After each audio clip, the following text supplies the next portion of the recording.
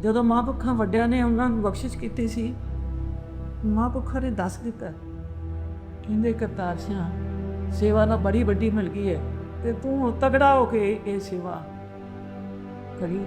ਪਰ ਉਹ ਮਹਾਂਪੁਰਖਾਂ ਨੇ ਬਲ ਵੀ ਨਾਲ ਬਖਸ਼ਿਆ ਸੀ। ਜਦੋਂ ਮੈਂ ਉਹਨਾਂ ਦੇ ਨਾਲ ਸੀ ਐਕਸੀਡੈਂਟ ਤੋਂ ਪਹਿਲਾਂ 7 ਕਥਾ ਇੱਕ ਦਿਨ ਦੇ ਵਿੱਚ, 4 ਤਾਂ ਆਮ ਹੀ ਸੀ, ਇੱਕ ਦਿਨ ਦੇ ਵਿੱਚ ਇੰਨੀਆਂ ਥਾਵਾਂ 'ਤੇ ਉਹ ਜਲੂਸ ਤੋਂ ਬਗੈਰ ਵੀ ਪ੍ਰਚਾਰ ਕਰਦੇ ਸੀ। ਮੈਂ ਆਪਣਾ ਤੁਹਾਨੂੰ ਅੰਦਰ ਦੀ ਗੱਲ ਦੱਸਦੀ ਹਾਂ ਵੀ ਪਹਿਲਾਂ ਤਾਂ ਮੈਂ ਲੁਕਦੀ ਸੀ ਉਹਨਾਂ ਤੋਂ। ਜਦੋਂ ਉੱਥੇ ਚਲੇ ਗਏ 1 ਘੰਟੇ ਦਾ ਟਾਈਮ ਮਹਾਂਪੁਰਖਾਂ ਨੇ 2.5 ਘੰਟੇ ਲਾਏ। ਲੱਖਾਂ ਨਾਲ ਸੰਗਤ ਨਾਲ ਦੀ ਰੋਡ ਲੰਘਦਾ ਸੀ, ਜਿਹੜੀ ਗੱਡੀ ਆਵੇ ਉਹ ਵੀ ਉੱਥੇ ਖੜੀ ਹੋ ਜਾਵੇ। ਉਹ ਜਿਹੜੀ ਸੜਕ ਸੀ ਉਹ ਵੀ ਸਾਰੀ ਭਰ ਗਈ, ਗੁਰਦੁਆਰਾ ਸਾਹਿਬ ਭਰ ਗਿਆ, ਤਿਲ ਮਾਰਿਆ ਪਹੁੰਚਦੇ ਨਹੀਂ ਸੀ ਡਿੱਗਦਾ। ਜਿੱਥੇ 1 ਘੰਟਾ ਲੱਗਣਾ ਸੀ 2.5 ਘੰਟੇ ਲੱਗੇ। ਉਹਨਾਂ ਦੀ ਜਿਹੜੀ ਵਿਆਖਿਆ ਸੀ ਉਹ ਮੇਰੇ ਕੰਨਾਂ 'ਚ ਅਜੇ ਵੀ ਹੈ। ਕਹਿੰਦੇ ਭਾਈ ਜੋਗਾ ਸਿੰਘ ਗੁਰੂ ਜੋਗਾ ਬਣਿਆ ਤੇ ਗੁਰੂ ਜੋਗੇ ਜੋਗਾ ਬਣਿਆ। ਭਾਈ ਅਸੀਂ ਜੋਗੇ ਨਹੀਂ ਨਾ ਬਣਦੇ, ਤਾਂ ਇਹ ਗੁਰੂ ਸਾਡੇ ਜੋਗਾ ਨਹੀਂ ਨਾ। ਕਹਿੰਦੇ ਧੰਨ ਕਲਖੀਆਂ ਵਾਰਿਆ, ਤੂੰ ਚਾਰੇ ਦੇ ਚਾਰੇ ਸਾਹਿਬਜ਼ਾਦੇ ਸਾਡੇ ਤੋਂ ਬਾਅਦ ਤੇ ਇੱਕ ਵੀ ਨਹੀਂ ਰੱਖਿਆ। ਮਹਾਂਪੁਰਖੋ ਮੇਰੇ ਮਨ 'ਚ ਇੱਕ ਅਰਦਾਸ ਆ, ਮੈਂ ਕਲਗੀਆਂ ਵਾਲੇ ਦੇ ਅੱਗੇ ਅਰਦਾਸ ਕਰ ਰਿਆ ਨਹੀਂ ਜਾਂਦਾ। ਉਹ ਸਾਡਾ ਗੁਰੂ ਸੀ, ਉਹਦੀ ਰੀਸ ਦਾ ਸੀ, ਉਹਦੇ ਕੁਕਰਾਂ ਦੀ ਰੀਸ ਨਹੀਂ ਕਰ ਸਕਦੇ, ਉਹਦੀ ਰੀਸ ਕੀ। ਪਰ ਅਸੀਂ ਉਹਦੇ ਨਮਾਨੇ ਸਿੱਖ ਹੋਣ ਕਰਕੇ ਉਹਨੇ ਸਾਨੂੰ 2 ਭੁਚੰਗੀ ਬਖਸ਼ੇ ਆ।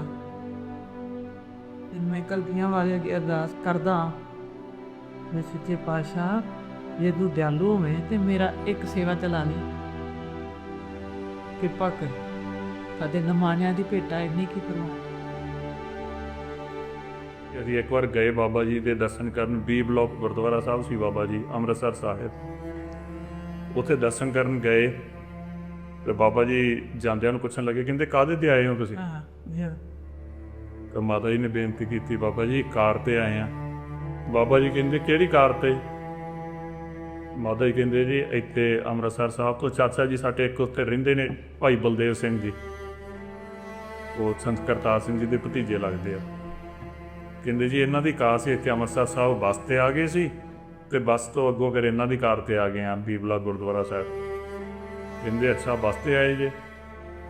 ਕਹਿੰਦੇ ਲੈ ਮੈਂ ਕਾਰਾਂ 'ਤੇ ਚੜ੍ਹਿਆ ਫਿਰਦਾ ਤੇ ਸ਼ਹੀਦਾਂ ਦੇ ਪਰਿਵਾਰ ਬੱਸਾਂ 'ਤੇ ਰੋਲਦੇ ਫਿਰਦੇ।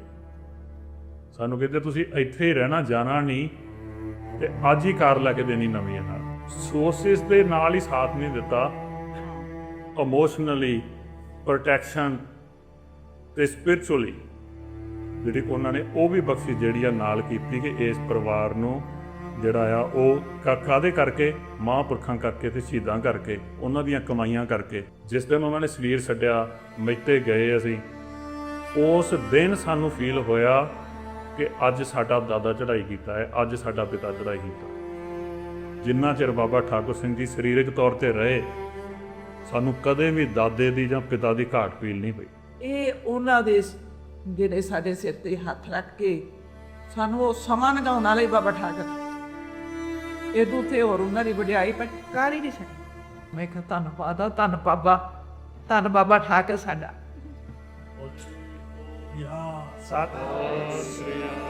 ਇੰਨਾ ਪਿਆਰ, ਇੰਨਾ ਸਤਿਕਾਰ, ਇੰਨਾ ਖਿਆਲ ਕੋਈ ਦੁਨਿਆਵੀ ਬਾਪ ਨਹੀਂ ਕਿਸੇ ਦਾ ਰੱਖ ਸਕਦਾ ਜਿੰਨਾ ਬਾਬਾ ਠਾਕਰ ਸਿੰਘ ਸਾਹਿਬ ਜੀ ਨੇ ਸ਼ਹੀਦ ਕਰਵਾਇਆ ਥਾ। ਆਪਣੀ ਕੌਮ ਦੇ ਨੌਜਵਾਨਾਂ ਦਾ, ਬੰਦੀ ਸਿੱਖਾਂ ਦਾ ਸ਼ਹੀਦ ਹੋਇਆ ਗਾ ਤੇ ਭੁੱਖੀਆਂ ਮਾਰਤਾਂ ਦਾ ਰੱਖਿਆ ਤੇ ਪ੍ਰਚਾਰ ਪ੍ਰਸਾਰ ਦੀ ਨਾਲ। ਅਸੀਂ ਆਪਦੀ ਲਾਈਫ ਨੂੰ ਕਿੱਦਾਂ ਢਾਲੀਏ ਤਾਂ ਉਦੋਂ ਦੇਖਣਾ ਪੈਂਦਾ ਉਹਨਾਂ ਦਾ ਜੀਵਨ, ਉਦੋਂ ਦੇਖਣੀ ਪੈਂਦੀ ਉਹਨਾਂ ਦੀ ਕਮਾਈ ਕਿ ਉਹਨਾਂ ਨੇ ਕੀ ਕਮਾਈਆਂ ਕੀਤੀਆਂ। ਮੈਂ ਤਾਂ ਆਪ ਅਜੇ ਉਸ ਰਾਹ ਦਾ ਪੰਧੀ ਹਾਂ, ਕੋਸ਼ਿਸ਼ ਕਰ ਰਿਹਾ, ਤੇ ਨਾਲ ਹੀ ਸੰਗਤ ਨੂੰ ਵੀ ਬੇਨਤੀ ਕਰਾਂਗਾ ਕਿ ਜੋ ਉਹਨਾਂ ਨੇ ਇਹ ਰੁਤਬੇ ਹਾਸਲ ਕੀਤੇ ਉਹਦੇ ਪਿੱਛੇ ਬਹੁਤ ਲੰਮੀ ਬੈਕਗਰਾਉਂਡ ਆ।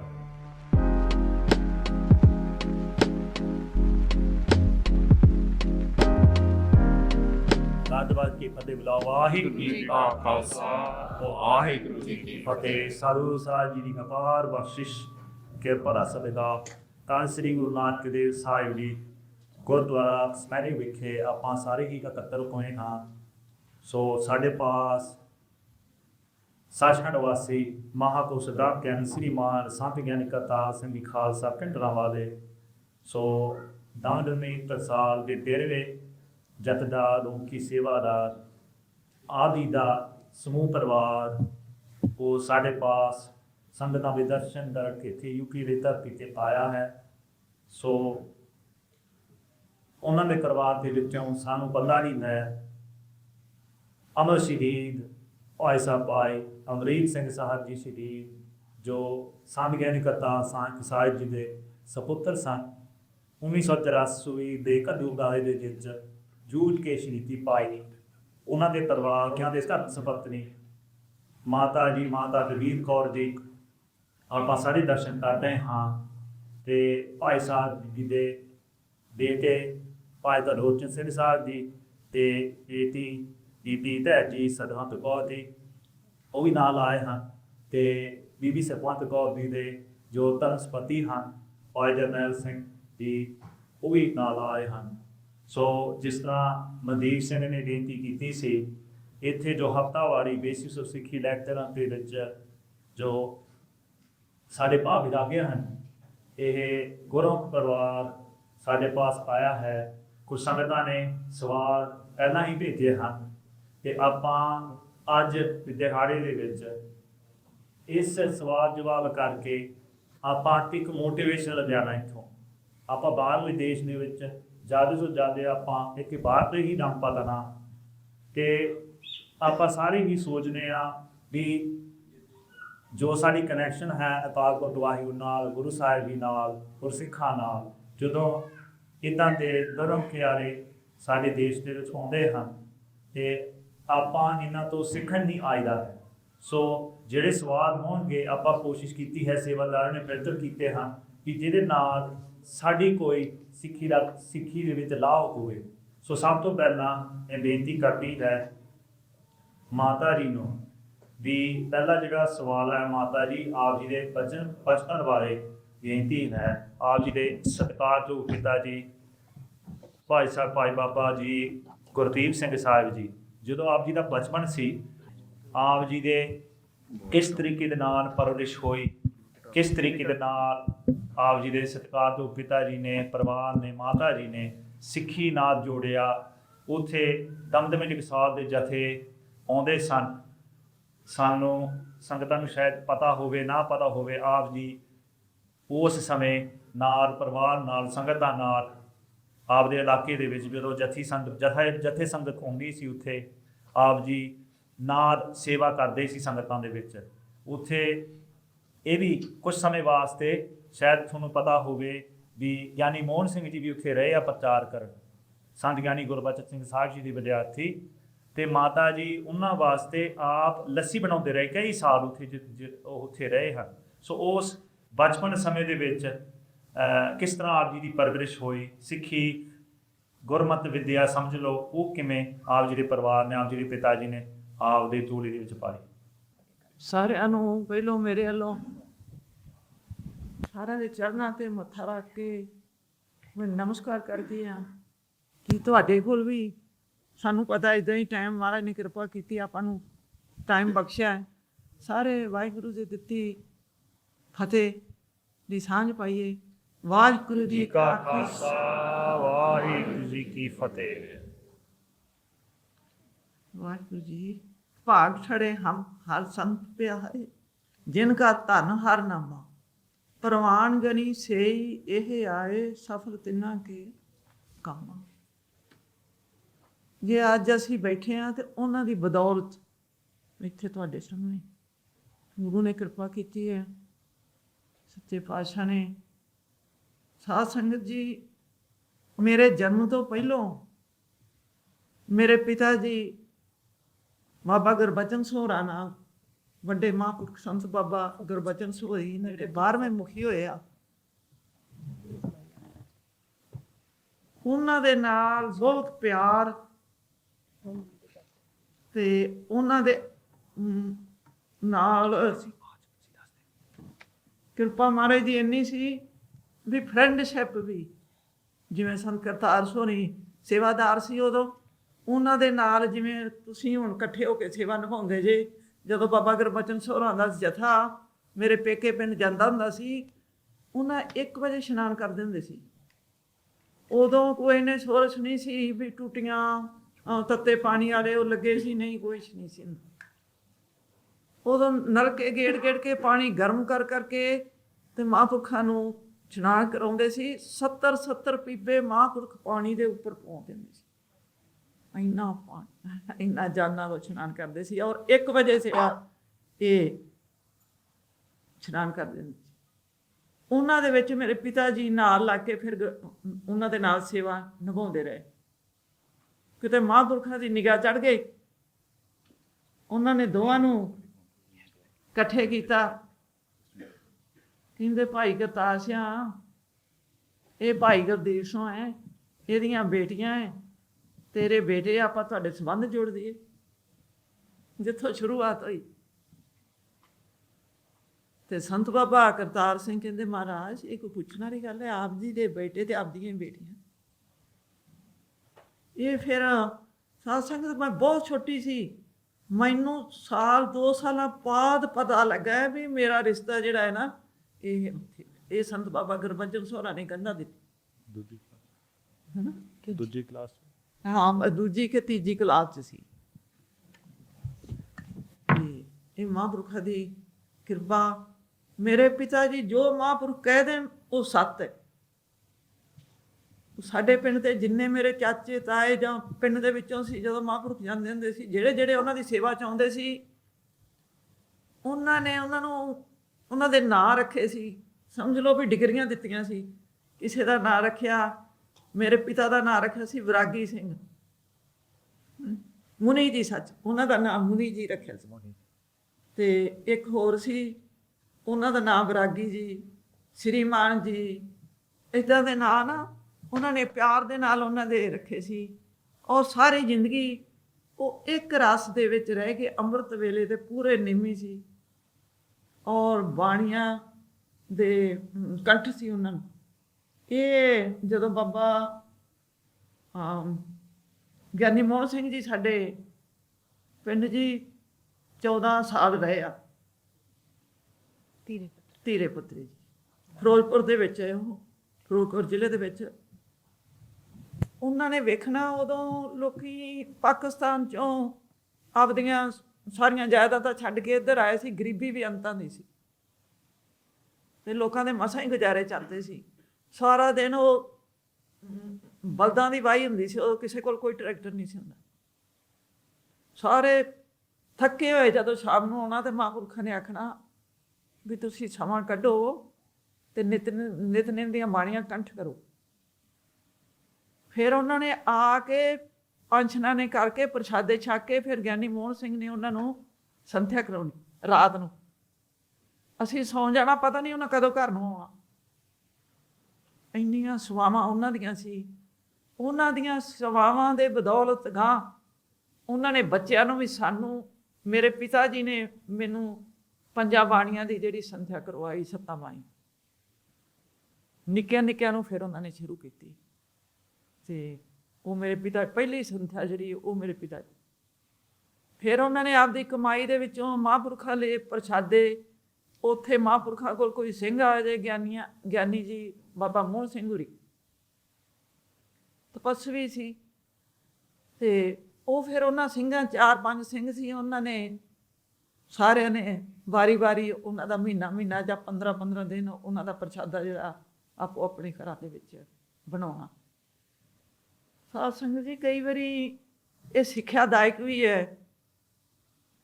ਉਹਨਾਂ ਨੇ ਇੱਕ ਵਾਰੀ 14-15 ਸਾਲਾਂ ਦੇ ਵਿੱਚ ਮੈਂ ਉਹਨਾਂ ਨੂੰ ਇਹ ਨਹੀਂ ਵੇਖਿਆ ਵੀ ਉਹ ਘਰ ਜਾ ਕੇ ਕਿਸੇ ਦੇ ਪ੍ਰਸ਼ਾਦਾ ਛਕਦੇ ਹੋਣ। ਬੇਹੰਗਮ ਸੀ ਉਹ, ਆਪਣੀ ਕੁਟੀਆ 'ਚ ਸੀ ਤੇ ਉੱਥੇ ਪ੍ਰਸ਼ਾਦਾ ਲੈ ਕੇ ਜਾਂਦੇ ਹੁੰਦੇ ਸੀ। ਇੱਕ ਦਿਨ ਮੈਨੂੰ ਪਤਾ ਉਹ ਆਪਸ ਵਿੱਚ ਦੀ ਗੱਲਾਂ ਕਰਨ ਤੇ ਕਹਿਣ ਵੀ ਆਪਾਂ ਮਹਾਂਪੁਰਖਾਂ ਨੂੰ ਕਹਿੰਦੇ ਹਾਂ ਵੀ ਮਹਾਂਪੁਰਖੋ ਵੀ ਕਦੀ ਘਰ ਵੀ ਚਰਨ ਪਾ ਦਿਆ ਕਰੋ, ਵੀ ਅਸੀਂ ਲੇਟ ਬਹੁਤੇ ਹੋ ਜਾਂਦੇ ਹਾਂ ਜਦੋਂ ਕੰਮਾਂ ਕਾਰਾਂ ਤੋਂ ਵਿਹਲੇ ਹੋਣੇ ਆ। ਕਹਿੰਦੇ ਕੋਈ ਨਹੀਂ ਭਾਈ ਜੀ, ਤੁਸੀਂ ਜਦੋਂ ਵਿਹਲੇ ਹੁੰਦੇ ਉਦੋਂ ਹੀ ਲੈ ਆਇਆ ਕਰੋ। ਰਾਤ ਦਾ ਪ੍ਰਸ਼ਾਦਾ ਹਨੇਰਾ ਹੋ ਜਾਂਦਾ ਸੀ, ਉਹ ਫਿਰ ਉਹ ਸਿੰਘ ਜਦੋਂ ਕੰਮਾਂ ਤੋਂ ਵਿਹਲੇ ਹੁੰਦੇ ਸੀ ਉਹ ਮਹਾਂਪੁਰਖਾਂ ਨੂੰ ਲੈ ਕੇ ਜਾਂਦੇ ਹੁੰਦੇ ਸੀ। ਉਦੋਂ ਸੇਵਾਵਾਂ ਬੜੀਆਂ ਮਹਾਰਾਜ ਦੀ ਕਿਰਪਾ ਨਾਲ। ਚਲੋ ਮਹਾਰਾਜ ਦੇ ਇਹ ਫਿਰ ਆਪ ਜੀ ਜਦੋਂ ਸੰਤ ਗਿਆਨੀ ਕਰਤਾਰ ਸਿੰਘ ਜੀ ਹੋਣ ਲੱਗੇ, ਇਹ ਜਦੋਂ ਫਿਰ ਸੇਵਾ ਆਪ ਦੀ ਮਹਾਂਪੁਰਸ਼ਾਂ ਨੂੰ ਮਿਲੀ, ਇਹ ਆਪ ਉਦੋਂ ਲੱਗੀ ਆ ਭੈਣ ਜੀ ਵੀ ਸਰਕਾਰ ਨੇ ਜਿਹੜੀ ਲੱਗਾ ਨਹੀਂ, ਇਹ ਮੇਰੇ ਨਾਨਾ ਜੀ ਪਿੱਛੇ ਖੜੇ ਆ। ਜਿਹੜੀ ਆਨੰਦ ਕਾਰਜ ਤੋਂ ਪਹਿਲਾਂ, ਆਨੰਦ ਕਾਰਜ ਸ਼ੁਰੂ ਕਰਨ ਤੋਂ ਪਹਿਲਾਂ ਜਿਹੜੀ ਅਰਦਾਸ ਹੁੰਦੀ, ਛੋਟੀ ਅਰਦਾਸ, ਉਹਦੇ ਵਿੱਚ ਦੋਵੇਂ ਮਾਂ ਬਾਪ ਖੜੇ ਹੁੰਦੇ ਆ, ਮਤਲਬ ਸਿੰਘ ਸਿੰਘਣੀ ਦੇ, ਤੇ ਉਹ ਸੰਤ ਮਹਾਂਪੁਰਸ਼ ਵੀ ਖੜੇ ਆ, ਤੇ ਸੈਂਟਰ 'ਚ ਮੇਰੇ ਪਿੱਛੇ ਨਾਨਾ ਜੀ ਖੜੇ, ਇੱਧਰ ਮੰਮੀ ਦੇ ਚਾਚਾ ਜੀ ਹੈ ਸਾਈਡ ਤੇ, ਇੱਧਰ ਰਾਮਪੁਰ ਖੇੜੇ ਵਾਲੇ ਮਹਾਂਪੁਰਸ਼ ਨੇ ਹਾਂਜੀ ਬਾਬਾ ਹਰਨਾਮ ਸਿੰਘ ਸਾਹਿਬ ਹੋਣੀ, ਤੇ ਮਹਾਂਪੁਰਸ਼ ਵੀ ਉਦੋਂ ਖੜੇ ਸੀ ਫਿਰ ਅਰਦਾਸ 'ਚ। ਹਾਂਜੀ, ਇਹ ਉਦੋਂ ਦੀ ਗੁਰਦੁਆਰਾ ਸਾਹਿਬ ਦੀ ਫੋਟੋ ਆ। ਹਾਜੀ ਪਾਤਸ਼ਾਹ ਜੀ ਹਾਂ, ਜਿਹੜੀ ਗੁਰਮਤਿ ਵੀ ਗੱਲ ਕੀਤੀ ਆ ਕਿ ਕਿਰਤਾ ਮਿਲੀ, ਉਹ ਜਿੰਨਾ ਚਿਰ ਮਾਤਾ ਪਿਤਾ ਦਾ ਜੀਵਨ ਨਾ ਹੋਵੇ, ਬਚਪਨ ਦੇ ਵਿੱਚ ਉਦੋਂ ਮਿਲਣੀ ਬਹੁਤ ਔਖੀ ਹੁੰਦੀ ਹੈ। ਜਦੋਂ ਆਪ ਸੰਭਲ ਜਾਂਦਾ ਬੱਚਾ, ਉਦੋਂ ਤਾਂ ਉਹਦੀ ਆਪ ਦੀ ਮਰਜ਼ੀ ਹੁੰਦੀ ਆ, ਪਰ ਜੇ ਮਾਤਾ ਪਿਤਾ ਪਹਿਲਾਂ ਹੀ ਗੁਰਮਤਿ ਦੇ ਵਿੱਚ ਪਾਉਣ ਤਾਂ ਜਨਮ ਤੋਂ ਹੀ ਗੁਰਮਤਿ ਜਿਹੜੀ ਆ ਉਹਨਾਂ ਨੂੰ ਦੇਣੀ ਸ਼ੁਰੂ ਕਰ ਦਿੰਦੇ। ਇਹ ਉਹਨਾਂ ਦੀ ਤੇ ਬਾਬਾ ਗੁਰਦੀਪ ਸਿੰਘ ਜੀ, ਨਾਨਾ ਜੀ, ਉਹਨਾਂ ਦੀ ਐਗਜ਼ਾਮਪਲ ਜਿਹੜੀ ਮੈਂ ਦੇਖੀ ਆਪਣੇ ਅੱਖੀ, 80 85 ਸਾਲ ਦੀ ਉਮਰ ਜਦੋਂ ਹੋਈ ਉਹਨਾਂ ਦੇ ਇੰਨੀ ਵੀਕਨੈਸ ਆ ਗਈ ਸੀ ਸਰੀਰ ਦੇ ਵਿੱਚ ਕਿ ਉਹਨਾਂ ਤੋਂ ਤੁਰਿਆ ਫਿਰਿਆ ਨਹੀਂ ਸੀ ਜਾਂਦਾ। ਤੇ ਸ੍ਰੀ ਮੁਕਤਸਰ ਸਾਹਿਬ ਸਾਡੇ ਕੋਲੇ ਉੱਥੇ ਇੱਕ ਵਾਰ ਆਏ, 4-5 ਮਹੀਨੇ ਉੱਥੇ ਰਹਿਣਾ ਸੀ ਉਹਨਾਂ ਨੇ ਰਹੇ, ਤੇ ਕੁਝ ਦਿਨ ਵਿਰਾਗ ਕਰੀ ਜਾਂਦੇ ਸੀ, ਵਿਰਾਗ, ਰੋਈ ਜਾਂਦੇ ਸੀ। ਮਾਤਾ ਜੀ ਨੇ ਪੁੱਛਿਆ, ਮਾਤਾ ਜੀ ਨੇ ਕਿ ਕੀ ਗੱਲ ਹੋਈ, ਤੁਸੀਂ ਵਿਰਾਗ ਕਿਉਂ ਕਰੀ ਜਾਂਦੇ ਹੋ? ਕਹਿੰਦੇ ਮੈਂ ਵਿਰਾਗ ਕਰਦਾ ਕਿ ਸਮਾਂ ਇਦਾਂ ਦਾ ਆ ਗਿਆ, ਮੇਰੇ ਜਾਪ ਸਾਹਿਬ ਦੇ ਵਿੱਚੋਂ ਮੈਂ ਕਈ ਥਾਵਾਂ ਤੋਂ ਭੁੱਲ ਜਾਂਦਾ, ਤੇ ਤੂੰ ਮੇਰੇ ਤੇ ਪਰਉਪਕਾਰ ਕਰ, ਇੱਕ ਮੇਰੀ ਸੰਥਿਆ ਜਾਪ ਸਾਹਿਬ ਦੀ ਦੁਬਾਰਾ ਕਰਾ ਦੇ, ਕਿਤੇ ਕੰਠੋਂ ਪੜ੍ਹਦੇ ਕਿਤੇ ਲਗਾ ਮਾਤਰਾ ਉੱਦਾਂ ਨਾ ਵਿਗੜ ਗਈਆਂ ਹੋਣ, ਮੇਰੇ ਮਨ ਵਿੱਚ ਪੱਕ ਨਾ ਗਈਆਂ ਹੋਣ, ਜਿਹੜੀ ਪੜ੍ਹਦੇ ਮੈਨੂੰ ਜਾਪ ਸਾਹਿਬ ਭੁੱਲ ਜਾਂਦਾ। ਇਹ ਉਹਨਾਂ ਦੀ 83-85 ਦੇ ਵਿਚਾਲੇ 19 ਕੁ ਉਮਰ ਸੀ, ਤੇ ਉਦੋਂ ਉਹਨਾਂ ਦੀ ਭਾਵਨਾ ਇਹ ਸੀ। ਤੇ ਜਿਹੜਾ ਇਨਸਾਨ ਇੰਨਾ ਵੀਕ ਹੋਣ ਤੋਂ ਬਾਅਦ, ਬਿਮਾਰ ਹੋਣ ਤੋਂ ਬਾਅਦ, ਫਿਰ ਵੀ ਇਹ ਭਾਵਨਾ ਰੱਖਦਾ ਕਿ ਜਿਹੜਾ ਮੈਂ ਪਾਠ ਕਰਦਾ ਕਿਤੇ ਲਗਾ ਮਾਤਰਾ ਵੀ ਅੱਗੇ ਪਿੱਛੇ ਨਾ ਹੋ ਜਾਣ, ਇਸ ਉਮਰ 'ਚ ਆ ਕੇ ਵੀ ਸੰਥਿਆ ਦੁਬਾਰਾ ਫਿਰ ਮੰਗ ਕਰਦਾ, ਤੇ ਨਾਲ ਇਹ ਆਪਦੇ ਮਨ ਨਾਲ ਗਿਲਾ ਕਰਦਾ ਕਿ ਮੈਨੂੰ ਜਿਹੜਾ ਜਪ ਸਾਹਿਬ ਦਾ ਪਾਠ ਸੀ ਉਹ ਭੁੱਲਣ ਕਿਉਂ ਲੱਗ ਪਿਆ, ਭੁਲੇਖਾ ਕਿਉਂ ਪੈਣ ਲੱਗ ਪਿਆ। ਆਪਾਂ ਅੰਦਾਜ਼ਾ ਲਾ ਸਕਦੇ ਹਾਂ ਕਿ ਉਹ ਬਚਪਨ ਦੇ ਵਿੱਚ ਜਾਂ ਆਪਦੀ ਜਵਾਨੀ ਦੇ ਵਿੱਚ ਜਦੋਂ ਉਹਨਾਂ ਦੀ ਮਾਈਂਡ ਸ਼ਾਰਪ ਹੋਊਗੀ, ਉਦੋਂ ਕਿੰਨੇ ਕੁ ਨਿਤਨੇਮੀ ਹੋਣਗੇ, ਕਿੰਨੀ ਕੁ ਭਾਵਨਾ ਉਹਨਾਂ ਦੀ ਹੋਊਗੀ। ਤੇ ਮੈਂ ਆਨੰਦ ਕਾਰਜ ਤੋਂ ਥੋੜ੍ਹਾ ਜਿਹਾ ਸ਼ਾਇਦ ਪਿੱਛੇ ਆਵਾਂ ਮੁੜ ਕੇ, ਤੇ ਇੱਕ ਸਵਾਲ ਆਇਆ ਵੀ ਮਾਤਾ ਜੀ, ਜਿੱਦਾਂ ਇੰਡੀਆ ਪੰਜਾਬ ਦੇ ਵਿੱਚ ਕਈ ਵਾਰੀ ਬੇਟੀਆਂ ਨੂੰ ਪਰਿਵਾਰ ਅੰਮ੍ਰਿਤ ਲੇਟ ਛਕਾਉਂਦੇ ਜਾਂ ਨਹੀਂ ਛਕਾਉਂਦੇ, ਡਰ ਹੁੰਦਾ ਵੀ ਕਿੱਦਾਂ ਦਾ ਸਿੰਘ ਮਿਲੂਗਾ, ਅੰਮ੍ਰਿਤਧਾਰੀ ਹੋਵੇਗਾ ਨਾ ਹੋਵੇਗਾ, ਪਰ ਉਹ ਪੁੱਛਦੇ ਆ ਵੀ ਆਪ ਜੀ ਨੇ ਫਿਰ ਅੰਮ੍ਰਿਤ ਪਹਿਲਾਂ ਹੀ ਛਕ ਲਿਆ ਸੀ ਵੀ, ਜਾਂ ਉਹ ਕਿਸ ਤਰੀਕੇ ਦੇ ਨਾਲ ਉਹ ਸਾਰਾ ਹੋਇਆ? ਮੈਂ ਉਦੋਂ ਪ੍ਰਾਇਮਰੀ ਸਕੂਲ 'ਚ ਪੜ੍ਹਦੀ ਸੀ, ਮੈਨੂੰ ਚੇਤਾ, ਤੇ 3 ਕਲਾਸ ਸੀ ਮੇਰੀ ਪ੍ਰਾਇਮਰੀ ਸਕੂਲ, 6 ਸਾਲਾਂ ਦਾ ਬੱਚਾ ਲੈਂਦੇ ਉੱਥੇ। ਹਾਂਜੀ, ਤੇ 3 ਕਲਾਸ ਦੇ ਵਿੱਚ ਸੀ, ਵੇਖ ਲਓ ਵੀ ਕਿੰਨੀ ਉਮਰ ਸੀ ਮੇਰੀ।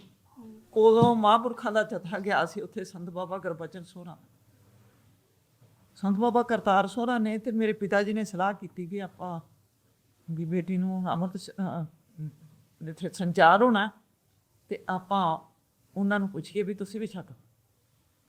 ਤੇ ਜਦੋਂ ਮੇਰੇ ਪਿਤਾ ਜੀ ਨੇ ਘਰ ਆ ਕੇ ਗੱਲ ਕੀਤੀ, ਮੈਨੂੰ ਚਾਹ ਬੜਾ ਚੜਿਆ ਵੀ ਮਹਾਂਪੁਰਖਾਂ ਨੇ ਆਖਿਆ ਹੈ ਨਾ ਕਿ ਮੈਂ 7 ਵਜੇ ਆਖਿਆ ਲਈ ਮੈਂ ਛਕਣਾ ਹੈ। ਛੋਟੀ ਸੀ, ਮੈਨੂੰ ਪਤਾ ਨਹੀਂ ਸੀ ਕਿ ਹੈ ਨਾ ਕਿੰਨਾ, ਪਰ ਪਿਤਾ ਜੀ ਨੇ ਛਕਿਆ ਸੀ, ਸਾਨੂੰ ਚਾਹ ਬੜਾ ਸੀ। ਉਦੋਂ ਫਿਰ ਮਹਾਂਪੁਰਖਾਂ ਨੇ ਇੱਕ ਸ੍ਰੀ ਸਾਹਿਬ ਭੇਜੀ, ਮੈਨੂੰ ਚੇਤਾ ਆਉਂਦਾ, ਕਰਮ ਸਿੰਘ ਉਦੋਂ ਸੇਵਾ ਮਹਾਂਪੁਰਖਾਂ ਦੇ ਗੜਵਈ ਦੀ ਨਿਭਾਉਂਦੇ ਹੁੰਦੇ ਸੀ ਨਾਲ, ਉਹ ਲੈ ਕੇ ਆਏ। ਉਹ ਸ੍ਰੀ ਸਾਹਿਬ ਥੋੜ੍ਹੀ ਬਹੁਤ ਵਧੀਆ ਸੀ ਤੇ ਵੱਡੀ ਸੀ ਥੋੜ੍ਹੀ। ਜਦੋਂ ਮੈਨੂੰ ਵਿਖਾਈ ਵੀ ਆਹ ਸ੍ਰੀ ਸਾਹਿਬ, ਮੈਂ ਪੜ੍ਹਦੀ ਸੀ ਉਦੋਂ, ਮੈਂ ਕਿਹਾ ਬਹੁਤ ਵੱਡੀ ਪਿਤਾ ਜੀ, ਵੀ ਮੈਨੂੰ ਸੰਭਾਲਣੀ ਔਖੀ ਹੈ, ਬਹੁਤ ਵੱਡੀ ਹੈ। ਤੇ ਉਹਨਾਂ ਵੀ ਆਖਿਆ ਵੀ ਹੈ ਤਾਂ ਵੱਡੀ ਹੈ। ਉਹ ਫਿਰ ਉਹ ਸ੍ਰੀ ਸਾਹਿਬ ਰੱਖ ਲਈ। ਉਹਨਾਂ ਨੇ ਜਾ ਕੇ ਸੰਤ ਬਾਬਾ ਕਰਤਾਰ ਸਿੰਘ ਨੂੰ ਦੱਸਿਆ ਵੀ ਉਹ ਕਹਿੰਦੇ ਵੀ ਸ੍ਰੀ ਸਾਹਿਬ ਵੱਡੀ ਹੈ। ਉਸੇ ਕਰਮ ਸਿੰਘ ਦੀ ਸ੍ਰੀ ਸਾਹਿਬ ਪਾਈ ਸੀ ਜਿੱਡੀ ਕਾ ਮੇਰੀ ਹੈ। ਕਹਿੰਦੇ ਭਾਈ ਤੂੰ ਐਂ ਕਰ, ਫਿਰ ਤੂੰ ਆਹ ਸ੍ਰੀ ਸਾਹਿਬ ਦੇ ਆ, ਤੂੰ ਆਪ ਪਾ ਲਾ ਜੀ। ਉਹ ਦੁਬਾਰਾ ਵਿਚਾਰਾ ਉਹ ਫਿਰ ਉਹ ਜਿਹੜੀ ਵੱਡੀ ਸ੍ਰੀ ਸਾਹਿਬ ਸੀ ਉਹਨੇ ਪਾਈ, ਮੈਨੂੰ ਆਪਣੀ ਸ੍ਰੀ ਸਾਹਿਬ ਲਾ ਕੇ ਦਿੱਤੀ। ਕਈਆਂ ਗੱਲਾਂ ਦਾ ਜੇ ਮੈਨੂੰ ਬਹੁਤ ਹੈ, ਫਿਰ ਬਾਅਦ ਦੇ ਵਿੱਚ ਮੈਂ ਸਗੋਂ ਕਈ ਵਾਰੀ ਇਸ ਗੱਲ ਨੂੰ ਮਤਲਬ ਮਾਈਂਡ ਕਰਦੀ ਹਾਂ ਵੀ ਮੈਂ ਗਲਤ ਕੀਤਾ ਹੋਣਾ, ਵੀ ਉਹਨਾਂ ਦੀ ਦਿੱਤੀ ਚੀਜ਼ ਜਿਹੜੀ ਸੀ ਉਹ ਮੋੜਨੀ ਨਹੀਂ ਚਾਹੀਦੀ। ਪਰ ਜਿਵੇਂ ਬਚਪਨ ਦਾ ਖਿਆਲਾਤ ਹੁੰਦੇ ਵੀ ਮੈਂ ਸਕੂਲ ਜਾਣਾ ਹੈ, ਬਹੁਤ ਵੱਡੀ ਆ, ਹਾਂਜੀ ਤੇ ਇਹਨਾਂ ਗੱਲਾਂ ਦਾ ਜੇ ਕੀਤਾ ਹੈ। ਤੇ ਜਿਸ ਤਰ੍ਹਾਂ ਫਿਰ ਆਪ ਜੀਆਂ ਨੇ ਬਹੁਤ ਜ਼ਿਆਦਾ ਸੰਗਤ ਕੀਤੀ, ਬਹੁਤ ਖੁਸ਼ੀਆਂ ਲਈਆਂ ਸੰਤ ਗਿਆਨੀ ਗੁਰਬਚਨ ਸਿੰਘ ਸਾਹਿਬ ਜੀ ਦੀਆਂ। ਇੱਥੋਂ ਇਹ ਪਤਾ ਲੱਗਦਾ ਨਾ, ਮਹਿਸੂਸ ਹੁੰਦਾ ਛੋਟੇ ਬਚਪਨ ਦੇ ਵਿੱਚ ਕਾਫੀ ਸੰਗਤ ਕੀਤੀ। ਤੇ ਫਿਰ ਆਪਾਂ ਸੁਣ ਰਹੀ ਸੀ ਹੈ ਨਾ, ਸਿੰਘਾਂ ਨੂੰ ਪਤਾ ਵੀ ਆ ਵੀ ਸੰਤ ਗਿਆਨੀ ਗੁਰਬਚਨ ਸਿੰਘ ਸਾਹਿਬ ਜੀ ਨੇ ਫਿਰ ਸੰਤ ਗਿਆਨੀ ਕਰਤਾਰ ਸਿੰਘ ਜੀ ਨੂੰ ਸੇਵਾ ਦਿੱਤੀ ਦਮਦਮੀ ਟਕਸਾਲ ਦੀ। ਇੱਕ ਵਾਰੀ ਮੈਂ ਕਿਸੇ ਉਹ ਸਿੰਘ ਮੈਨੂੰ ਦੱਸਦੇ ਸੀ ਵੀ ਇੱਕ ਵਾਰੀ ਕਿਸੇ ਨੇ ਸ਼ਿਕਾਇਤ ਲਾਤੀ ਵੀ ਸੰਤਾਂ ਨੂੰ ਕਢਾਉਣਾ ਜਥੇ ਚੋਂ, ਕੋਈ ਸ਼ਿਕਾਇਤ ਲਾ ਕੇ। ਤੇ ਫਿਰ ਮਹਾਂਪੁਰਸ਼ਾਂ ਨੇ, ਚਲੋ ਮੈਂ ਸ਼ਾਰਟ ਹੀ ਰੱਖਦਾ, ਮੇਨ ਪੁਆਇੰਟ ਤਾਂ ਇਹੀ ਸੀ, ਮਹਾਂਪੁਰਸ਼ਾਂ ਨੇ ਫਿਰ ਬਚਨ ਕੀਤੇ। ਇੱਕ ਮਿੰਟ ਤੂੰ ਹੀ ਦੱਸ ਦਿਓ ਇਹ ਗੱਲ ਸਰ। ਇੱਕ ਮਿੰਟ। ਹਾਂ ਸੰਗਤ ਜੀ, ਜਦੋਂ ਉਹਨਾਂ ਨੇ ਹੁਕਮ ਕੀਤਾ ਸੀ ਅੰਮ੍ਰਿਤਧਾਰੀ ਹੋਣ ਦਾ, ਉਸ ਸਮੇਂ ਦੇ ਵਿੱਚ ਪੰਜਾਂ ਪਿਆਰਿਆਂ ਦੇ ਵਿੱਚ ਸੰਤ ਬਾਬਾ ਕਰਤਾਰ ਸੋਰੀ ਲੱਗੀ ਸੀ ਜੋ ਤੁਸੀਂ ਅੰਮ੍ਰਿਤ ਛਕਿਆ। ਜਦੋਂ ਮੈਂ ਮੁੱਕ ਸਕੇ। ਇਹ ਉਹਨਾਂ ਨੇ ਮੇਰੀਆਂ ਅੱਖਾਂ ਦੇ ਵਿੱਚ ਵੀ ਅੰਮ੍ਰਿਤ ਛਿੱਟਾ ਦਿੱਤਾ। ਚਲੋ ਤੁਹਾਨੂੰ ਪਤਾ ਹੀ ਹੈ ਨਾ। ਤੇ ਉਦੋਂ ਮੇਰੀ ਜਿਹੜੀ ਪਹਿਲੀ ਹੁੰਦੀ ਹੈ ਵੀ ਮੈਂ ਉਦੋਂ ਬੱਚੇ ਅੰਮ੍ਰਿਤਧਾਰੀ ਨਹੀਂ ਸੀ ਇੰਨੇ, ਤੇ ਉਦੋਂ ਇਹ ਹੁੰਦਾ ਸੀ ਮੈਂ ਫਿਰ ਸਕੂਲ 'ਚ ਜਾਣਾ ਹੈ ਨਾ। ਤੇ ਮੇਰਾ ਇਹ ਸਾਰਾ ਭੁਲੇਖਾ ਦੂਰ ਹੋ ਗਿਆ ਸੀ ਵੀ ਕੋਈ ਮੈਨੂੰ ਵੇਖੇਗਾ ਕੀ ਹੁੰਦਾ ਹੈ।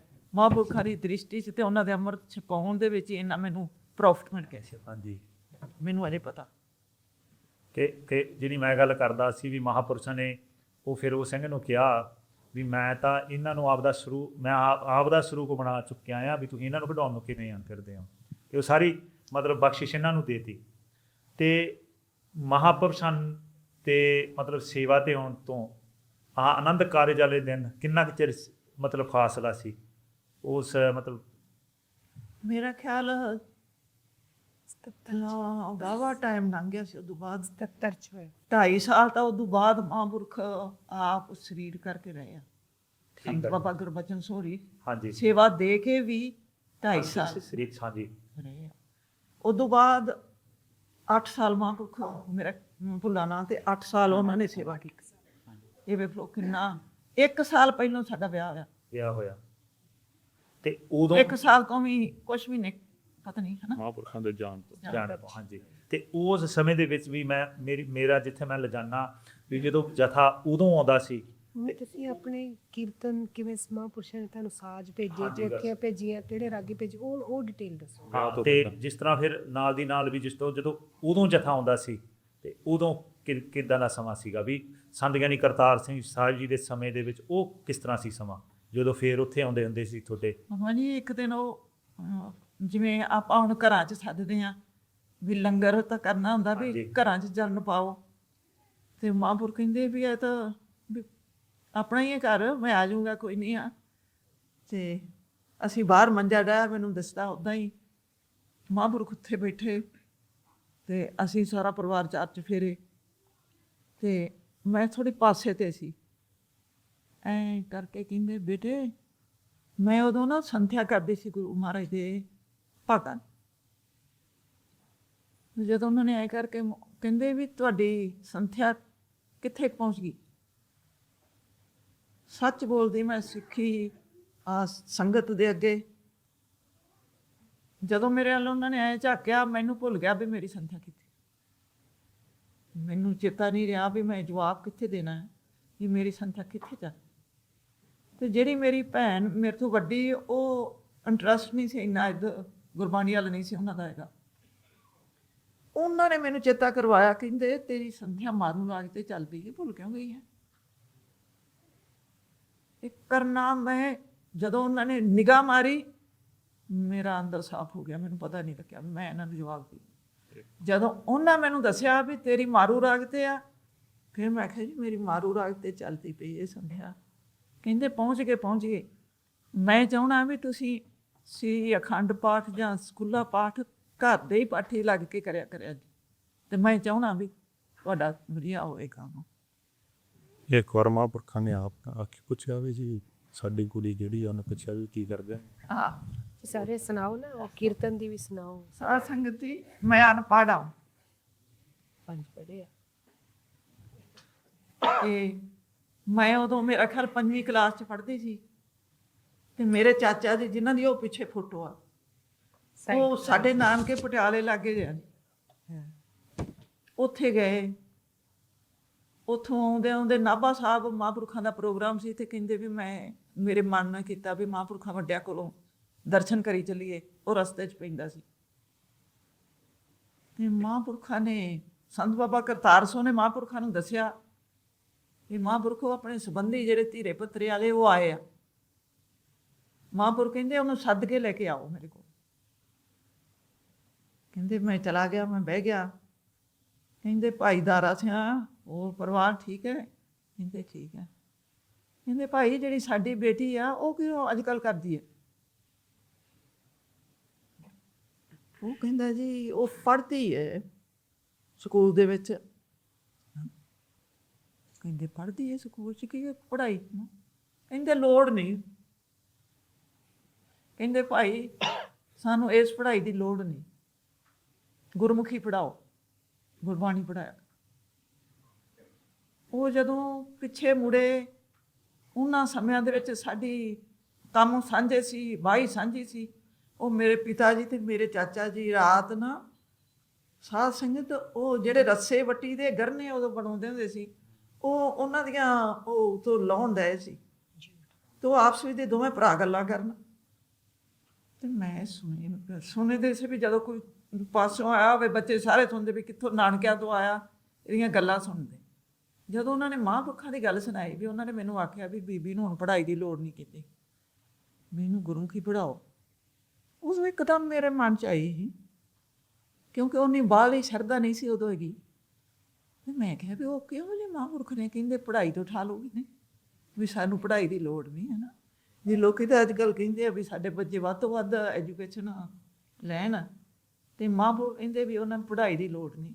ਚਲੋ, ਪਰ ਮੈਂ ਥੋੜ੍ਹੀ ਜਿਹੀ ਆਖਿਆ ਵੀ ਕੋਈ ਨਹੀਂ, ਉਹਨਾਂ ਨੂੰ ਮੱਥਾ ਟੇਕ ਕੇ ਬੇਨਤੀ ਕਰ ਲਾਂਗੇ ਵੀ ਮੇਰੀ ਪੜ੍ਹਾਈ ਜਾਰੀ ਰੱਖਣੀ ਹੈ ਮੈਂ ਤਾਂ, ਮੇਰੇ ਮਨ 'ਚ।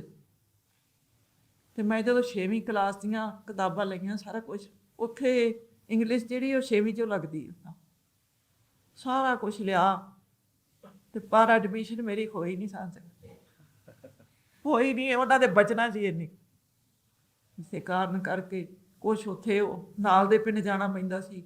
ਕੋਈ ਇਹਦੇ ਹਾਦਸੇ ਵਰਤੇ, ਮੇਰੇ ਪਿਤਾ ਜੀ ਨੇ ਆਖਿਆ ਨਹੀਂ ਜਾ, ਬੈਰੀਅਰ ਲੱਗ ਗਿਆ। ਤੇ ਮੈਂ 5 ਕਲਾਸਾਂ ਹੀ ਸੀ। ਗੁਰਮਤਿ ਦੀ ਵਿੱਦਿਆ ਬਾਰੇ ਦੱਸੋ। ਬਾਕੀ ਫਿਰ ਮਹਾਂਪੁਰਖਾਂ ਨੇ ਕੋਈ ਕਸਰ ਨਹੀਂ ਛੱਡੀ। ਉਹਨਾਂ ਨੇ ਰਾਗੀ ਸਿੰਘ ਵੀ ਮੇਰਾ ਖਿਆਲ ਇੱਕ ਵਾਰੀ 1.5 ਸਾਲ ਰਹੇ, ਇੱਕ ਵਾਰੀ ਫੇਰ ਸਾਲ ਰਹੇ। ਉਹਨਾਂ ਨੇ ਮੈਨੂੰ ਕੀਰਤਨ ਦੀ ਦਾਤ ਬਹੁਤ ਅਨਮੁੱਲੀ, ਸੰਥਿਆ ਦੀਆਂ ਦਾਤਾਂ, ਉਹ ਸਾਡੇ ਪਿੰਡ ਦੇ ਗ੍ਰੰਥੀ ਸਿੰਘ ਸੀ ਜਿਨ੍ਹਾਂ ਨੇ ਮੈਨੂੰ ਪੜ੍ਹਾਇਆ ਸੀ। ਤੇ ਹੋਰ ਮਹਾਂਪੁਰਖਾਂ ਨੇ ਆਪਦੀ ਨਿਗਾਹ ਨਾਲ ਵੀ ਮੈਨੂੰ ਬਾਣੀਆਂ ਕੰਠ ਕਰਵਾਉਣ ਲਈ ਕਈ ਕੁਛ ਮੈਨੂੰ ਉਹਨਾਂ ਨੇ ਦਾਤਾਂ ਬਖਸ਼ੀਆਂ। ਤੇ ਪਰ ਜਿਹੜੀ ਇਹ ਸਕੂਲੀ ਵਿਦਿਆ, ਇਹ ਮੇਰੇ ਕੋਲ ਨਹੀਂ ਸੀ। ਤੇ ਮੈਂ ਥੋੜ੍ਹੇ ਜਿਹੇ ਅੱਗੇ ਸਵਾਲ ਵੀ ਹੈ, ਪਰ ਮੈਂ ਵਿੱਚ ਇੱਥੇ ਮੇਰੇ ਮਨ 'ਚ ਜਿੱਦਾਂ ਵਿਚਾਰ ਆਉਂਦਾ ਵੀ ਮਹਾਂਪੁਰਸ਼ਾਂ ਨੇ ਆਪ ਜੀ ਦੇ ਬਹੁਤ ਕਿਰਪਾ ਕੀਤੀ ਗੁਰਮਤਿ ਦੀ ਵਿੱਦਿਆ, ਪਰ ਜਿੱਥੇ ਦੁਨਿਆਵੀ ਵਿੱਦਿਆ ਉਹ ਸਮਝ ਲਓ ਇੱਕ ਕਿਸਮ 'ਤੇ ਸਟਾਪ ਕਰਾਤੀ, ਪਰ ਦੂਜੇ ਪਾਸੇ ਅਮਰ ਸ਼ਹੀਦ ਭਾਈ ਸਾਹਿਬ ਭਾਈ ਅਮਰੀਕ ਸਿੰਘ ਸਾਹਿਬ ਜੀ ਨੂੰ ਉੱਥੇ ਗੁਰਮਤਿ ਦੀ ਵਿੱਦਿਆ ਤਾਂ ਹੈ ਸਾਰੀ ਸਿਖਾਈ। ਤੁਹਾਨੂੰ ਪਤਾ ਕਥਾ ਵੀ ਆਪਾਂ ਮਾਘ ਦੇ ਮਹੀਨੇ ਦੀ ਕਥਾ ਮੈਂ ਕਈ ਵਾਰੀ ਸੁਣੀ ਆ। ਜਦੋਂ ਵੀ ਮਹੀਨਾ ਹੁੰਦਾ ਆਪਾਂ ਜਦੋਂ ਕਥਾ ਕਰਨ, ਮੈਂ ਉਹਨਾਂ ਦੀ ਕਥਾ ਸੁਣ ਕੇ ਫਿਰ ਮੈਂ ਅੱਗੇ ਟ੍ਰਾਂਸਲੇਸ਼ਨ ਕਰਦਾ ਹੁੰਦਾ ਉਹਨਾਂ ਦੀ ਕਥਾ ਸੁਣ ਕੇ। ਅਤੇ ਆਪ ਗਿਆਨੀ ਸਨ, ਜਿੱਦਾਂ ਆਪਾਂ ਟਕਸਾਲ 'ਚ ਕਹਿੰਦੇ ਆ ਗਿਆਨੀ, ਵੀ ਜਦੋਂ ਉਹ ਸਾਰੀ ਵਿੱਦਿਆ ਸਿੱਖ ਲੈਂਦੇ ਗੁਰਮਤਿ ਦੀ, ਪਰ ਨਾਲ ਦੀ ਨਾਲ ਦੁਨਿਆਵੀ ਵਿੱਦਿਆ ਵੀ ਪੜ੍ਹਾਈ। ਸ਼ਾਇਦ ਜੋ ਸਮਾਂ ਬਾਅਦ 'ਚ ਆਉਣਾ ਉਹ ਆਪਾਂ ਚਲੋ ਪਤਾ ਹੀ ਹੈ, ਪਰ ਜਿਹੜੀ ਵਿੱਦਿਆ ਸਿਖਾਈ ਮੈਂ ਨਾਲ ਜੋੜਨਾ ਚਾਹੁੰਦਾ ਵੀ ਜਦੋਂ ਵਿੱਦਿਆ 'ਚ ਪੜ੍ਹਨ ਜਾਂਦੇ ਸੀ ਅਤੇ ਨਾਲ ਦੀ ਨਾਲ ਗੁਰਮਤਿ ਦੀ ਵਿੱਦਿਆ ਵੀ ਉਹ ਭੁੱਲਣੀ ਨਹੀਂ, ਵੀ ਉਹਨਾਂ ਦਾ ਨਿਤਨੇਮ ਸਾਰਾ। ਅਤੇ ਭੈਣ ਜੀ ਨੇ ਵੀ ਤੁਸੀਂ ਆਪ ਉਹ ਬਾਇਓਗ੍ਰਾਫੀ ਦੇ ਵਿੱਚ ਵੀ ਲਿਖਿਆ ਵੀ ਆਪ ਜੀ ਵੀ ਦੱਸੋ, ਅਤੇ ਥੋੜ੍ਹੀ ਜਿਹੀ ਫਿਰ ਭੈਣ ਜੀ ਵੀ ਦੱਸ ਸਕਦੇ ਹੈ ਨਾ, ਵੀ ਵੀ ਭਾਈ ਅਮਰੀਕ ਸਿੰਘ ਸਾਹਿਬ ਜੀ ਦੇ ਵੀ ਜਿੱਥੇ ਤੁਹਾਡੇ ਤੇ ਵੀ ਕਿਰਪਾ ਕੀਤੀ, ਵੀ ਉਹਨਾਂ ਤੇ ਵੀ ਇੰਨੀ ਕਿਰਪਾ ਕੀਤੀ ਵੀ ਉਹ ਤਿਆਰੀ ਪੂਰੀ ਕੀਤੀ, ਜਿੱਥੇ ਦੁਨਿਆਵੀ ਵਿੱਦਿਆ ਪੜ੍ਹਦੇ ਸੀ, ਗੁਰਮਤਿ ਦੀ ਵਿੱਦਿਆ ਤੇ ਨਿਤਨੇਮੀ, ਉਹ ਕਿੰਨੇ ਕੁ ਸਨ? ਜਦੋਂ ਮੇਰੇ ਤੇ ਬੈਣ ਲਾਇਆ ਸੀ ਨਾ ਮਹਾਂਪੁਰਖਾਂ ਨੇ, ਤੇ ਉਦੋਂ ਇੱਧਰ ਨੂੰ ਵੀ ਨਿਗਾਹ ਮਾਰੀ ਸੀ। ਇਹ ਵੀ ਸਕੂਲ ਦੇ ਵਿੱਚੋਂ ਮਹਾਂਪੁਰਖ ਦੇ ਕਰਤਾਰ ਸਿੰਘ ਭੁਜੰਗੀ ਨੂੰ ਲੈ ਕੇ ਉੱਧਰ ਤੇ ਕੌਣ ਮੋੜੇ, ਫਿਰ ਸੰਤ ਕਰਤਾਰ ਸੋਰੀ ਆਏ ਸਕੂਲੋਂ ਉਠਾ ਕੇ 2-2.5 ਸਾਲ ਮੇਰਾ ਖਿਆਲ ਉੱਥੇ ਜਥੇ 'ਚ ਰਹੇ, 3 ਸਾਲ ਉਹਨਾਂ ਦੇ ਵੀ ਲਾਤਾ ਵੀ ਤੁਸੀਂ ਹੁਣ ਸਕੂਲ ਦੀ ਵੀਡੀਓ ਜਿਹੜੀ ਛੱਡ ਦਿਓ, ਤੀਜੀ ਕਲਾਸ ਤੋਂ ਸਟਾਪ ਕਰ। ਫਿਰ ਉਹਨਾਂ ਨੂੰ ਲਿਆ ਕੇ ਇੱਥੇ ਪਾਂਠੀ ਬਣਵਾਇਆ, ਨਿਤਨੇਮੀ ਬਣਾਇਆ, ਅਭਿਆਸ ਵੀ ਕਰਵਾਇਆ ਗੁਰਮਤਾ ਬੜੀ ਕਿਰਪਾ ਕਰਕੇ। ਫਿਰ ਕਹਿੰਦੇ ਚੱਲ ਹੁਣ ਜਾ ਕੇ ਸਕੂਲ 'ਚ ਫਿਰ ਜਾ ਕੇ ਇਹ ਉਹਨਾਂ ਦੀ ਮੌਜਾਂ ਸੀ। 3 ਸਾਲ ਜਿਵੇਂ ਮਹਾਂਪੁਰਖਾਂ ਨੇ ਜਦੋਂ, ਉਦੋਂ ਪਿਤਾ ਜੀ ਵੀ ਤੀਜੀ ਚੌਥੀ ਕਲਾਸ 'ਚ ਪੜ੍ਹਦੇ ਸੀ, ਤੇ ਸੰਤ ਬਾਬਾ ਗੁਰਬਚਨ ਸਿੰਘ ਜੀ ਨੇ ਜਿਹੜਾ ਮਾਤਾ ਜੀ ਨੇ ਬਚਨ ਸੁਣਾਇਆ, ਸੰਤ ਬਾਬਾ ਗੁਰਬਚਨ ਸਿੰਘ ਜੀ ਨੇ ਦਾਦਾ ਜੀ ਨੂੰ, ਸੰਤ ਕਰਤਾਰ ਸਿੰਘ ਜੀ ਨੂੰ, ਜਿਹੜੇ ਉਸ ਵੇਲੇ ਗੜਵਈ ਸੀ, ਉਹਨਾਂ ਨੂੰ ਕਹਿੰਦੇ ਵੀ ਜਾਓ ਭੁਜੰਗੀ ਨੂੰ ਸਕੂਲੋਂ ਹਟਾ ਲਓ ਤੇ ਜਥੇ 'ਚ ਲੈ ਕੇ ਆਓ। ਤੀਜੀ ਕਲਾਸ ਤੋਂ ਉਹਨਾਂ ਨੂੰ ਹਟਾ ਕੇ ਮਹਾਂਪੁਰਖਾਂ ਦਾ ਜਿਵੇਂ ਹੁਕਮ ਸੀ, ਸੰਤ ਕਰਤਾਰ ਸਿੰਘ ਜੀ ਨੇ ਉਹਨਾਂ ਨੂੰ ਜਥੇ ਦੇ ਵਿੱਚ ਲੈ ਗਏ। ਉੱਥੇ 3 ਸਾਲ ਰੱਖਿਆ ਉਹਨਾਂ ਨੇ, ਫਿਰ ਲਗਾਤਾਰ 3 ਸਾਲ ਉੱਥੇ ਹੀ ਰੱਖਿਆ, ਸੰਥਿਆ ਕਰਵਾਈ ਪੂਰੀ, ਨਿਤਨੇਮੀ ਪੂਰਾ ਬਣਾਇਆ, ਹੋਰ ਵੀ ਨਾਲ ਜਿਹੜੇ ਗੁਣ ਉਹ ਦਿੱਤੇ, ਕਿੱਦਾਂ ਗੁਰਮਤਿ ਦੇ ਗੁਰ ਨੇ, ਅੰਮ੍ਰਿਤ ਵੇਲੇ ਦਾ ਉੱਠਣਾ, ਰਹਿਤ ਕਿੱਦਾਂ ਰੱਖਣੀ, ਮਰਿਆਦਾ ਕਿੱਦਾਂ ਪਾਲਣ ਕਰਨਾ। ਜਦੋਂ 3 ਸਾਲ ਦੇ ਵਿੱਚ ਉਹਨਾਂ ਨੇ ਦੇਖਿਆ ਵੀ ਇਹ ਹੁਣ ਉਸ ਲੀਹ ਤੇ ਪੈ ਗਏ ਆ, ਪਰਿਪੱਕ ਹੋ ਗਏ, ਫਿਰ ਸੰਤ ਕਰਤਾਰ ਸਿੰਘ ਉਹਨਾਂ ਨੂੰ ਕਹਿੰਦੇ ਜਾਓ ਇਹਨੂੰ ਦੁਬਾਰਾ ਸਕੂਲ 'ਚ ਜਾ ਕੇ ਐਡਮਿਸ਼ਨ ਦਵਾ ਦਿਓ। 3 ਸਾਲਾਂ ਦਾ ਗੈਪ ਪਾ ਕੇ ਉਸ ਤੋਂ ਬਾਅਦ ਦੁਬਾਰਾ ਫਿਰ ਉੱਥੋਂ ਜਿਹੜੀ ਆ ਚੌਥੀ ਕਲਾਸ ਤੋਂ ਲੈ ਕੇ ਫਿਰ ਦੁਬਾਰਾ ਸਟੱਡੀ ਕੀਤੀ, ਤੇ ਕਿੱਥੋਂ MA PhD ਤੱਕ, ਮਾਸਟਰਸ ਤੱਕ ਜਿਹੜੀ ਆ ਦੁਬਾਰਾ ਫਿਰ ਪੜ੍ਹਾਈ ਕਰਵਾਈ। ਉਹ ਸਾਧ ਸੰਗਤ ਜੀ, ਜੇ ਸਾਨੂੰ ਕੋਈ ਆਖੇ ਨਾ ਆਪਣੇ ਬੱਚਿਆਂ ਨੂੰ ਸਕੂਲ 'ਚੋਂ ਭਾਵੇਂ ਸੰਤ ਹੋਣ, ਪਰ ਅਸੀਂ ਆਖਾਂਗੇ ਵੀ ਇਹ ਸਕੂਲ 'ਚੋਂ ਹਟਾ ਕੇ ਤੇ ਕਿਵੇਂ ਹੈ ਨਾ, ਅਸੀਂ ਮੰਨਣ ਨੂੰ ਤਿਆਰ ਨਹੀਂ। ਪਰ ਧੰਨ ਮਹਾਂਪੁਰਖ ਸੰਤ ਬਾਬਾ ਗੁਰਬਚਨ ਸਿੰਘ ਜੀ, ਧੰਨ ਸੰਤ ਕਰਤਾਰ ਸਿੰਘ ਜੀ, ਜਿਹੜਾ ਮੂੰਹ 'ਚੋਂ ਬਚਨ ਨਿਕਲਣਾ ਸੱਤ ਹੈ ਜੀ। ਤੇ ਜਿਸ ਤਰ੍ਹਾਂ ਤੁਸੀਂ ਬੇਨਤੀ ਕਰਦੇ ਹੋ ਨਾ ਵੀ 3 ਸਾਲ ਲਗਾਤਾਰ ਰੱਖਿਆ, ਜਦੋਂ ਟਕਸਾਲ 'ਚ ਕੋਈ ਭਰਤੀ ਹੁੰਦਾ ਤੇ ਉਹਨੂੰ ਘਰੇ ਨਹੀਂ ਜਾਣ ਦਿੰਦੇ, ਘਰੇ ਜਾ ਹੀ ਨਹੀਂ ਸਕਦੇ। ਜਦੋਂ ਇਹ ਬਚਨ ਕਰਦੇ ਵੀ 3 ਸਾਲ, ਤੁਸੀਂ ਸਮਝ ਲਓ ਵੀ 3 ਸਾਲ ਘਰ ਪਰਿਵਾਰ, ਚਲੋ ਸੰਤ ਕਰਤਾਰ ਸਿੰਘ ਦੇ ਜਥੇ 'ਚ ਸੀ, ਪਰ ਉਹ ਉਸ ਰੂਪ 'ਚ ਨਹੀਂ ਸੀ ਜਦੋਂ ਅਮਰ ਸ਼ਹੀਦ ਭਾਈ ਸਾਹਿਬ ਭਾਈ ਅਮਰੀਕ ਸਿੰਘ ਪੜ੍ਹਦੇ ਹੁੰਦੇ ਸੀ ਵੀ ਇਹ ਮੇਰਾ ਪਿਤਾ ਜੀ ਨੇ, ਤੇ ਉਸ ਰੂਪ 'ਚ ਨਹੀਂ ਫਿਰ ਉਹ ਜਾਣਿਆ ਜਾਂਦਾ। ਉਹ ਫਿਰ ਨਾਲ ਦੀ ਨਾਲ ਹੀ ਫਿਰ ਉਹ ਘਰ ਪਰਿਵਾਰ ਦਾ ਕੋਈ ਮੂੰਹ ਹੀ ਨਹੀਂ ਦੇਖ ਸਕਦਾ ਤੇ ਜਾਣ ਹੀ ਨਹੀਂ ਦਿੰਦੇ। ਜੇ ਕੋਈ ਪੁੱਛਣ ਵੀ ਜਾਵੇ ਤੇ ਫਿਰ ਵੀ ਨਹੀਂ ਛੁੱਟੀ ਮਿਲਦੀ, ਜੇ ਪਰਿਵਾਰ ਵੀ ਆ ਜਾਵੇ ਫਿਰ ਵੀ ਨਹੀਂ ਛੁੱਟੀ ਮਿਲਦੀ। ਤੇ 3 ਸਾਲ ਲਗਾਤਾਰ ਇਸ ਤਰ੍ਹਾਂ ਗੁਰਮਤ ਪਰਪੱਕ ਕਰਵਾਈ। ਤੇ ਭੈਣ ਜੀ ਆਪ ਜੀ ਵੀ ਕੁਝ ਵਚਨ ਸੁਣਾਓ। ਕੋਈ ਨਹੀਂ, ਵਧੀਆ ਚੱਲ ਰਿਹਾ। ਨਹੀਂ ਚੱਲ ਰਿਹਾ, ਪਰ ਥੋੜ੍ਹੇ ਜਿਹੇ ਤੁਸੀਂ ਵੀ ਨਾਲ ਥੋੜ੍ਹੇ ਜਿਹੇ ਦੱਸ ਦਿਓ। ਤੁਸੀਂ ਕਾਫੀ ਰਿਸਰਚ ਕੀਤੀ ਆ ਤੇ ਆ ਉਹ ਕਿਤਾਬ 'ਚ ਵੀ ਲਿਖਿਆ, 2 ਕੁ ਵਚਨ ਕਰਕੇ ਫਿਰ ਆਪਾਂ ਮਾਤਾ ਜੀ ਕੋਲ ਆ ਜਾਂਦੇ ਹਾਂ। ਰਿਗਾਰਡਿੰਗ ਭਾਈ ਸਾਹਿਬ ਜੀ, ਆਹੀ ਬਸ ਆਹੀ ਜਦੋਂ ਉਹ ਜਦੋਂ ਕਾਲਜ ਪੜ੍ਹਦੇ ਰਹੇ ਵੀ ਕਿੱਦਾਂ ਨਿਤਨੇਮ ਸੀ, ਆਉਣ ਜਾਣ ਦਾ ਸਾਰਾ। ਕਾਲਜ ਲਾਈਫ ਤੋਂ ਪਹਿਲਾਂ ਮੈਂ ਤੁਹਾਨੂੰ ਬਚਪਨ ਦੀ ਜਿਵੇਂ ਦੱਸਦੀ ਤੋਂ ਪਹਿਲਾਂ ਛੋਟੀਆਂ ਕਲਾਸਾਂ 'ਚ ਨਾ, ਪਹਿਲਾਂ ਪੜ੍ਹਾਈ 'ਚ ਬਹੁਤੇ ਵਧੀਆ ਦੀ ਸੀ। ਜਿਹੜਾ ਉਹਨਾਂ ਦਾ ਸਕੂਲ ਰੈਂਕਡ ਸੀ ਨਾ, ਮਤਲਬ ਪਹਿਲੀ ਦੂਜੀ ਤੀਜੀ, ਉਹ ਜਿਵੇਂ ਮਸੇ ਪਾਸ ਹੋਣ ਵਾਲੇ ਬੱਚਿਆਂ 'ਚੋਂ ਸੀ। ਤੇ ਜਦੋਂ 3 ਸਾਲ ਮਹਾਂਪੁਰਸ਼ਾਂ ਦੇ ਕੋਲ ਰਹਿ ਕੇ ਆਏ ਸੀ ਨਾ, ਉਸ ਤੋਂ ਬਾਅਦ ਅਕੈਡਮਿਕਸ ਦੇ ਵਿੱਚ ਬਹੁਤ ਮਤਲਬ ਜਿਵੇਂ ਪਹਿਲੀਆਂ ਪੋਜੀਸ਼ਨਸ ਦੇ ਵਿੱਚ ਆਉਂਦੇ ਸੀ। ਇਹ ਉਹਨਾਂ ਦਾ ਸਕੂਲ ਰੈਕੋਰਡ ਹੈ ਜਿਹੜਾ ਅਸੀਂ ਬਾਅਦ 'ਚ ਪਤਾ ਕੀਤਾ ਨਾ। ਇਹ ਕੋਈ ਕਿਰਪਾ ਮਹਾਂਪੁਰਸ਼ਾਂ ਦੀ। ਸੰਤ ਕਰਤਾਰ ਸਿੰਘ ਜੀ ਦਾ ਵੀ ਇੱਥੇ ਆਉਂਦਾ। ਹਾਂਜੀ, ਇੱਦਾਂ ਦਾ ਹੀ ਇੱਕ ਪੜ੍ਹਾਈ ਵਾਲਾ ਹੀ ਰਿਲੇਟਡ ਸੰਤ ਕਰਤਾਰ ਸਿੰਘ ਜੀ ਦੇ ਜੀਵਨ ਦੇ ਵਿੱਚ ਵੀ ਆਇਆ। ਜਿਵੇਂ ਇਹਨਾਂ ਨੇ ਜ਼ਿਕਰ ਕੀਤਾ ਨਾ ਕਿ ਪੜ੍ਹਾਈ ਦੇ ਵਿੱਚ ਪੜ੍ਹਨ 'ਚ ਬਹੁਤੇ ਤੇਜ਼ ਨਹੀਂ ਸੀ ਪਹਿਲਾਂ, ਉਵੇਂ ਹੀ ਸੰਤ ਕਰਤਾਰ ਸਿੰਘ ਜੀ ਵੀ ਜਦੋਂ ਪੜ੍ਹਦੇ ਸੀ ਨਾ 8ਵੀਂ 9ਵੀਂ ਤੱਕ, ਉਹ ਵੀ ਪੜ੍ਹਨ ਦੇ ਵਿੱਚ ਬਹੁਤੇ ਤੇਜ਼ ਨਹੀਂ ਸੀ। ਜਿੱਦਾਂ ਉਹਨਾਂ ਕੀ ਪੜ੍ਹਨਾ ਜਿੰਨਾ ਕਿ ਚਲੋ ਨੈਕਸਟ ਕਲਾਸ ਤੱਕ ਆਪਾਂ ਕੁਆਲੀਫਾਈ ਕਰਨਾ ਬਸ, ਟੀਚਰਾਂ ਦਾ ਬਚਨ ਉਹਨਾਂ ਕੀ ਹੋ ਜਾਣਾ। ਤੇ ਪੜਦਾਦਾ ਜੀ ਜਥੇਦਾਰ ਝੰਡਾ ਸਿੰਘ ਜੀ, ਉਹਨਾਂ ਨੇ ਸੰਤ ਬਾਬਾ ਗੁਰਬਚਨ ਸਿੰਘ ਜੀ ਦੇ ਕੋਲੇ ਸ਼ਿਕਾਇਤ ਲਾਈ ਕਹਿੰਦੇ ਵੀ ਇਹਨਾਂ ਦਾ ਭਰਾ ਜਿਹੜਾ ਦਿਦਾਰ ਸਿੰਘ, ਬਾਪੂ ਦਿਦਾਰ ਸਿੰਘ ਜਿਹੜੇ ਆ, ਕਹਿੰਦੇ ਉਹ ਪੜ੍ਹਨ 'ਚ ਬਹੁਤ ਤੇਜ਼ ਆ, ਉਹ ਟੌਪਰਾਂ ਦੇ ਵਿੱਚ ਆ, ਜਿਹੜੇ ਟੌਪ ਕਰਦੇ ਉਹਨਾਂ ਦੇ ਵਿੱਚ ਆਉਂਦੇ ਆ, ਪਰ ਕਰਤਾਰ ਸਿੰਘ ਪੜ੍ਹਨ 'ਚ ਥੋੜ੍ਹਾ ਜਿਹਾ ਢਿੱਲਾ ਆ, ਇਹਨੂੰ ਤੁਸੀਂ ਆਪਕੋ ਪੜ੍ਹਿਆ ਕਰੇ। ਤੇ ਸੰਤ ਬਾਬਾ ਗੁਰਬਚਨ ਸਿੰਘ ਜੀ ਨੇ ਉਸ ਵੇਲੇ ਦੱਸਦੇ ਆ, ਸਿੰਘ ਜਿਹੜੇ ਕੋਲ ਸੀ, ਕਹਿੰਦੇ ਉਹਨਾਂ ਨੇ ਸੰਤ ਕਰਤਾਰ ਸਿੰਘ ਦੇ ਮੋਢੇ ਤੇ ਹੱਥ ਰੱਖ ਕੇ ਆਖਿਆ, ਕਹਿੰਦੇ ਕਰਤਾਰ ਸਿਆਂ ਐਂ ਕਰ, ਐਤਕੀ 2 ਕਲਾਸਾਂ ਇਕੱਠੀਆਂ ਹੀ ਇੱਕ ਸੱਜ ਕਰ ਦੇ। ਜਿਹੜੇ ਬਿਲਕੁਲ ਪੁਆਇੰਟਾਂ ਤੇ ਨੰਬਰ ਲੈ ਕੇ ਬਾਰਡਰ ਲਾਈਨ ਤੇ ਉਨੇ ਕੁ ਨੰਬਰ ਲੈ ਕੇ ਨੈਕਸਟ ਕਲਾਸ 'ਚ ਪ੍ਰਮੋਟ ਹੁੰਦੇ ਸੀ, 1 ਸਾਲ ਦੇ ਵਿੱਚ ਮਹਾਂਪੁਰਖਾਂ ਦੇ ਬਚਨਾਂ ਨਾਲ 2 ਕਲਾਸਾਂ ਕੀਤੀਆਂ ਉਹਨਾਂ ਨੇ। ਸਤਿ ਸ੍ਰੀ ਅਕਾਲ। ਸੋ ਇਹ ਜਿਹੜੀ ਮਹਾਂਪੁਰਖਾਂ ਦੀ ਕਿਰਪਾ ਦੇ ਨਾਲ ਇਹ ਚੀਜ਼ਾਂ ਆਉਣੀਆਂ, ਇਹ ਇਕੱਲੀ ਇੱਕ ਪੀੜ੍ਹੀ 'ਚ ਨਹੀਂ ਆਈ, ਪੀੜ੍ਹੀ ਦਰ ਪੀੜ੍ਹੀ ਇਹੋ ਹੀ ਚੀਜ਼ ਅੱਗੇ ਚੱਲਦੀ ਰਹੀ ਆ। ਮੈਨੂੰ ਵੀ ਜਿਹੜਾ ਬਾਬਾ ਠਾਕਰ ਸਿੰਘ ਜੀ ਨਹੀਂ ਪੜ੍ਹਾਇਆ, ਮੈਂ ਨਹੀਂ ਪੜ੍ਹਿਆ, ਮੇਰਾ ਵੀ ਇਹੀ ਹਾਲ ਸੀ। ਕਿੰਨਾ ਕਲਾਸਾਂ ਦਾ ਕਿ ਲੁਕਦਾ ਰਿਹਾ, ਫਿਰ ਰਿਜ਼ਲਟ ਜਦੋਂ ਆਉਣਾ ਮੈਂ ਫੇਲ ਹੋ ਜਾਣਾ, ਮੈਂ ਨਹੀਂ ਰਿਜ਼ਲਟ ਲੈਣ ਜਾਣਾ। ਮੈਂ ਹੀ ਦੱਸਣ ਮੈਨੂੰ ਯਾਦ ਆ ਇੱਕ ਵਾਰ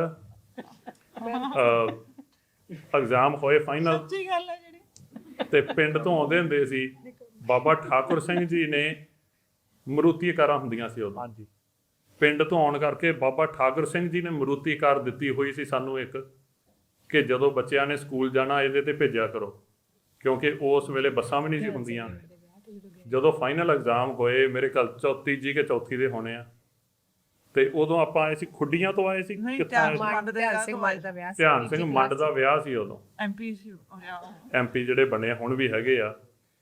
ਤੇ ਉਹਨਾਂ ਨੇ ਕੀ ਕੀਤਾ, ਮਠਿਆਈ ਦੇ ਉਦੋਂ ਜਦੋਂ ਕੋਈ ਤੁਰਦਾ ਹੁੰਦਾ ਸੀ ਉਦੋਂ ਮਠਿਆਈ ਦਿੰਦੇ ਸੀ ਨਾਲ, ਉਹਨਾਂ ਨੇ ਪੀਪੇ ਭਰ ਕੇ ਦੇਤੇ, ਅੱਧਾ ਕੁ ਪੀਪਾ ਸੀ। ਹਨਾ, ਉਹ ਪੀਪਾ ਭਰ ਕੇ ਦੇਤਾ। ਤੇ ਉਦੋਂ ਇਹ ਹੁੰਦਾ ਸੀ ਜੇ ਕੋਈ ਬੱਚਾ ਪਾਸ ਹੋ ਜੇ ਤੇ ਚਲੋ ਟੀਚਰਸ ਨੂੰ ਥੋੜਾ ਜਿਹਾ ਦੇ ਦਿਓ ਵੀ ਹਾਂ ਮਿੱਠਾ, ਉਹਨਾਂ ਦਾ ਮੂੰਹ ਮਿੱਠਾ ਕਰਵਾਓ। ਇਹ ਰਾਹ 'ਚੋਂ ਡੱਬੇ ਲਈ ਜਾਣ ਖਾਲੀ, ਹਨਾ, ਵੀ ਉਹਦੇ 'ਚ ਪਾ ਕੇ ਮਠਿਆਈ ਆਪਾਂ ਉਹਨਾਂ ਨੂੰ ਦੇ ਠੰਡੀ ਦੇਣੀ, ਮਠਿਆਈ। ਉਹ ਪੀਪੇ 'ਚੋਂ ਕੱਢ ਕੇ ਉਹਨਾਂ ਨੂੰ ਦੇ ਦੇਣੀ। ਮੈਨੂੰ ਪਤਾ ਸੀ ਵੀ ਮੈਂ ਪੇਪਰ 'ਚ ਕੀ ਕਰਕੇ ਆਇਆ। ਸੱਚਾਈ ਇਹ ਸੱਚੀਆਂ ਗੱਲਾਂ। ਤੀਜੀ ਕਲਾਸ ਸੀ ਤੇ ਉੱਥੇ ਜਾ ਕੇ ਕਾਰ ਬਾਹਰ ਪਾਰਕ ਕਰਤੀ ਸਕੂਲ ਦੇ, ਇਹ ਸਾਰੇ ਜਦੋਂ ਕਾਰ 'ਚੋਂ ਬਾਹਰ ਨਿਕਲ ਗਏ, ਸਾਰਿਆਂ ਦਾ ਰਿਜ਼ਲਟ ਸੀ ਨਾ। ਤੇ ਉਦੋਂ ਜਿਹੜੀਆਂ ਕਾਰਾਂ ਹੁੰਦੀਆਂ ਸੀ ਉਹ ਸਿਰਫ ਚਾਬੀ ਨਾਲ ਖੁੱਲਦੀਆਂ ਸੀ, ਜਾਂ ਅੰਦਰੋਂ ਜਿਹੜੇ ਆ ਉਹ ਲੌਕ ਹੁੰਦੇ ਸੀ, ਰਿਮੋਟ ਵਾਲੇ ਨਹੀਂ ਸੀ ਹੁੰਦੇ। ਜਦੋਂ ਇਹ ਸਾਰੇ ਬਾਹਰ ਨਿਕਲ ਕੇ ਮੈਂ ਅੰਦਰ ਕਾਰ ਤੇ ਬੈਠਾ, ਸਾਰੇ ਲੌਕ ਲਾ ਲਏ। ਮੈਂ ਕਿਹਾ ਵੀ ਤੁਸੀਂ ਜਾਓ, ਮੈਂ ਰਿਜ਼ਲਟ ਲੈਣ ਨਹੀਂ ਜਾਣਾ ਆਪਦਾ, ਹਨਾ, ਮੈਨੂੰ ਪਤਾ ਵੀ ਰਿਜ਼ਲਟ ਆਉਣਾ ਕੀ ਆ, ਤੁਸੀਂ ਡੱਬੇ ਜਿਹੜੇ ਇੱਥੇ ਰੱਖ ਦਿਓ, ਕੋਈ ਨਹੀਂ ਪੈਦਾ ਦੇਣ ਦਾ ਨਾਲ ਲੈ ਕੇ ਜਾਣ ਦਾ। ਇਹ ਉੱਥੇ ਗਏ ਅੰਦਰ ਜਾ ਕੇ ਇਹਨਾਂ ਨੇ ਰਿਜ਼ਲਟ ਪਤਾ ਕੀਤਾ। ਇਹ ਮੈਨੂੰ ਬਾਹਰ ਆ ਕੇ ਕਹਿਣ ਵੀ ਤੂੰ ਪਾਸ ਹੋ ਗਿਆ, ਹਨਾ, ਤੂੰ ਨੈਕਸਟ ਕਲਾਸ 'ਚ ਪ੍ਰਮੋਟ ਹੋ ਗਿਆ। ਮੈਂ ਮੰਨਣਾ ਨਾ, ਪ੍ਰਿੰਸੀਪਲ ਨੂੰ ਨਾਲ ਲੈ ਕੇ ਆਏ ਵੀ ਉਹ ਬਾਹਰ ਬੈਠਾ, ਉਹਨੂੰ ਮਨਾਓ। ਉਹ ਮੈਨੂੰ ਆ ਕੇ ਆਖੇ ਵੀ ਤੂੰ ਪਾਸ ਆ, ਨੈਕਸਟ ਕਲਾਸ 'ਚ ਹੈਗਾ, ਤੂੰ ਆ ਜਾ ਬਾਹਰ ਨਿਕਲਿਆ। ਮੈਂ ਫਿਰ ਵੀ ਨਹੀਂ ਮੰਨਿਆ, ਵੀ ਮੈਨੂੰ ਪਤਾ ਮੈਂ ਕੀ ਕੀਤਾ। ਉਹਨੇ ਮੇਰੀ ਜਿਹੜੀ ਮਾਰਕਸ ਸ਼ੀਟ ਸੀ, ਜਿਹੜਾ ਰਿਜ਼ਲਟ ਸੀ, ਸ਼ੀਸ਼ੇ ਦੇ ਨਾਲ ਲਾ ਕੇ ਦਿਖਾਇਆ ਮੈਨੂੰ ਵੀ ਆਹ ਦੇਖ ਲਾ, ਆਹ ਤੇਰਾ ਸਰਟੀਫਿਕੇਟ ਆ ਨੈਕਸਟ ਕਲਾਸ 'ਚ ਜਾਣ ਦਾ, ਤੂੰ ਪਾਸ ਹੋ ਗਿਆ, ਬਾਹਰ ਆ ਜਾ। ਸੋ ਇਹ ਸਾਡੇ ਪੀੜ੍ਹੀ ਦਰ ਪੀੜ੍ਹੀ ਚੱਲੀ ਜਾਂਦਾ। ਹੁਣ ਅੱਗੇ ਦੇਖੋ ਕੀ ਰਿਜ਼ਲਟ ਆਉਂਦੇ। ਸਾਡੇ ਜਿਹੜੇ ਪਰਿਵਾਰ ਦੀ ਹੈਂਡਰਾਈਟਿੰਗ ਹੈ ਨਾ, ਦੈਟ ਇਜ਼ ਸੋ ਪੂਅਰ। ਮੈਂ ਮਹਾਂਪੁਰਸ਼ਾਂ ਦੀ ਹੈਂਡਰਾਈਟਿੰਗ ਹੈਗੀ ਆ, ਚਿੱਠੀ 'ਚ ਵੀ ਤੁਸੀਂ ਵੇਖੀ ਹੋਣੀ ਹੈ। ਅੱਗੋਂ ਮੇਰੇ ਪਿਤਾ ਜੀ ਦੇ ਨੋਟਸ ਹੈਗੇ ਸਾਡੇ ਕੋਲ ਲਿਖਿਆ ਜਦੋਂ ਬਿਲਦੇ ਹੁੰਦੇ ਸੀ। ਫਿਰ ਅੱਗੋਂ ਇਹਦੀ ਹੈਂਡਰਾਈਟਿੰਗ ਬਹੁਤ ਖਾਸ ਸੀ, ਸੇਮ ਹੀ ਆ, ਮਤਲਬ ਪੂਰੀ ਕੋਸ਼ਿਸ਼ ਨਾਲ ਹੀ ਪੜ੍ਹ ਸਕਦੇ ਹਾਂ, ਬਹੁਤ ਪੂਰ ਹੈਂਡਰਾਈਟਿੰਗ। ਤੇ ਜਿਹੜੀ ਮੈਂ ਆਪਣੇ ਪਿਤਾ ਜੀ ਨੂੰ ਇੱਕ ਕਈ ਵਾਰੀ ਦੱਸਿਆ ਵੀ ਹੈ, ਮੇਰੇ ਖਿਆਲ ਨਹੀਂ, ਇੱਕ ਵਾਰੀ ਸੰਤ ਕਰਤਾਰ ਸਿੰਘ ਘਰ ਆਏ ਤਾਂ ਉਹਨਾਂ ਨੂੰ ਪਹਿਲਾਂ ਇਹ ਸੀਗਾ ਵੀ ਭਾਈ ਅਮਰੀਕ ਸਿੰਘ ਠੀਕ ਠਾਕ ਹੀ ਆ ਪੜ੍ਹਾਈ 'ਚ, ਛੋਟੀਆਂ ਕਲਾਸਾਂ ਜਦੋਂ ਪੜ੍ਹਵਾਈ ਸੀ ਸੰਤ ਕਰਤਾਰ ਸਿੰਘ।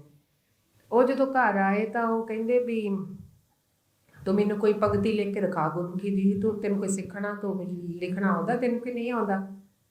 ਤੇ ਉਹ ਵੀ ਘਰ ਵੀ ਉਹਨੂੰ ਇੰਨੇ ਕਿ ਬਹੁਤੇ ਕੋਈ ਸਾਧਨ ਨਹੀਂ ਸੀ ਹੁੰਦੇ, ਕੋਈ ਬਹੁਤਾ ਪੈਸੇ ਤੋਂ ਵੀ ਤੰਗੀ ਰਹਿੰਦੀ ਸੀ। ਤਾਂ ਉਹ ਕਹਿੰਦੇ 7 ਬਚਨ ਮੈਂ ਲਿਖ ਕੇ ਦਿਖਾਉਣਾ। ਉਹ ਤਾਂ ਫੱਟੀ ਤੇ ਲਿਖਦੇ ਸੀ ਨਾ, ਲੱਕੜ ਦੀ ਫੱਟੀ ਤੇ। ਤੇ ਜਦੋਂ ਉਹਨਾਂ ਨੇ ਵੇਖਿਆ ਇੰਕ ਹੈ ਨਹੀਂ, ਸ਼ਾਹੀ ਹੈ ਨਹੀਂ, ਉਹ ਸੋਚਣ ਲੱਗੇ ਵੀ ਹੁਣ ਪਿਤਾ ਜੀ ਨੇ ਹੁਕਮ ਵੀ ਕੀਤਾ ਤੇ ਮੇਰੇ ਕੋਲ ਸ਼ਾਹੀ ਵੀ ਨਹੀਂ ਹੈਗੀ, ਮੰਨਣਾ ਵੀ ਹੈ। ਤਾਂ ਫਟਾਫਟ ਨੇ ਵੇਖਿਆ ਵੀ ਜਿਹੜਾ ਚੁੱਲ੍ਹਾ ਹੁੰਦਾ ਜਿੱਥੇ ਪ੍ਰਸ਼ਾਦੇ ਬਣਾਉਂਦੇ ਆ, ਉੱਥੇ ਕੋਲੇ ਆ ਪਏ, ਹੈ ਨਾ।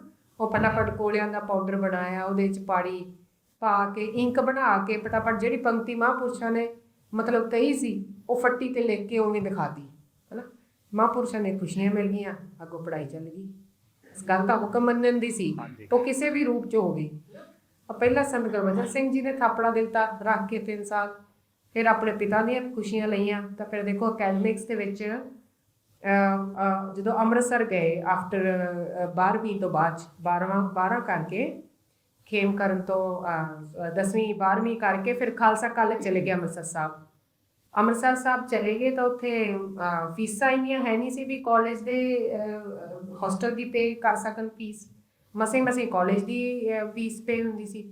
ਤਾਂ ਉੱਥੇ ਜਿਹੜਾ ਗੁਰੂ ਘਰ ਸੀ, ਕਿਉਂਕਿ ਮਹਾਂਪੁਰਸ਼ਾਂ ਵੱਲੋਂ ਇਹ ਹਦਾਇਤ ਸੀ ਵੀ ਮਹਾਰਾਜ ਦੇ ਰੋਜ਼ਾਨਾ ਦਰਸ਼ਨ ਵੀ ਕਰਨੇ ਆ, ਸੇਵਾ ਸੰਗਤ 'ਚ ਵੀ ਹਿੱਸਾ ਲੈਣਾ ਜਿੰਨਾ ਹੋ ਸਕੇ।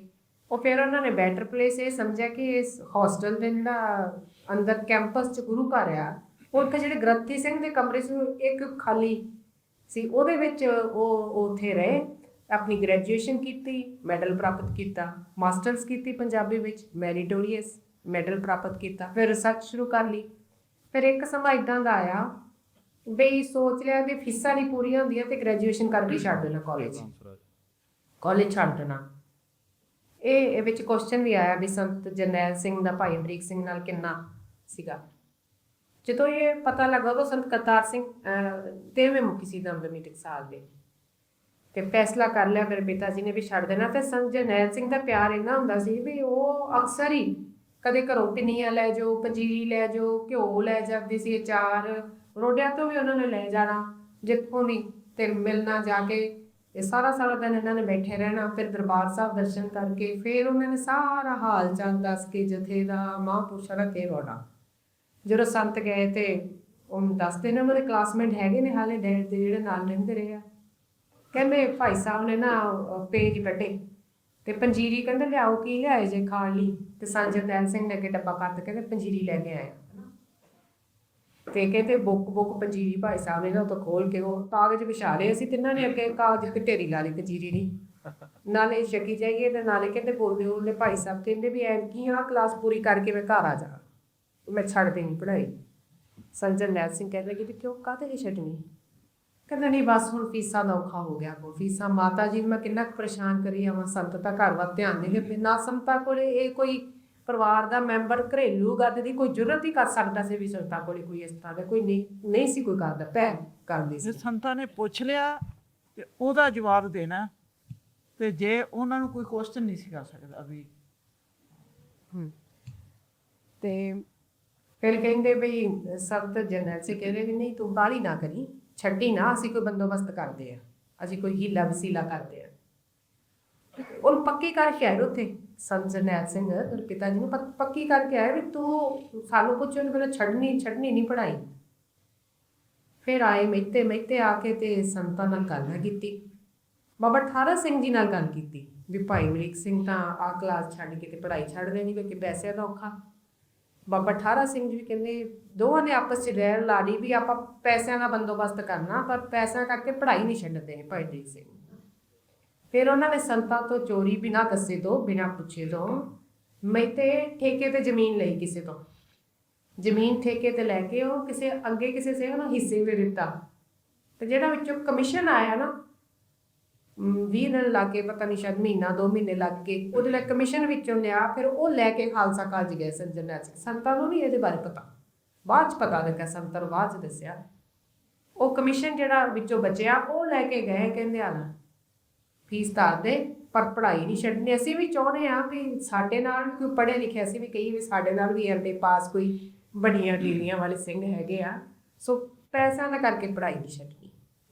ਤਾਂ ਮਹਾਂਪੁਰਖ ਆਪ ਵੀ ਭਾਵੇਂ ਉਹਨੂੰ 10ਵੀਂ ਤੋਂ ਬਾਅਦ ਜਿਹੜੀ ਐਫਏ ਪਾਸ ਕੀਤੀ ਸੀ ਉਹਨਾਂ ਨੇ ਖਾਲਸਾ ਕਾਲਜ ਤੋਂ, ਉਹ ਵੀ ਆਪ ਪੜ੍ਹਾਈ ਸੀ, ਪਰ ਨਾਲ ਗੋਬਿੰਦ ਦੀ ਵਿੱਦਿਆ ਪੂਰੀ। ਜਿਵੇਂ ਤੇ ਕਿਸੇ ਵੀ ਅਭਿਆਸ ਮਹਾਂਪੁਰਸ਼ ਚਿੱਠੀਆਂ 'ਚ ਲਿਖ ਕੇ ਪੁੱਛਦੇ ਹੁੰਦੇ ਸੀ ਵੀ ਕਿਵੇਂ ਆ, ਕਿੱਥੇ ਕੀ ਚੱਲਦਾ, ਏਦਾਂ ਕਰਨਾ, ਹਦਾਇਤਾਂ ਸਾਰੀਆਂ ਗੁਰਮਤਿ ਦੀਆਂ ਮਹਾਂਪੁਰਸ਼ ਨੇ ਚਿੱਠੀਆਂ ਵਿੱਚ ਆਪਾਂ ਪੜ੍ਹਦੇ ਆ। ਜਿਹੜੀ ਚਿੱਠੀ ਉਹਨਾਂ ਨੂੰ ਰੋਜ਼ਾਨਾ ਦਾ ਜੀਵਨ ਕਿਵੇਂ ਹੋਣਾ ਚਾਹੀਦਾ ਸਿੱਖ ਦਾ, ਉਹ ਸਾਰੀ ਮਹਾਂਪੁਰਸ਼ਾਂ ਨੇ ਕਵਿਤਾ ਦੇ ਰੂਪ ਵਿੱਚ ਭਾਈ ਅਮਰੀਕ ਸਿੰਘ ਜੀ ਹੋਣਾ ਜਿਹੜੀ ਚਿੱਠੀ ਭੇਜੀ। ਇੱਕ ਵਾਰੀ ਸਿੰਘ ਵੀ ਮਗਰ ਭੇਜੇ ਬਈ ਕਿਸੇ ਨੇ ਆ ਕੇ ਕਹਿਤਾ ਵੀ ਭਾਈ ਅਮਰੀਕ ਸਿੰਘ ਨਾ ਖੁੱਲ੍ਹਾ ਖਾਣ ਪੀਣ ਲੱਗ ਪਿਆ।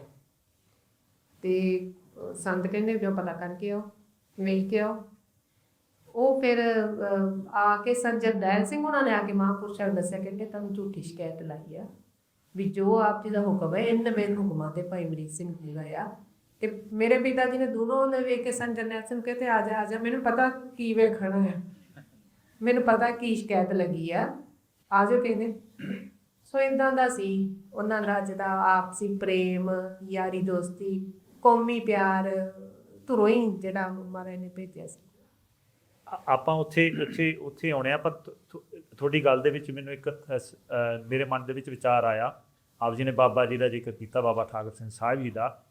ਉਸ ਸਮੇਂ ਦੇ ਵਿੱਚ ਮਾਤਾ ਜੀ, ਜਦੋਂ ਬਾਬਾ ਜੀ ਤੇ ਸੰਤ ਗਿਆਨੀ ਕਰਤਾਰ ਸਿੰਘ ਜੀ, ਸਾਨੂੰ ਪਤਾ ਵੀ ਬਹੁਤ ਕਲੋਸ ਸੀ ਕਰਕੇ ਸੰਤ ਗਿਆਨੀ ਗੁਰਬਚਨ ਸਿੰਘ ਦੇ ਬਰਾਬਰ ਗੜਵਈ ਸੀ ਉਸ ਸਮੇਂ ਦੇ ਵਿੱਚ ਪਹਿਲਾਂ।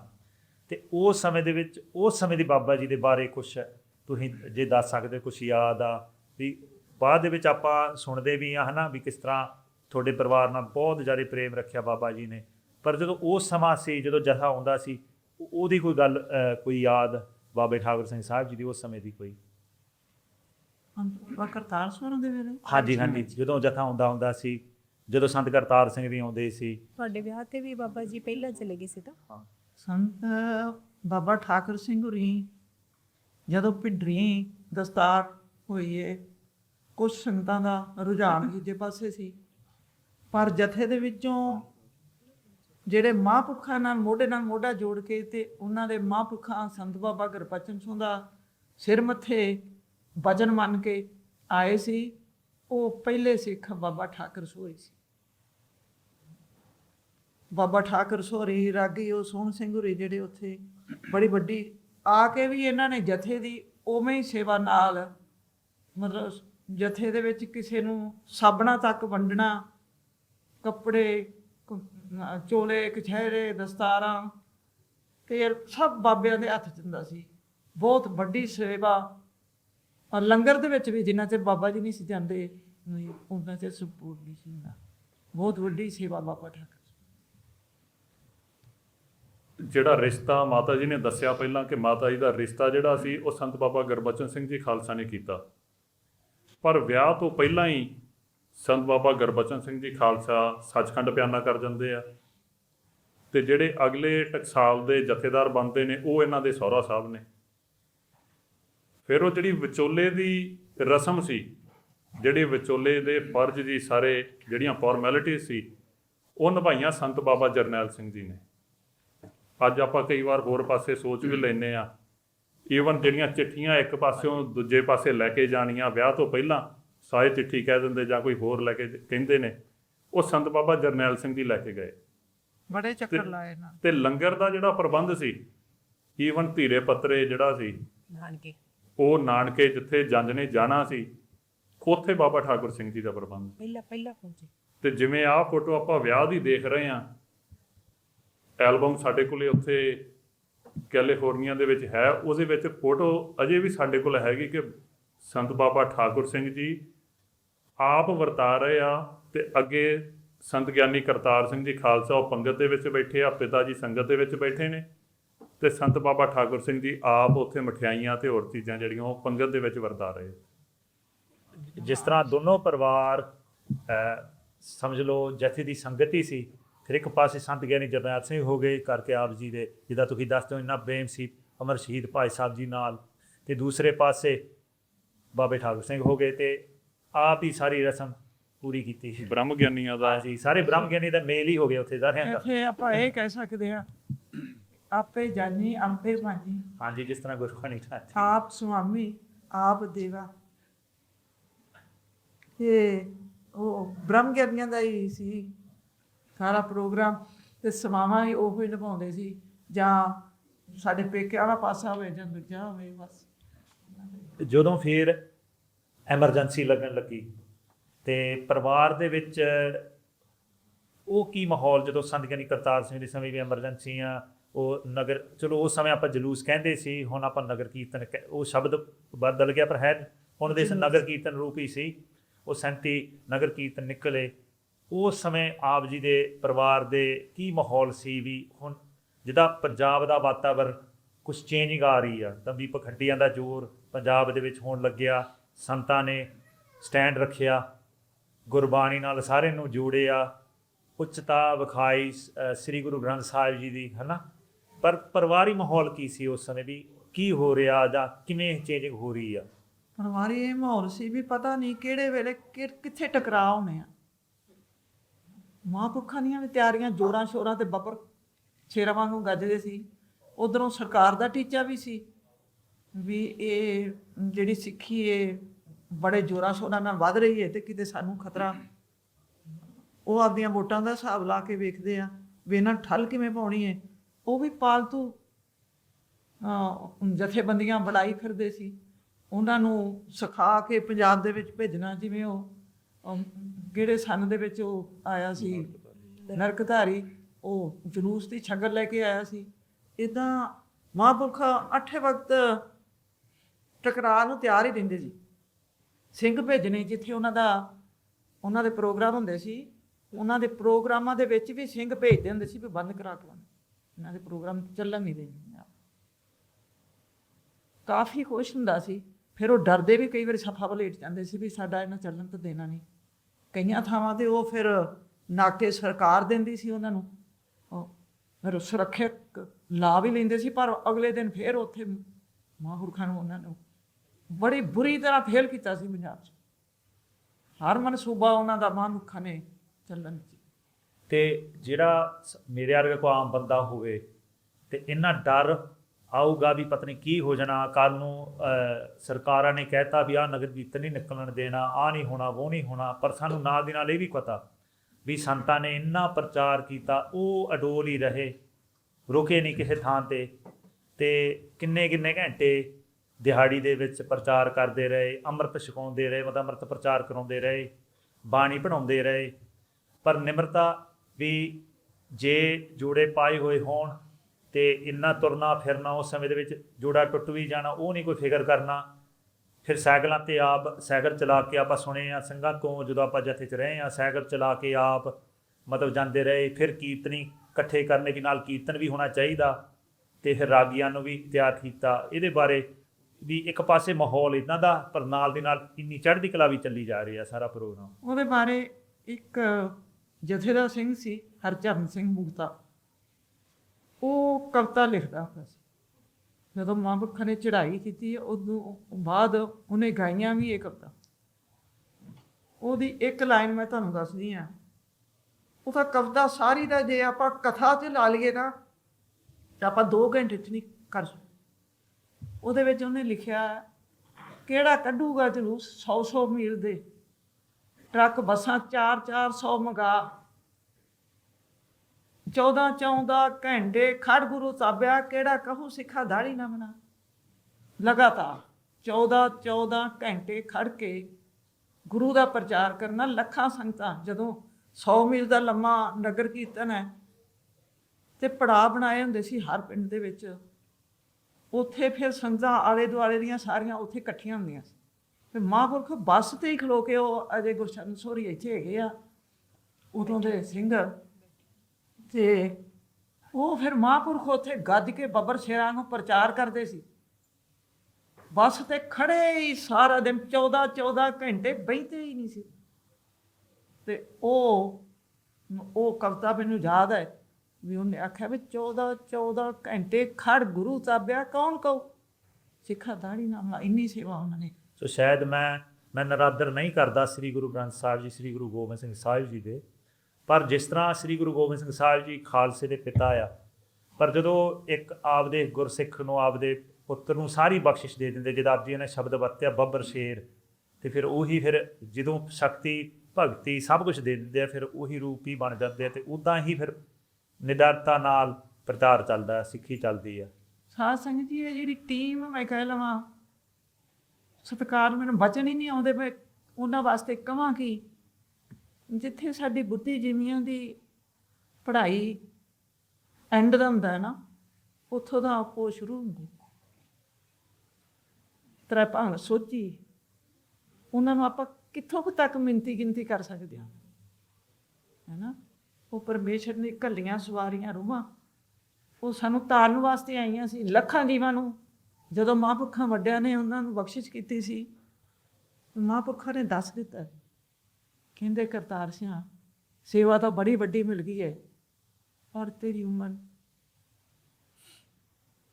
ਤੇ ਤੂੰ ਤਗੜਾ ਹੋ ਕੇ ਇਹ ਸੇਵਾ ਕਰੀ।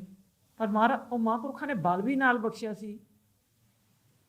ਜਦੋਂ ਮੈਂ ਉਹਨਾਂ ਦੇ ਨਾਲ ਸੀ ਐਕਸੀਡੈਂਟ ਤੋਂ ਪਹਿਲਾਂ, ਇੱਥੇ ਉਹ ਬੈਠੇ ਗੁਰਚਰਨ ਸਿੰਘ ਰਾਗੀ ਹੋਣੀ ਵੀ ਉਦੋਂ ਨਾਲ ਸੀ। 7 ਕਥਾ ਇੱਕ ਦਿਨ ਦੇ ਵਿੱਚ, 4 ਤਾਂ ਆਮ ਹੀ ਸੀ। ਇੱਕ ਦਿਨ ਦੇ ਵਿੱਚ ਇੰਨੀਆਂ ਥਾਵਾਂ ਤੇ ਉਹ ਜਲੂਸ ਤੋਂ ਬਗੈਰ ਵੀ ਪ੍ਰਚਾਰ ਕਰਦੇ ਸੀ। ਉਹਦੇ ਨਾਲ ਅਸੀਂ ਸਾਧ ਸੰਗਤ ਜੀ, ਮੈਂ ਜਦੋਂ ਨਾਲ ਰਹੀ, ਅਸੀਂ 3 ਥਾਵਾਂ ਤੇ ਕਥਾ ਸੁਣੀ। ਉਦੋਂ ਹੁਸ਼ਿਆਰਪੁਰ ਦੇ ਵਿੱਚ ਇੱਕ ਗੁਰਦੁਆਰਾ ਹੈ ਟਿੱਬਾ ਸਾਹਿਬ, ਉੱਥੇ ਪ੍ਰੋਗਰਾਮ ਸੀ ਤੇ ਮੈਂ ਥੱਕ ਗਈ, ਮੇਰੇ ਨਾਲ ਬੀਬੀਆਂ ਸੀ ਤੇ ਮੈਂ ਉਹਨਾਂ ਨੂੰ ਆਖਿਆ ਵੀ ਮਹਾਂਪੁਰਖਾਂ ਨੇ ਤਾਂ ਨਾ ਇੱਥੇ ਹੁਣ ਫੇਰ ਜਾਣਾ ਹੈ। ਮੈਨੂੰ ਪਤਾ ਸੀ ਵੀ ਭਾਈ ਜੋਗਾ ਸਿੰਘ ਦੇ ਗੁਰਦੁਆਰੇ ਜਾਣਾ ਸੀ ਤੇ ਰਹਿਰਾਸ ਤੋਂ ਬਾਅਦ, ਤੇ ਉੱਥੇ ਨਾ ਉਹ ਥੰਮ ਸੀ ਗੁਰਦੁਆਰੇ ਬਰਾਂਡੇ ਸਾਹਿਬ ਦੇ, ਗੁਰਦੁਆਰੇ ਸਾਹਿਬ ਦੇ, ਤੇ ਅਸੀਂ ਬੈਠੇ ਸਾਂ ਰਾਹ ਦੇ ਵਿੱਚ ਬਾਹਰ, ਤੇ ਮੈਂ ਉਹਨਾਂ ਨੂੰ ਆਖਿਆ ਆਪਾਂ ਥੰਮਾਂ ਨਾਲ ਲੱਗੇ, ਮਹਾਂਪੁਰਖਾਂ ਨੇ ਇੱਧਰ ਦੀ ਲੰਘਣਾ ਤੇ ਹੁਣ ਆਪਣੇ ਤੋਂ ਬੈਠਿਆ ਨਹੀਂ ਜਾਣਾ, ਤੇ ਜਦੋਂ ਮਹਾਂਪੁਰਖ ਚਲੇ ਜਾਣਗੇ ਆਪਾਂ ਬਾਹਰ। ਸੱਚੀਆਂ ਗੱਲਾਂ ਨੇ। ਤੇ ਅਸੀਂ ਉੱਥੇ ਬੈਠੇ ਵੀ ਹੁਣ ਆਪਾਂ ਫਤਿਹ ਕਰੀਏ ਵੀ ਇੰਨਾ ਨਹੀਂ ਕੀਤਾ ਸਾਨੂੰ। ਮਹਾਂਪੁਰਖਾਂ ਨੇ ਰੂਟ ਹੀ ਬਦਲਿਆ। ਜਦੋਂ ਆਏ ਉਹ ਬਰਾਂਡਿਆਂ ਵਿੱਚ ਦੀ ਕਹਿੰਦੇ ਚਲੋ ਚਲੋ ਚਲੋ ਚਲੋ ਕਥਾ ਕਰਨ ਜਾਣਾ, ਚਲੋ। ਤੇ ਕਿਹੜਾ ਉੱਥੇ ਕੋਈ ਗੱਲ ਨਹੀਂ ਸੀ ਕਰ ਸਕਦਾ। 7 ਵਚਨ ਜੀ ਜਾ ਕੇ ਬਹਿ ਗਏ। ਉਦੋਂ ਭਾਈ ਜੋਗਾ ਸਿੰਘ ਦੇ ਗੁਰਦੁਆਰੇ ਉੱਥੋਂ ਥੋੜ੍ਹੀ ਦੂਰ ਹੈ, ਉੱਥੇ ਫਿਰ ਸ਼ਾਮ ਦਾ ਦੀਵਾਨ ਸੀ। ਮੇਰਾ ਖਿਆਲ ਉੱਥੋਂ 8 ਵਜੇ ਤੋਂ 9 ਵਜੇ ਤੱਕ ਜਾਂ 10 ਵਜੇ ਤੱਕ ਸੀ। ਅਸੀਂ ਭਾਈ, ਮੈਂ ਆਪਣਾ ਤੁਹਾਨੂੰ ਅੰਦਰ ਦੀ ਗੱਲ ਦੱਸਦੀ ਹਾਂ ਵੀ ਪਹਿਲਾਂ ਤਾਂ ਮੈਂ ਲੋਕਦੀ ਸੀ ਉਹਨਾਂ ਤੋਂ। ਜਦੋਂ ਉੱਥੇ ਚਲੇ ਗਏ, 1 ਘੰਟੇ ਦਾ ਟਾਈਮ ਮਹਾਂਪੁਰਖਾਂ ਨੇ 2.5 ਘੰਟੇ ਲਾਏ। ਲੱਖਾਂ ਨਾਲ ਸੰਗਤ ਨਾਲ ਦੀ ਰੋਡ ਲੰਘਦਾ ਸੀ, ਜਿਹੜੀ ਗੱਡੀ ਆਵੇ ਉਹ ਵੀ ਉੱਥੇ ਖੜੀ ਹੋ ਜਾਵੇ। ਉਹ ਜਿਹੜੀ ਸੜਕ ਸੀ ਉਹ ਵੀ ਸਾਰੀ ਭਰ ਗਈ। ਗੁਰਦੁਆਰਾ ਸਾਹਿਬ ਭਰ ਗਿਆ, ਤਿਲ ਮਾਰਿਆ ਭੂਏ ਤੇ ਨਹੀਂ ਸੀ ਡਿੱਗਦਾ। ਤੇ ਜਿੱਥੇ 1 ਘੰਟਾ ਲੱਗਦਾ ਸੀ 2.5 ਘੰਟੇ ਲੱਗੇ। ਉਹ ਉਹਨਾਂ ਦੀ ਜਿਹੜੀ ਵਿਆਖਿਆ ਸੀ ਉਹ ਮੇਰੇ ਕੰਨਾਂ 'ਚ ਅਜੇ ਵੀ ਹੈ। ਕਹਿੰਦੇ ਭਾਈ ਜੋਗਾ ਸਿੰਘ, ਜੋਗਾ ਗੁਰੂ ਜੋਗਾ ਬਣਿਆ ਤੇ ਗੁਰੂ ਜੋਗੇ ਜੋਗਾ ਬਣਿਆ। ਭਾਈ ਅਸੀਂ ਜੋਗੇ ਨਹੀਂ ਨਾ ਬਣਦੇ, ਤਾਂ ਹੀ ਇਹ ਗੁਰੂ ਸਾਡੇ ਜੋਗਾ ਨਹੀਂ ਬਣਦੇ। ਜਿਸ ਤਰ੍ਹਾਂ ਆਪਾਂ ਸੁਣ ਰਹੇ ਹਾਂ, ਤਾਂ ਉਸ ਸਮੇਂ ਦੇ ਵਿੱਚ ਜਿਹੜਾ ਮਾਹੌਲ ਸੀ ਵੀ ਦੰਭੀ ਪਖੰਡੀ ਨਸ਼ੇ, ਜਿੱਦਾਂ ਆਪਾਂ ਹੁਣ ਵੀ ਕਹਿ ਦਿੰਦੇ, ਉਸ ਸਮੇਂ ਬਹੁਤ ਜ਼ਿਆਦਾ ਨਸ਼ੇ ਵੀ ਫੈਲ ਚੁੱਕੇ ਸਨ। ਅਤੇ ਇਹ ਬਹੁਤ ਵੱਡੀ ਜ਼ਿੰਮੇਵਾਰੀ ਜਿਸ ਤਰ੍ਹਾਂ ਕਲਗੀਧਰ ਪਿਤਾ ਜੀ ਨੇ ਮਹਾਂਪੁਰਸ਼ਾਂ ਨੂੰ ਦਿੱਤੀ, ਅਤੇ ਫਿਰ ਉਹ ਸਾਰਾ ਇੱਕ ਮੋੜ ਹੀ ਲਿਆਂਦਾ, ਸ਼ੁਰੂਆਤ ਹੀ ਕਰਾਤੀ। ਉਹ ਮੋੜ ਹੀ ਲਿਆਂਦਾ। ਨਹੀਂ ਸਮਝ ਲਓ ਵੀ ਚਲੋ ਘੱਲੂਘਾਰਾ ਕੁਛ ਸਾਲ ਬਾਅਦ ਆਉਂਦਾ, ਪਰ ਨੀਹਾਂ ਰੱਖਤੀਆਂ, ਮਜ਼ਬੂਤ ਬਣਾਤਾ ਵੀ ਇਹ ਸਮਾਂ ਅੱਗੇ ਆਉਣਾ ਆ। ਸਿਪਾਹੀ ਵੀ ਤਿਆਰ ਕੀਤੇ ਵੀ ਆਪਾਂ ਸਾਰਾ ਕੁਛ ਉਹ ਮੋੜ ਲਿਆ ਕੇ ਜਿਸ ਤਰ੍ਹਾਂ ਜਾਣਾ, ਉਹ ਡਾਇਰੈਕਸ਼ਨ ਸ਼ੁਰੂ ਕਰਾ ਦਈਏ ਅਤੇ ਉਹ ਨੀਹਾਂ ਪੱਕੀਆਂ ਕਰਾਤੀਆਂ। ਇਹ ਅਤੇ ਅੱਗੇ ਮੇਰਾ ਵਿਚਾਰ ਆ। ਮੈਂ 1 ਮਿੰਟ, ਹਾਂਜੀ ਸਾਧ ਸੰਗਤ ਜੀ, ਮੇਰੇ ਖਿਆਲ ਅੰਦਰ ਹੈ, ਮੈਂ ਆਪਣੇ ਦਿਮਾਗ ਦੀ ਮਿੰਟੀ ਦੱਸਦੀ ਤੁਹਾਨੂੰ, ਮਾਪ ਤਾਂ ਨਹੀਂ ਮੈਂ ਸਕਦੀ, ਪਰ ਮੇਰੇ ਹਿਸਾਬ ਨਾਲ ਮਹਾਂਪੁਰਖਾਂ ਨੇ 8 ਸਾਲਾਂ ਦੇ ਵਿੱਚ, ਮੈਂ ਸੋਚਦੀ ਹੁੰਦੀ ਹਾਂ ਕਿਉਂਕਿ ਮੈਂ ਅੱਖਾਂ ਨਾਲ ਵੇਖਿਆ ਹੈ, ਮੈਂ ਉਹਨਾਂ ਨਾਲ ਰਹਿ ਕੇ ਵੀ ਵੇਖਿਆ ਹੈ, 80 ਸਾਲਾਂ ਜਿੰਨਾ ਪ੍ਰਦਾਰ ਕਰਤਾ, ਇਹ ਤੋਂ ਵੱਧ ਤਾਂ ਕਰਤਾ ਹੋਵੇ ਤੇ ਨਹੀਂ। ਔਰ ਉਹਨਾਂ ਦੇ ਸਿੱਖਾਂ ਦੇ ਦਿਲਾਂ ਦੇ ਵਿੱਚ ਅਜੇ ਤੱਕ ਉਹਨਾਂ ਦਾ ਉਹ ਪ੍ਰਚਾਰ ਜਿਹੜਾ ਹੈ ਉਹ ਸੁਣਾਇਆ। ਔਰ ਹਜੇ ਵੀ ਕਈ ਵਾਰੀ ਮੈਂ ਵੀ ਜਦੋਂ ਮੁੜ ਕੇ ਜਾਂਦਾ, ਜਿਹੜੇ ਮਹਾਂਪੁਰਸ਼ਾਂ ਦੇ ਸੰਗੀ ਸਾਥੀ ਉਸ ਸਮੇਂ ਦੇ ਹੁਣ ਤਾਂ ਬਜ਼ੁਰਗ ਹੋ ਗਏ ਆ, ਉਹ ਨਹੀਂ ਭੁੱਲਦੇ ਵੀ ਜਿਸ ਤਰ੍ਹਾਂ ਉਹ ਮਾਹੌਲ ਸੀ ਉਸ ਸਮੇਂ ਦੇ, ਉਹ ਜਿਹੜੇ 8 ਸਾਲ ਸੀ, ਕਿੱਦਾਂ ਦਾ ਮਾਹੌਲ ਸੀ। ਕਿੱਦਾਂ ਨਸ਼ਿਆਂ 'ਚੋਂ ਕੱਢ ਕੇ ਕਿੱਦਾਂ ਪਰਿਵਾਰ ਸਿੱਖੀ ਨਾਲ ਜੋੜਤੇ, ਸ਼ਰਾਬਾਂ ਸਰੂਬਾਂ ਨਸ਼ੇ ਕਰਨ ਵਾਲੇ, ਕਿਤੇ ਉਹ ਪਰਿਵਾਰਾਂ ਦੇ ਵਿੱਚ ਮੈਂ ਵੇਖਦਾ ਵੀ ਸਿੱਖੀ ਦੀ ਜੜ ਲੱਗ ਚੁੱਕੀ ਆ ਅਤੇ ਸਾਰੇ ਅੰਮ੍ਰਿਤਧਾਰੀ ਹੋ ਗਏ, ਸਾਰਾ ਪਰਿਵਾਰ ਗੁਰੂ ਦੇ ਵੱਲ, ਗੁਰੂ ਦੇ ਰਸਤੇ 'ਤੇ ਤੁਰ ਪਿਆ। ਅਤੇ ਮੈਨੂੰ ਮਾਫ਼ ਕਰਿਓ, ਸ਼ਾਇਦ ਮੈਂ ਡਿਸਰਿਸਪੈਕਟ ਨਹੀਂ ਕਰਨਾ ਚਾਹੁੰਦਾ, ਪਰ ਪੁਰਾਣੇ ਸਿੰਘਾਂ ਤੋਂ ਆਪਾਂ ਸੁਣਿਆ ਸੀ ਵੀ ਮਹਾਂਪੁਰਸ਼ ਜਿਸ ਤਰ੍ਹਾਂ ਹੁਣ ਸਿਰ ਜਾਵੇ ਤਾਂ ਜਾਵੇ ਮੇਰਾ, ਸਿੱਖੀ ਸਿਰਗ ਨਾ ਜਾਵੇ। ਤੁਸੀਂ ਆਪਦੀ ਉਹ ਗੱਲ ਦੱਸੀ ਨਗਰ ਕੀਰਤਨ ਦੀ, ਵੀ ਤੁਹਾਨੂੰ ਵੀ ਵਿੱਚ ਨਾਲ ਹੀ ਤੋਰਦਾ, ਵੀ ਤੁਹਾਨੂੰ ਵੀ ਨਹੀਂ ਪਾਸੇ ਹੋਣ ਜਾਣਾ। ਜਿਹੜਾ ਪ੍ਰਚਾਰ ਕਰਦਾ ਹੋਵੇ ਅਤੇ ਸਿੱਖੀ ਦੇ ਇਹ ਉਸ ਲਾਈਨ 'ਤੇ ਤੁਰੇ, ਫਿਰ ਉਹ ਆਪਦਾ ਪਰਿਵਾਰ ਨੂੰ ਵੀ ਨਾਲ ਤੋਰਦਾ, ਵੀ ਇਹ ਕੋਈ ਨਾ ਕਵੇ, ਕੋਈ ਉਂਗਲ ਨਾ ਲਾਵੇ। ਜਿਸ ਤਰ੍ਹਾਂ ਮਹਾਰਾਜ ਸਾਹਿਬ ਨੇ 4 ਹੀ ਵਾਰ ਤੇ ਇੱਕ ਸਰਵੰਸ ਦਾਨ ਵਾਲਾ ਕੰਮ ਹੀ ਹੁੰਦਾ ਆ ਵੀ ਪਰਿਵਾਰ ਵੀ ਨਾਲ ਜਾਊਗਾ, ਵੀ ਇਹ ਨਾ ਹੋਵੇ ਕੋਈ ਉਂਗਲੀ ਲਾ ਕੇ ਕਵੇ ਵੀ ਆਪ ਕਰੀ ਜਾਂਦੇ ਆ, ਦੂਜਿਆਂ ਨੂੰ ਤੋਰੀ ਜਾਂਦੇ, ਪਰਿਵਾਰ ਘਰੇ ਬੈਠੇ ਆ, ਜਾਂ ਸਾਰਿਆਂ ਨੂੰ ਨਾਲ ਪਰ ਤੋਰ। ਇਹ ਇਕੱਲੇ ਉੱਥੇ ਸਾਡੇ ਵੱਡਿਆਂ ਨੂੰ ਦੇ ਰਿਆ ਨੇ ਭਰੋਸੇ ਦੀ ਦਾਤ ਮੰਗੀ ਮਹਾਰਾਜ ਤੋਂ, ਮਹਾਰਾਜ ਦਾਤ ਚ ਮੰਗਿਆ ਵੀ ਸਾਨੂੰ ਭਰੋਸਾ ਬਖਸ਼ੋ। ਮਹਾਂਪੁਰਖਾਂ ਦੇ ਭਰੋਸਾ ਹੀ ਇੰਨਾ ਸੀ। ਹੁਣ ਮੈਂ ਪਿਛਲੀ ਗੱਲ ਮੈਂ ਜਿੰਨੀ ਕੁ ਭੁੱਲ ਜਾਂਦੀ, ਮੈਨੂੰ ਫਿਰ ਚੇਤਾ ਆਉਂਦਾ, ਮੈਂ ਤੁਹਾਡੇ ਨਾਲ ਸਾਂਝੀ ਕਰਦੀ ਹਾਂ। ਸਾਧ ਸੰਗਤ ਜੀ, ਉਹ 2.5 ਘੰਟੇ ਜਿਹੜਾ ਮਹਾਂਪੁਰਖਾਂ ਨੇ ਪ੍ਰਚਾਰ ਕੀਤਾ, ਮੈਨੂੰ ਥਕਾਵਟ ਦਾ ਪਤਾ ਹੀ ਨਹੀਂ ਲੱਗਾ ਵੀ ਮੈਂ ਸਵੇਰ ਦੀ 6 ਵਜੇ 'ਚ ਬੈਠੀ ਹਾਂ ਜਾਂ ਸ਼ਾਮ ਦੇ 9 ਵਜੇ 'ਚ ਬੈਠੀ। ਉਹ 2.5 ਘੰਟੇ ਲੰਘੇ ਜਾ ਅਸੀਂ ਉਹ ਸੁਣਨ ਨੂੰ ਤਿਆਰ ਨਹੀਂ ਸੀ। ਪਤਾ ਹੀ ਇਹ ਉਹਨਾਂ ਦੀ ਦੇਣ ਵੀ ਹੈ ਨਾ, ਕਰਨਾ ਮਈ ਉਹਨਾਂ ਦੀਆਂ ਜਿਹੜੀਆਂ ਨਿਗਾਹਾਂ ਕਿਰਪਾ ਇਹ ਵੀ ਨਾਲ ਵਰਤਣੀਆਂ ਨਾ। ਤੇ ਇੱਥੇ ਮੈਂ ਨਾਲ ਇੱਕ ਉਹ ਵੀ ਬੇਨਤੀ ਕਰਾਂ ਤੁਹਾਨੂੰ ਕਿ ਜਿਵੇਂ ਇਹਨਾਂ ਨੇ ਦੱਸਿਆ ਕਿ ਸਿਰਫ ਨਗਰ ਕੀਰਤਨਾਂ ਦੇ ਵਿੱਚ ਨਾਲ ਨਹੀਂ, ਕਥਾ ਦੇ ਵਿੱਚ ਨਾਲ ਨਹੀਂ, ਉਸ ਵੇਲੇ ਰਾਮਪੁਰ ਖੇੜੇ ਨਾਮ ਅਭਿਆਸ ਕਮਾਈ ਕੈਂਪ ਲੱਗਦੇ ਹੁੰਦੇ ਸੀ, ਹੁਣ ਵੀ ਲੱਗਦੇ ਨੇ। ਸੰਤ ਬਾਬਾ ਹਰਨਾਮ ਸਿੰਘ ਜੀ ਰਾਮਪੁਰ ਖੇੜੇ ਵਾਲੇ, ਜਿਨ੍ਹਾਂ ਦੀ ਫੋਟੋ ਆਪਾਂ ਸਭ ਤੋਂ ਰਾਈਟ ਹੈਂਡ ਸਾਈਡ ਤੇ ਪਿਤਾ ਜੀ ਦੇ ਨਾਲ ਆਪਾਂ ਦਰਸ਼ਨ ਕਰ ਰਹੇ ਹਾਂ, ਇਹ ਰਾਮਪੁਰ ਖੇੜੇ ਨਾਮ ਅਭਿਆਸ ਕਮਾਈ ਕੈਂਪ ਹਫ਼ਤੇ ਦਾ 10 ਦਿਨਾਂ ਦਾ ਲਾਉਂਦੇ ਹੁੰਦੇ ਸੀ ਹਾਂ, ਹਰੇਕ ਸਾਲ। ਤੇ ਉਹਦੇ ਵਿੱਚ ਜਥਾ ਜਾਂਦਾ ਹੁੰਦਾ ਸੀ, ਤੇ ਉਹਦੇ ਵਿੱਚ ਜਦੋਂ ਉੱਥੇ ਜਥਾ ਗਿਆ ਤਾਂ ਸੰਤ ਬਾਬਾ ਕਰਤਾਰ ਸਿੰਘ ਜੀ ਨੇ ਸਿੰਘ ਭੇਜੇ 2, ਕਹਿੰਦੇ ਜਾ ਕੇ ਬੀਬੀ ਉਹਨਾਂ ਨੂੰ ਵੀ ਲੈ ਕੇ ਆਓ, ਉਹ ਵੀ ਆ ਕੇ ਇੱਥੇ ਕਮਾਈ ਕਰਨ, ਅਭਿਆਸ ਕਰਨ। ਇਹ ਅਭਿਆਸ ਨਾਲ ਇਹ ਕਹਿ ਕੇ ਭੇਜਿਆ ਕਿ ਇਹ ਅਭਿਆਸ ਇਕੱਲਾ ਬਾਕੀਆਂ ਲਈ ਨਹੀਂ, ਸਾਨੂੰ ਵੀ ਕਰਨਾ ਪੈਣਾ, ਆਪ ਵੀ ਕਰਨਾ ਪੈਣਾ। ਤੇ ਮਾਤਾ ਜੀ ਉੱਥੇ ਗਏ, ਮੈਂ ਬੇਨਤੀ ਕਰੂੰਗਾ ਕਿ ਉਹ ਵੀ ਥੋੜ੍ਹਾ ਜਿਹਾ, ਕਿਉਂਕਿ ਇੱਥੇ ਉਹ ਚੇਨ ਆ ਕੇ ਜੁੜਨੀ ਆ ਜਿੱਥੇ ਸੰਤ ਬਾਬਾ ਕਰਤਾਰ ਸਿੰਘ ਜੀ ਨੇ ਆਪ ਸ਼ਹੀਦੀਆਂ ਪਾਉਣ ਲਈ ਆਪਦੇ ਪੁੱਤਰਾਂ ਦੀਆਂ ਅਰਦਾਸਾਂ ਕੀਤੀਆਂ, ਤੇ ਮਾਤਾ ਜੀ ਦੇ ਸਾਹਮਣੇ ਇਹਨਾਂ ਨੂੰ ਬਿਠਾ ਕੇ ਉੱਥੇ ਅਰਦਾਸਾਂ ਕੀਤੀਆਂ। ਤੇ ਮੈਂ ਮਾਤਾ ਜੀ ਨੂੰ ਹੀ ਬੇਨਤੀ ਕਰੂੰਗਾ ਕਿ ਉਹ ਹੀ ਆਪਦੇ ਸ਼ਬਦਾਂ ਦੇ ਵਿੱਚ ਦੱਸਣਗੇ ਤਾਂ ਜ਼ਿਆਦਾ। ਇਹੀ ਮੇਰਾ ਅਗਲਾ ਸਵਾਲ ਸੀ, ਤੇ ਉਹ ਤੁਸੀਂ ਉੱਥੇ ਆਪ ਹੀ ਲੈ ਗਏ। ਵਾਹਿਗੁਰੂ ਸਾਧ ਸੰਗਤ ਜੀ, ਮਹਾਂਪੁਰਖਾਂ ਨੇ ਆਪਦੇ ਕੋਲੋਂ ਇੱਕ ਸਿੰਘ ਭੇਜਿਆ ਵੀ ਇਹ ਨਾਮ ਅਭਿਆਸ ਕਮਾਈ ਸਮਾਗਮ ਚੱਲਣ ਡਿਆ ਹੈ ਤੇ ਉਹਨਾਂ ਨੂੰ ਲੈ ਕੇ ਆਓ, ਉਹ ਵੀ ਵਿੱਚ ਮਹਾਰਾਜ ਦੀ ਸ਼ਰਨ 'ਚ ਬਹਿ ਕੇ ਕਮਾਈ ਕਰਨ। ਅਸੀਂ ਉੱਥੇ ਗਏ, ਉਹ ਬਹੁਤ ਸਖਤ ਪੈਰਾਂ ਥੱਲੇ ਹੁੰਦਾ, ਕੋਈ ਅੱਖ ਨਹੀਂ ਸੀ ਘੇੜ ਸਕਦਾ। ਬਾਬਾ ਜੀ ਬਹੁਤ ਕਿਰਪਾ ਸੀ ਉਹਨਾਂ ਦੀ, ਵਿੱਚ ਪਹਿਰੇਦਾਰੀ ਲੱਗਦੀ ਹੁੰਦੀ ਸੀ, ਲਾਈਟਾਂ ਬੰਦ, ਤੇ ਉੱਥੇ ਫਿਰ ਵਾਹਿਗੁਰੂ ਮੰਤਰ ਦਾ ਜਾਪ ਚੱਲ ਜਾਂਦਾ ਸੀ ਬਹੁਤ ਉੱਚੀ ਉੱਚੀ।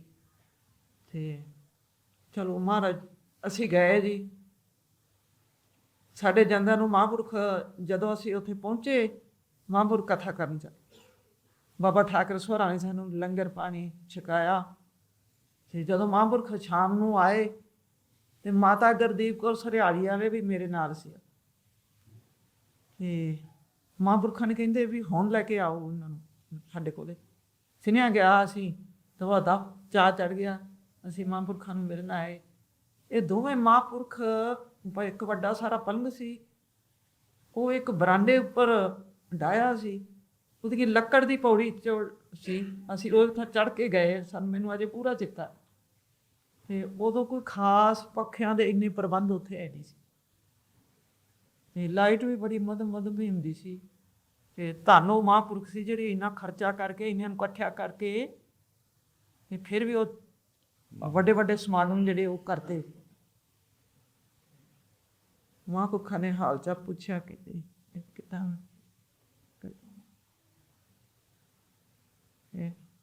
ਚਲੋ ਘਰ ਦਾ ਕਿੱਦਾਂ ਚੱਲਦਾ। ਮੈਨੂੰ ਕਹਿੰਦੇ ਮੱਝਾਂ ਕਿੰਨੀਆਂ ਹੋਈਆਂ, ਕਦੇ ਉਹਨਾਂ ਨੇ ਧਿਆਨ ਦਿੱਤਾ ਨਹੀਂ ਸੀ ਮੱਝਾਂ ਦਾ।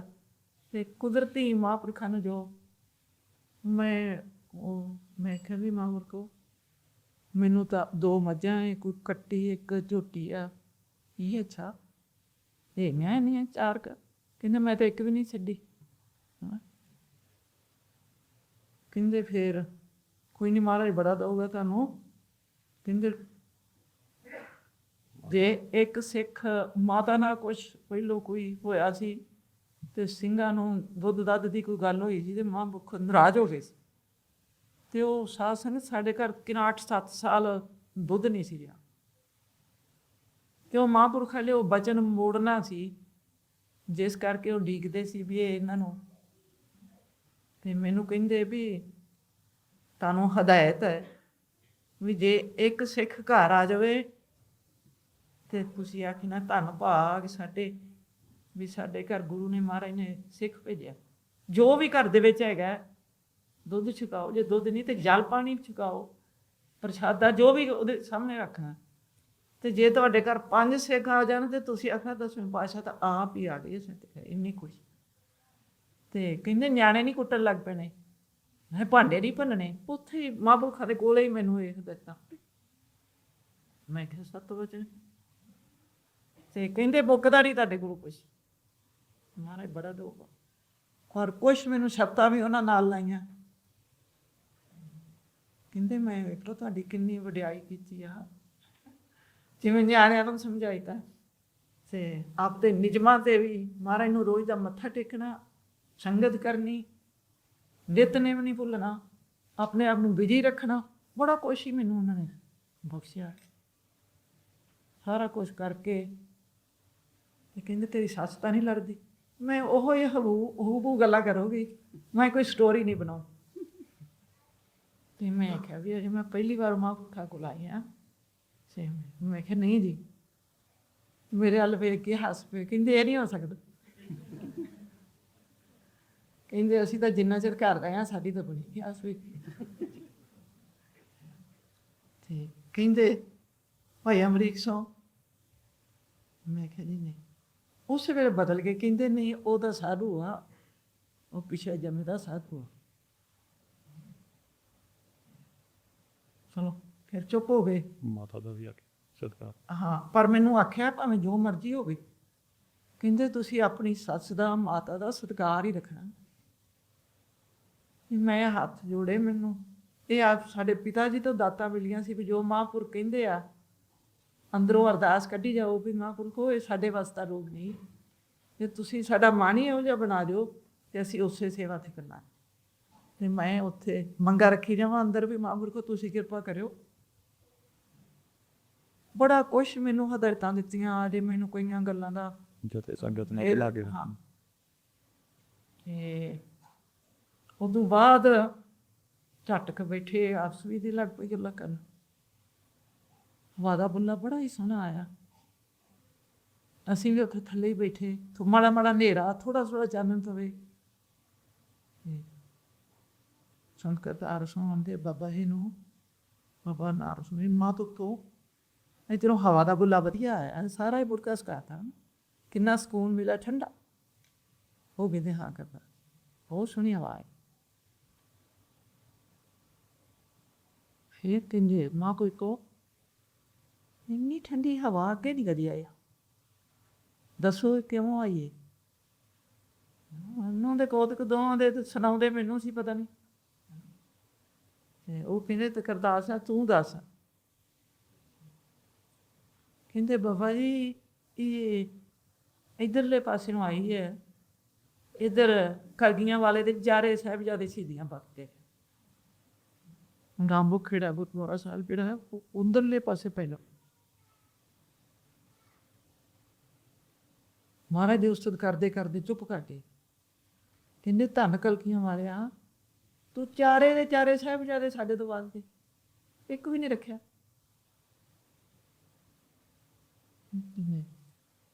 ਮਹਾਂਪੁਰਖੋ ਮੇਰੇ ਮਨ 'ਚ ਇੱਕ ਅਰਦਾਸ ਆ, ਮੈਂ ਕਲਗੀਆਂ ਵਾਲੇ ਦੇ ਅੱਗੇ ਅਰਦਾਸ ਕਰ ਰਿਹਾ ਨਹੀਂ ਜਾਂਦਾ।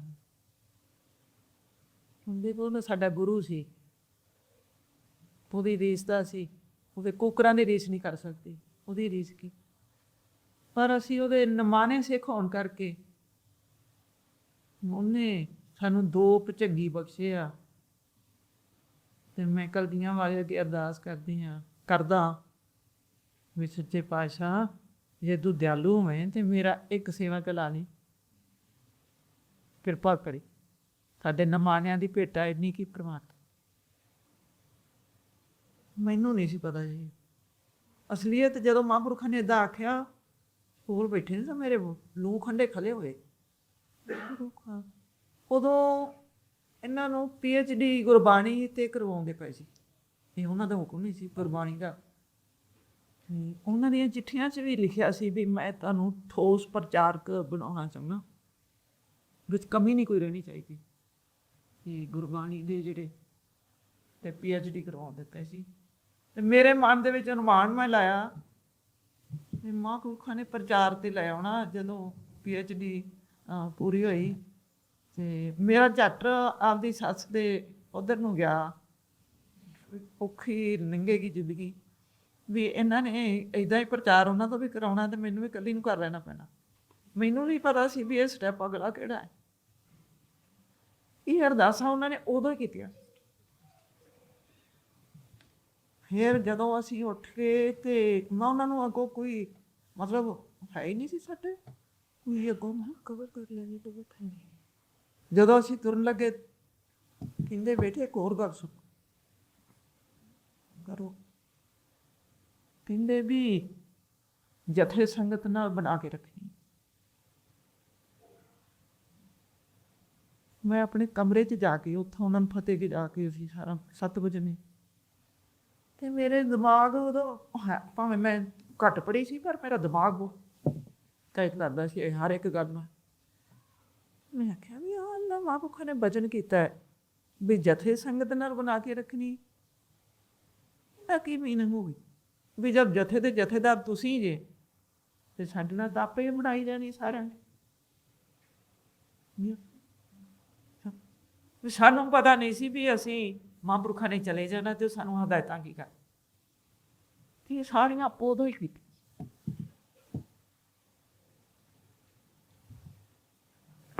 ਕੱਲੀ ਕੁਰਬਾਨੀ ਨਹੀਂ ਪੜ੍ਹਨੀ, ਕੁਰਬਾਨੀ ਪੜ੍ਹਨ ਦੇ ਨਾਲ ਨਾਲ ਬਣਾ ਕੇ ਵੀ ਰੱਖ। ਬਣਾ ਕੇ ਵੇ ਹਾਂ ਤੁਸੀਂ ਦੁਬਾਰੇ ਇਹਦੇ ਵਿੱਚ ਜਿਹੜਾ ਮਹਾਂਪੁਰਖਾਂ ਨੇ ਹੁਕਮ ਦਿੱਤਾ ਸੀ, ਮੈਂ ਕਈ ਵਾਰ ਰਿਪੀਟ ਕਰਦਾ ਹੁੰਦਾ ਵੀ ਉਹ ਲੈਸਨ ਸਿਰਫ ਇੱਕ ਮੈਂਬਰ ਲਈ ਜਾਂ ਇੱਕ ਫੈਮਿਲੀ ਲਈ ਨਹੀਂ ਗਾ, ਉਹ ਸਾਰੇ ਸਿੱਖਾਂ ਲਈ ਆ। ਕਿ ਜਿੱਥੇ ਆਪਾਂ ਬਾਣੀ ਪੜ੍ਹਦੇ ਹਾਂ, ਉਹਨਾਂ ਨੇ ਆਪਦੇ ਪਰਿਵਾਰ ਜਿੱਥੇ ਜਥੇ ਨੂੰ ਬਾਣੀ ਪੜ੍ਹਾਈ, ਨਾਮ ਸਿਮਰਨ ਦਾ ਅਭਿਆਸ ਕਰਾਇਆ, ਉੱਥੇ ਆਪਦੇ ਪਰਿਵਾਰ ਨੂੰ ਵੀ ਸੱਦਿਆ ਵੀ ਬੇਸ਼ੱਕ ਤੁਸੀਂ ਸੰਤਾਂ ਦੇ ਪਰਿਵਾਰ 'ਚੋਂ ਤੁਹਾਨੂੰ ਵੀ ਆ ਕੇ ਨਾਮ ਸਿਮਰਨ ਅਭਿਆਸ ਕਰਨਾ ਪੈਣਾ, ਉਹ ਕਰਾਇਆ।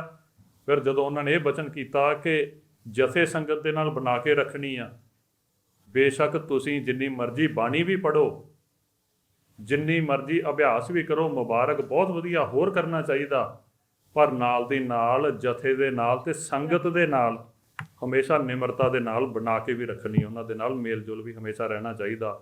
ਇਹ ਨਹੀਂ ਕਿ ਅਸੀਂ ਆਪਦੇ ਮਨ ਵਿੱਚ ਇਕੱਲੇ ਬੈਠੇ ਕਰੀ ਜਾਈਏ, ਕਿਤੇ ਕੋਈ ਮਾਣ ਹੀ ਉਹਦੇ ਵਿੱਚ ਆ ਜਾਵੇ। ਸਾਨੂੰ ਸੰਗਤ ਦੇ ਵਿੱਚ ਵਿਚਰ ਕੇ ਨਿਮਰਤਾ ਵੀ ਨਾਲ ਉਸੇ ਤਰ੍ਹਾਂ ਉੱਥੋਂ ਹੀ ਮਿਲਣੀ। ਕਿ ਜਿਸ ਤਰ੍ਹਾਂ ਚਲੋ ਆਪਾਂ ਉਦਾਹਰਨ ਮਹਾਰਾਜ ਸਾਹਿਬ ਦੇ ਸਮੇਂ ਦੇ ਲੈਂਦੇ ਹਾਂ ਵੀ ਕਈ ਵਾਰੀ ਮਹਾਰਾਜ ਸਾਹਿਬ ਦੇ ਜਿਹੜੇ ਸਾਹਿਬਜ਼ਾਦੇ ਸੀ, ਫਿਰ ਅਗਲੇ ਗੁਰੂ ਸਾਹਿਬ ਆਏ, ਸਰੂਪ ਹੋਰ ਪਾਸੇ ਗਿਆ, ਜੋਤ ਹੋਰ ਪਾਸੇ ਗਈ, ਫਿਰ ਉਹ ਈਰਖਾ ਹੋਈ ਅਤੇ ਮਹਾਂਪੁਰਸ਼ ਫਿਰ ਕੁਝ ਸਮੇਂ ਬਾਅਦ ਆਪ ਜੀ ਦਾ ਆਪ ਹੀ ਹੁਕਮ ਅਨੁਸਾਰ ਐਕਸੀਡੈਂਟ ਹੁੰਦਾ, ਅਕਾਲ ਚਲਾਣੇ ਸੱਚਖੰਡ ਪਹੁੰਚਦੇ ਹਨ। ਫਿਰ ਦਸਤਾਰਬੰਦੀ ਸੰਤਾਂ ਨੂੰ ਹੁੰਦੀ ਆ, ਸੰਤ ਗਿਆਨੀ ਜਰਨੈਲ ਸਿੰਘ ਜੀ ਨੂੰ। ਤੁਸੀਂ ਦੱਸ ਹੀ ਦਿੱਤਾ ਸੀ ਵੀ ਉਹ ਜਿਹੜਾ ਪਹਿਲਾਂ ਹੀ ਪ੍ਰੇਮ ਸੀ ਅਮਰ ਸ਼ਹੀਦ ਭਾਈ ਸਾਹਿਬ ਜੀ ਨਾਲ ਅਤੇ ਸੰਤਾਂ ਨਾਲ, ਅਤੇ ਵੀ ਇਹ ਨਾ ਹੋਵੇ ਵੀ ਤੁਸੀਂ ਕਿਸੇ ਤਰੀਕੇ ਨਾਲ ਸੰਗਤ ਤੋਂ ਟੁੱਟ ਜਿਓ ਕਰਕੇ ਹਜੇ ਉਹ ਸਮਾਂ ਆਉਣਾ ਆ, ਉਹ ਸਮਾਂ ਹਜੇ ਆਉਣਾ। ਉਹ ਪਰਿਵਾਰ ਦੀ ਭਾਈ ਸਾਹਿਬ ਦੀ ਅਮਰ ਸ਼ਹੀਦ ਉਹ ਲੋੜ ਆ ਹਜੇ ਪੰਥ ਨੂੰ, ਹੈ ਨਾ, ਉਸ ਸਮੇਂ ਦੇ ਵਿੱਚ। ਅਤੇ ਜਦੋਂ ਫਿਰ ਉਹ ਸਮਾਂ ਆਇਆ, ਉਹ ਪਹਿਲੇ ਸਾਲਾਂ ਦੇ ਵਿੱਚ 1978 13 ਸ਼ਹੀਦ ਹੋਏ, ਅਤੇ ਫਿਰ ਉਹ ਹੋਰ ਗਰਮੈਸ਼ ਚੱਲ ਪਿਆ, ਧਰਮ ਯੁੱਧ ਮੋਰਚਾ ਲੱਗਿਆ। ਉਹ ਸਮੇਂ ਕੀ ਆਪ ਜੀ ਉਸ ਸਮੇਂ ਦੇ ਵਿੱਚ ਕੀ ਤੁਹਾਡੇ ਵਿਚਾਰ, ਕੀ ਉਹ ਘਰ ਦਾ ਮਾਹੌਲ ਕਿਵੇਂ ਆ ਕਰਕੇ, ਉਹ ਤਾਂ ਫਿਰ ਜ਼ੋਰ ਸ਼ੋਰ ਦੇ ਵਿੱਚ ਹੀ ਉਹ ਸਾਰਾ ਸਿਸਟਮ ਚੱਲ ਪਿਆ। ਭਾਈ ਸਾਹਿਬ ਜੀ ਕਿਵੇਂ ਤੁਹਾਡੇ ਨਾਲ ਇੰਟਰੈਕਟ ਕਰਦੇ ਸੀ, ਘਰੇ ਆਉਂਦੇ ਸੀ, ਆਪ ਜੀ ਉੱਥੇ ਮਿਲਦੇ ਸੀ। ਪਹਿਲਾਂ ਤਾਂ ਮਹਿਤੇ ਹੀ ਸੀ, ਫਿਰ ਗ੍ਰਿਫਤਾਰੀਆਂ ਹੋਈਆਂ, ਫਿਰ ਬਾਅਦ ਹਰਿਮੰਦਰ ਸਾਹਿਬ ਕੰਪਲੈਕਸ ਗਏ। ਉਹ ਪਹਿਲੇ ਸਮੇਂ ਦੇ ਵਿੱਚ ਉਹ ਕਿਵੇਂ ਇੰਟਰੈਕਸ਼ਨ ਹੋਈ? ਦਸਤਾਰਬੰਦੀ ਤੋਂ ਬਾਅਦ ਮਹੀਨੇ 2 ਮਹੀਨੇ ਘਰ ਆਉਂਦੇ ਹੁੰਦੇ ਸੀ, ਅਤੇ ਸੰਤ ਜਰਨੈਲ ਸਿੰਘ ਹੋਰੀ ਵੀ ਕਈ ਵਾਰੀ ਨਾਲ ਹੁੰਦੇ ਸੀ, ਉਹਨਾਂ ਦੇ ਪ੍ਰੋਗਰਾਮਾਂ ਦੇ ਵਿੱਚ ਵੀ ਆਉਂਦੇ ਸੀ। ਬਾਅਦ ਦੇ ਵਿੱਚ ਜਦੋਂ ਇਹ ਨਿਰੰਕਾਰੀ ਕਾਂਡ ਹੋ ਗਿਆ, ਉਦੋਂ ਫਿਰ ਇਹਨਾਂ ਦੀ ਸਿੰਘਾਂ ਨੂੰ ਉਹਨਾਂ ਨੇ ਸ਼ਹੀਦ ਵੀ ਕਰਤਾ, 13 ਸਿੰਘਾਂ ਨੂੰ। ਫਿਰ ਕਈਆਂ 'ਤੇ ਕੇਸ ਉਦੋਂ ਜ਼ਬਰਦਸਤੀ ਫੜ ਕੇ ਕੇਸ ਪਾਈ ਜਾਂਦੀ ਸੀ ਸਨ। ਫਿਰ ਮਹਾਂਪੁਰਖਾਂ ਨੇ ਇਹਨਾਂ ਦੀ ਡਿਊਟੀ ਉਹਨਾਂ ਦੀ ਨਿਗਰਾਨੀ ਤੇ ਲਾਈ ਸੀ, ਮਤਲਬ ਕਿਸੇ ਨੂੰ ਜਿਹੜੇ ਉਹ ਕੇਸਾਂ ਦੇ ਕੇਸਾਂ ਦੀ ਵਕੀਲਾਂ ਨਾਲ ਪੈਰਵੇ ਕਰਨ ਦੀ। ਉਹ ਫਿਰ ਇਹਨਾਂ ਦੇ ਕਾਫੀ ਬਿਜੀ ਹੋਣ ਕਰਕੇ ਉਹ ਅਸੀਂ ਫਿਰ ਪਰਿਵਾਰ ਮਿਲ ਜਾਂਦਾ ਹੁੰਦਾ ਸੀ ਪਿੱਛੇ, ਉਹਨਾਂ ਦਾ ਟਾਈਮ ਘੱਟ ਹੀ ਨਹੀਂ ਕੀਤਾ ਸੀ ਕਿਤੇ ਕਿਤੇ। ਫਿਰ ਉਹ ਪੈਰਵਾਈ ਕਰਦਿਆਂ ਵਿੱਚ ਹੀ ਥੋੜ੍ਹੇ ਚਿਰ ਬਾਅਦ ਇਹਨਾਂ ਨੂੰ ਅਰੈਸਟ ਕਰ ਲਿਆ। ਫਿਰ ਸਾਲ ਤੋਂ ਉੱਪਰ ਦੇ ਜੇਲ੍ਹ 'ਚ ਰਹੇ ਆ। ਧਰਮ ਯੁੱਧ ਮੋਰਚਾ ਸ਼ੁਰੂ ਹੋ ਗਿਆ ਤੇ ਫਿਰ ਜਦੋਂ ਬਾਹਰ ਆਏ ਆ ਉਦੋਂ ਵੀ ਅਸੀਂ ਪਰਿਵਾਰ ਜਾ ਕੇ ਥੋੜ੍ਹਾ ਚਿਰ ਹੀ ਮਿਲਦੇ ਹੁੰਦੇ ਸੀ। ਉੱਥੇ ਵੀ ਮੈਂ ਹੁਣ ਕਿਹੜੀ ਗੱਲ ਦੱਸਾਂ ਤੁਹਾਨੂੰ, ਵੀ ਜਦੋਂ ਅਸੀਂ ਜਾਂਦੇ ਹੁੰਦੇ ਸੀ ਨਾ ਉਹਨਾਂ ਕੋਲ ਮਿਲ ਸਾਰਾ ਪਰਿਵਾਰ, ਬੇਟੀਆਂ ਸੀ, ਮਾਤਾ ਸੀ, ਅਸੀਂ 2 ਕੁ ਮਹੀਨਿਆਂ ਬਾਅਦ ਉੱਥੇ ਜਾਣਾ ਤੇ ਹਫਤੇ ਤੋਂ 1-2 ਦਿਨ, ਜੇ ਇੱਕ ਦਿਨ ਵੀ ਉੱਤੇ ਲੰਘ ਜਾਣਾ ਨਾ ਤੇ ਸਾਨੂੰ ਡਰ ਹੁੰਦਾ ਸੀ ਵੀ ਅਸੀਂ ਆਪਣੇ ਕੱਪੜੇ ਇਕੱਠੇ ਕਰਕੇ ਰੱਖੀਏ, ਵੀ ਪਤਾ ਨਹੀਂ ਕਿਹੜਾ ਟਾਈਮ ਲੱਗਣਾ। ਉਹਨਾਂ ਨੇ ਆਖਣਾ ਜਾਓ ਹੁਣ, ਇਹ ਭੈਣ ਜੀ ਬੈਠੇ ਆ ਵਿਚਾਰਿਆਂ ਨੂੰ ਸਾਰਾ ਪਤਾ। ਤੇ ਸਾਡੇ ਇਹ ਬੇਟੀ ਥੋੜ੍ਹੀ ਵੱਡੀ ਹੁੰਦੀ ਸੀ, ਇਹਨੇ ਕਈ ਵਾਰੀ ਆਖਣਾ ਵੀ ਅਸੀਂ ਅੱਜ ਨਹੀਂ ਜਾਣਾ, ਵੀ ਉੱਥੇ ਜੀ ਬੜਾ ਲੱਗਦਾ ਦਰਬਾਰ ਸਾਹਿਬ। ਤੇ ਇੱਕ ਦਿਨ ਕਹਿੰਦੇ ਵੀ ਅਸੀਂ ਇੱਥੇ ਬੀਬੀ ਵਿਹੜਾ ਨਹੀਂ ਬਣਾ ਲੈਣਾ, ਸਾਡੇ ਨਾਲ 150-200 ਸਿੰਘ ਹੈ, ਜੇ ਅਸੀਂ ਤੁਹਾਨੂੰ ਇੱਥੇ ਰੱਖਾਂਗੇ ਤੇ ਉਹ ਸਿੰਘ ਆਖਣਗੇ ਅਸੀਂ ਵੀ ਆਪਣੀਆਂ ਘਰ ਵਾਲੀਆਂ ਲੈ ਕੇ ਆਉਂਦੇ ਹਾਂ, ਕਿਰਪਾ ਕਰੋ ਤੁਸੀਂ ਹੁਣ ਆਪਦੇ ਕੱਪੜੇ ਚੁੱਕੋ। ਉਦੋਂ ਹੀ ਸਾਨੂੰ ਪਤਾ ਲੱਗਣਾ ਵੀ ਜਦੋਂ ਕੋਈ ਸਿੰਘ ਲੈ ਕੇ ਆਉਣਾ ਆ ਜਾਣਾ ਨਾਲ, ਵੀ ਜਾਓ ਇਹਨਾਂ ਨੂੰ ਫਲਾਣੀ ਬੱਸ ਤੇ ਚੜਾ ਕੇ ਤੇ ਨਾਲ ਛੱਡ ਕੇ ਆਓ। ਇਹ ਕਾਰਜ ਸਿੱਖੀ ਦੇ ਕਰਨੇ ਮਹਾਰਾਜ ਦੀ ਕਿਰਪਾ ਹੀ ਸੀ ਭਾਈ। ਤੇ ਜਿੱਦਾਂ ਮੇਰਾ ਮਤਲਬ ਸੀ ਵੀ ਜਿਸ ਤਰ੍ਹਾਂ ਜਥੇ ਦੇ ਵਿੱਚ ਫਿਰ ਉਹ ਮਾਇਆ ਚੜਾਵਾ ਜੋ ਚੱਲਦਾ ਸੀ, ਕੇਸ ਲੜਨੇ, ਵੀ ਤੁਹਾਡੇ ਪਰਿਵਾਰ ਨੂੰ ਉਹ ਚੀਜ਼ ਤੋਂ ਬਚਾ ਕੇ ਵੀ ਰੱਖਿਆ ਹੈ ਨਾ, ਵੀ ਉਹ ਸੰਗਤ ਦੀ ਮਾਇਆ ਵੱਖਰੀ, ਪਰਿਵਾਰੀ ਉਹ ਵੱਖਰਾ, ਤੇ ਨਿਤਨੇਮ ਜਿਸ ਤਰ੍ਹਾਂ ਮਹਾਂਪੁਰਸ਼ ਦੱਸਦੇ ਰਹੇ ਉਸੇ ਤਰ੍ਹਾਂ ਬਸ ਉਸ ਭਾਣੇ ਦੇ ਵਿੱਚ ਰਹਿਣਾ, ਉਹ ਨਿਤਨੇਮ ਹੀ ਕਰੀ ਜਾਣਾ, ਵੀ ਬਾਣੀ ਦਾ ਆਸਰਾ ਲੈਣਾ, ਬੱਚਿਆਂ ਨੂੰ ਵੀ ਕਿਵੇਂ ਉਹ ਮਾਹੌਲ ਬਣਿਆ ਵੀ ਬੱਚਿਆਂ ਵਾਸਤੇ ਵੀ ਇਹਨਾਂ ਦੇ ਵਾਸਤੇ ਕੀ ਇਹ ਟਕਸਾਲ ਦੇ ਰੂਲ ਸੀ ਵੀ ਜਿਹੜੀ ਟਕਸਾਲ ਦੀ ਮਾਇਆ ਹੈ ਉਹ ਕਰਨੀ ਲਾ ਸਕਦੇ ਕੋਈ ਵੀ। ਤੇ ਪਰ ਇਹਨਾਂ ਤੇ ਮਹਾਰਾਜ ਦੀ ਕਿਰਪਾ ਸੀ, ਇਹਨਾਂ ਨੂੰ ਕਦੀ ਖਿਆਲ ਹੀ ਨਹੀਂ ਸੀ ਆਉਂਦਾ। ਇੱਕ ਵਾਰੀ ਮੈਂ ਲੈ ਕੇ ਗਈ, ਮੇਰੀ ਛੋਟੀ ਬੇਟੀ ਸੀ, ਉਹਦੇ ਥੋੜ੍ਹੇ ਕੱਪੜੇ ਜਿਹੋ ਜਿਹੇ ਸਾਨੂੰ ਲੱਭਦੇ ਸੀ ਉਹ ਜਿਹੇ ਪਾ ਲਈਦੇ ਸੀ। ਤੇ ਇਹ ਜੋ ਸਰਨਸੋਰਾਂ ਦੇ ਨਾਲ ਰਾਗੀ ਇੱਕ ਰਾਮਸ ਹੁੰਦਾ ਸੀ ਜਿਹੜਾ ਇਹਨਾਂ ਦਾ ਹੈਡ ਸੀ, ਉਹ ਹੱਸ ਕੇ ਕਹਿੰਦਾ ਇਹ ਤਾਂ ਪ੍ਰਧਾਨ ਸਾਹਿਬ ਮੈਂ ਗੱਲ ਰਹਿ ਨਹੀਂ ਸਕਦਾ, ਕਹਿੰਦਾ ਵੀ ਕਮ ਤੋਂ ਕਮ ਤੁਹਾਡੇ ਕੋਲ ਇੰਨੇ ਮਤਲਬ ਜਾਣੇ ਪਛਾਣੇ ਮੁੰਡੇ ਵੀ ਆਉਂਦੇ ਆ, ਲੋਕ ਤੁਹਾਨੂੰ ਮਿਲਣ ਵਾਸਤੇ ਆਉਂਦੇ ਆ, ਤੇ ਆ ਬੱਚਿਆਂ ਦੇ ਕੱਪੜਿਆਂ ਨੇ ਤਾਂ ਥੋੜ੍ਹੀ ਨਿਗਾਹ ਮਾਰ ਲਿਆ ਕਰੋ। ਵਿਚਾਰੇ ਨੇ ਚਲੋ ਮੇਰੀ ਹੈਲਪ ਕੀਤੀ ਵੀ ਤੁਸੀਂ ਇਹਨਾਂ ਦੀ ਤਾਂ ਗੱਲ ਨਹੀਂ ਸੁਣਦੇ, ਮੈਂ ਤੁਹਾਨੂੰ ਦੱਸਦਾ। ਉਹਦੇ ਵਿਚਾਰੇ ਦੀ ਸ਼ਾਮਤ ਆ ਗਈ, ਉਹਨੂੰ ਛਡਾਉਣਾ ਔਖਾ ਹੋ ਗਿਆ ਮੈਨੂੰ। ਮੈਂ ਕਿਹਾ ਉਹਨੇ ਕੀ ਕਹਿਤਾ ਯਾਰ, ਕੁਛ ਨਹੀਂ ਕਿਹਾ। ਕਹਿੰਦੇ ਇਹਨਾਂ ਦੀ ਪਛਾਣ ਇਹਨਾਂ ਕੱਪੜਿਆਂ ਨਾਲ ਆਉਣੀ ਹੈ, ਤੂੰ ਉਹੋ ਹੀ ਗੱਲ ਕਰਤੀ ਵੀ ਅਸੀਂ ਇਹਦੇ ਵਿੱਚ ਨਹੀਂ ਵੱਜੇ ਰਹਿਣਾ, ਵੀ ਇਹਨਾਂ ਕੱਪੜਿਆਂ ਨਾਲ ਨਹੀਂ, ਇਹ ਆਪਦੀ ਸੇਵਾ ਕਮਾਉਣ, ਆਪਦਾ ਕੰਮ ਕਰਨ। ਉਹਨੇ ਭਾਜੀ ਕੱਪੜੇ ਕਰਨ, ਉਹਨੂੰ ਵਿਚਾਰੇ ਨੂੰ ਛੁੱਟਣਾ ਔਖਾ ਹੋ ਗਿਆ। ਮੈਂ ਛਡਾਇਆ।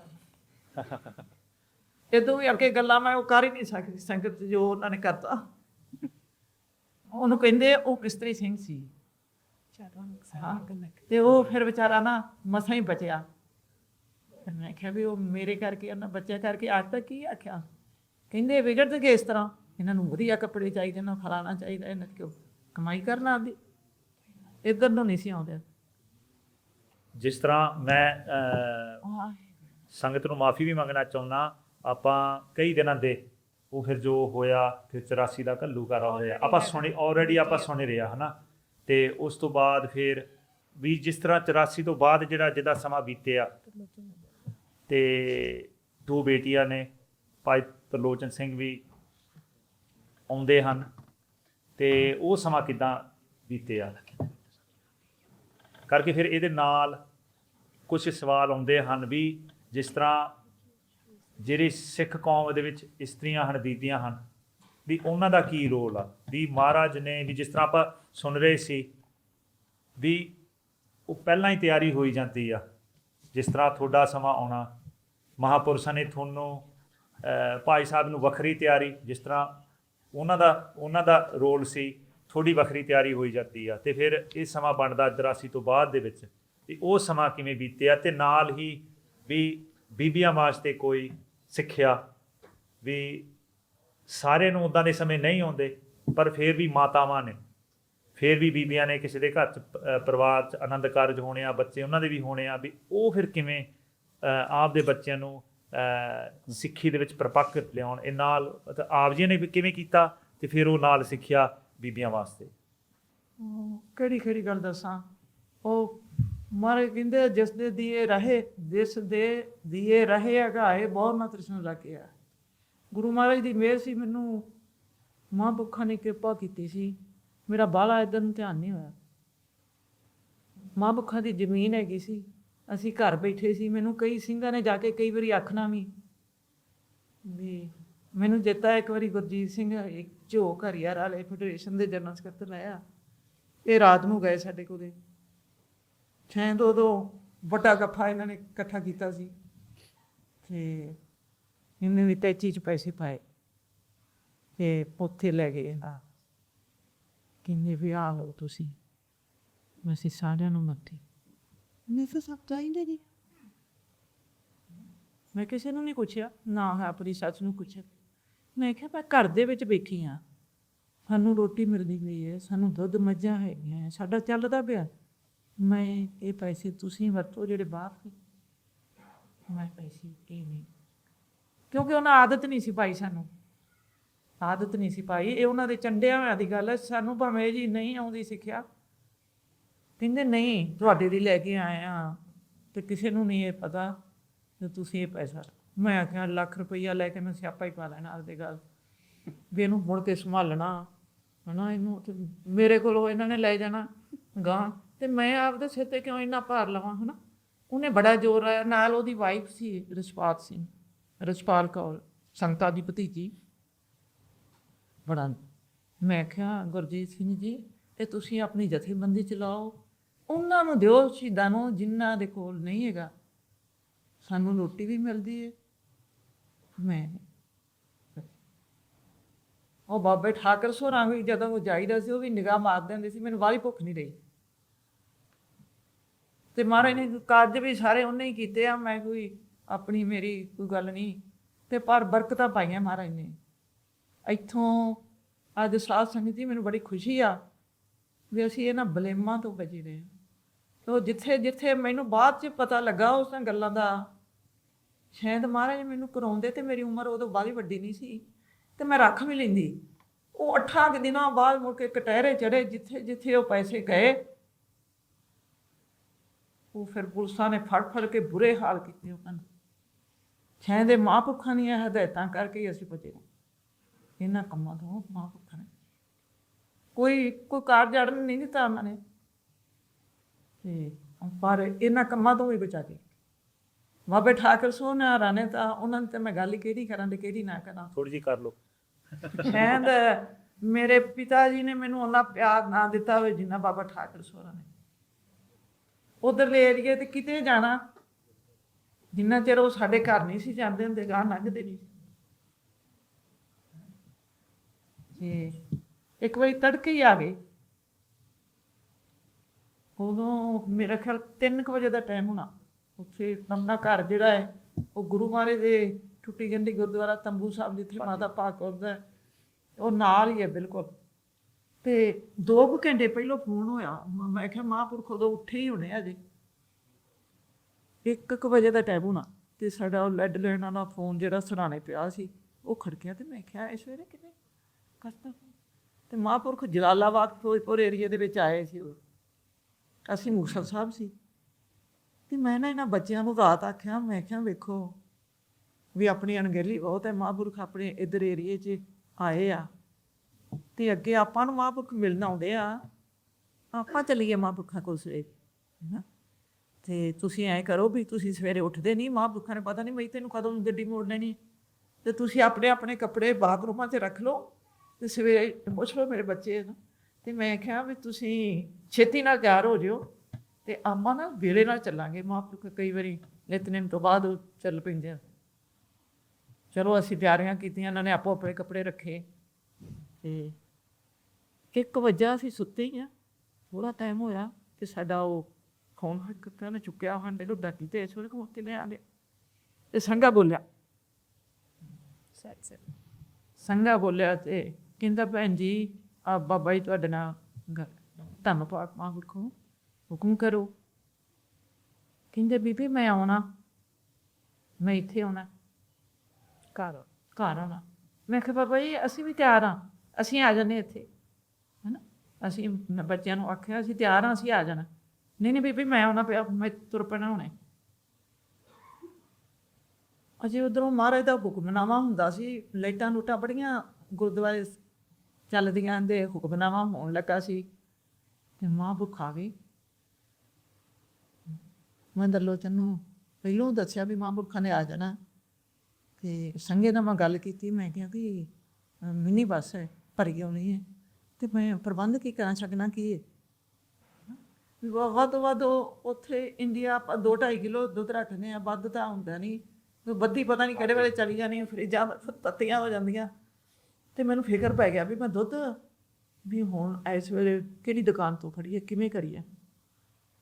ਮੈਂ ਆਪਣੇ ਉੱਥੇ ਸਹੁਰੇ ਜਿੱਥੇ ਸਾਡਾ ਜ਼ਮੀਨ ਹੈ ਨਾ, ਇੱਕ ਮੇਰੀ ਭੈਣ ਤੇ ਮੇਰੇ ਪਤਿਓਰੇ ਦਾ ਮੁੰਡਾ ਦੀ ਉਹ ਉੱਥੇ ਰਹਿੰਦੇ ਸੀ, ਸਾਡੀ ਜ਼ਮੀਨ ਵਾਹੁੰਦੇ। ਮੈਂ ਫੋਨ ਮਿਲਾਇਆ ਉਹਨੂੰ, ਮੈਂ ਕਿਹਾ ਮਹਾਂਪੁਰਖਾਂ ਨੇ ਆ ਜਾਣਾ ਹੈ ਤੇ ਦੁੱਧ ਸਾਡੇ ਘਰ ਘੱਟ ਹੈ ਤੇ ਆਪਣਾ ਦੁਕਾਨਾਂ ਖੁੱਲ੍ਹੀਆਂ ਨਹੀਂ, ਤੇ ਤੁਸੀਂ ਐਂ ਕਰੋ ਵੀ ਕੋਈ ਮੱਝ ਵੇਖੋ ਤੇ ਚੋ ਕੇ ਤੇ ਦੁੱਧ ਇੱਥੇ ਪਹੁੰਚਾ।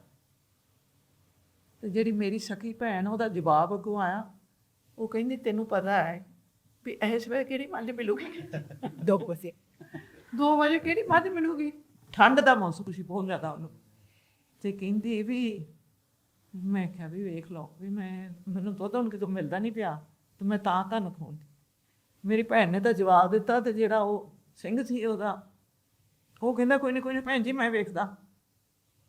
ਉਹ ਉਸੇ ਵੇਲੇ ਉਹਨੇ ਮਾਰ ਕੇ ਛਾਲ ਉੱਠਿਆ। ਉਹ ਕਹਿੰਦਾ ਮੈਂ ਪੱਠੇ ਪੁੱਠੇ ਅੱਗੇ ਰੱਖ ਕੇ ਤੇ ਮਾਈ ਥੱਲੇ ਬਹਿ ਜਾਣਾ ਆਪੇ।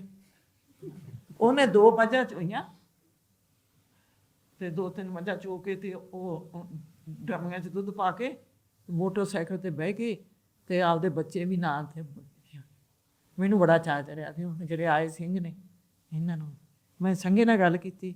ਸੰਗਾ ਕਹਿੰਦਾ ਪਚੀਰੀ ਸਾਡੇ ਕੋਲ ਹੈਗੀ ਆ ਤੇ ਤੁਸੀਂ 4 ਮਹੀਨੇ ਦੁੱਧ ਖਾ ਲਿਆ ਜੇ ਤੇ ਜਿੰਨਾ ਵੀ ਕੁਛ ਹੈਗਾ ਹੈ ਚਲੋ ਜਿਵੇਂ ਮਹਾਰਾਜ ਨੇ ਸਾਡੇ ਤੋਂ ਕਰਾਇਆ, ਜਿੰਨਾ ਕੁ ਘਿਓ ਸੀ ਅਸੀਂ ਉਹ ਕਰ ਗੁਰ ਕੇ ਉਹ ਪਚੀਰੀ ਬਣਾ ਕੇ ਦੁੱਧ ਬਣਾ ਕੇ ਤੇ ਉਹ ਬਾਬਿਆਂ ਨੇ ਰੱਖਿਆ।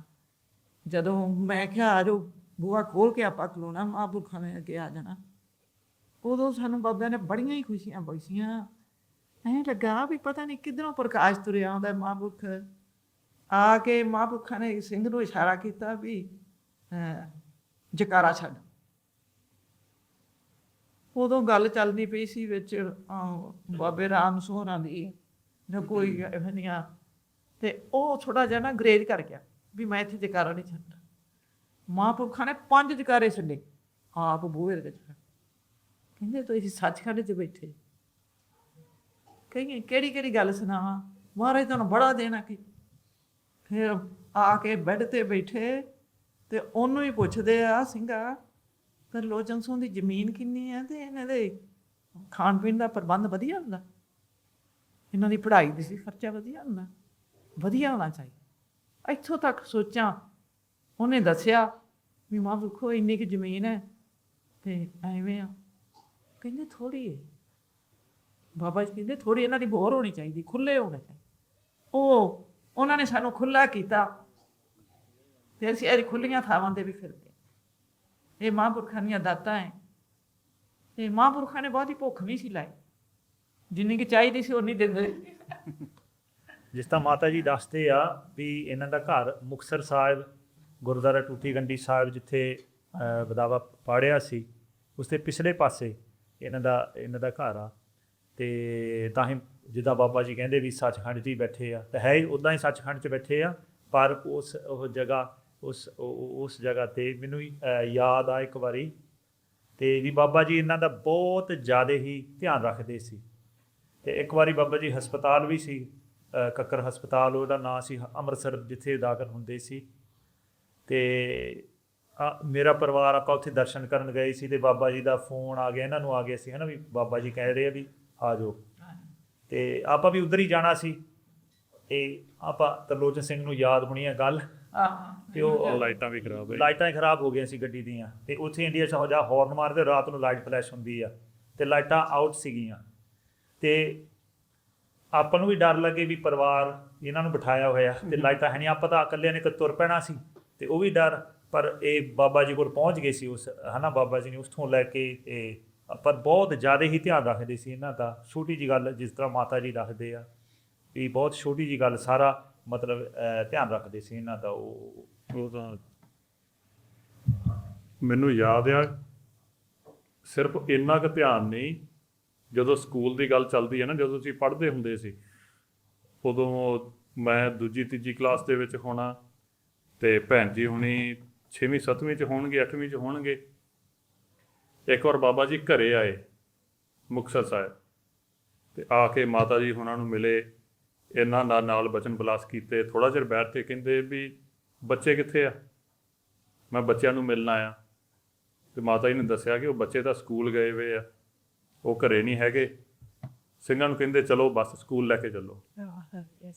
ਦੋ ਵਾਰੀ ਬਾਬਾ ਜੀ ਬੱਸ ਸਕੂਲ ਲੈ ਕੇ ਗਏ, ਉੱਥੋਂ ਸਿੰਘ ਨੂੰ ਭੇਜਿਆ, ਜਾ ਕੇ ਪ੍ਰਿੰਸੀਪਲ ਨੂੰ ਕਹੋ ਵੀ ਆਹ 3 ਬੱਚੇ ਸਾਨੂੰ ਚਾਹੀਦੇ, ਇਹਨਾਂ ਨੂੰ ਬਾਹਰ ਭੇਜ ਦਿਓ।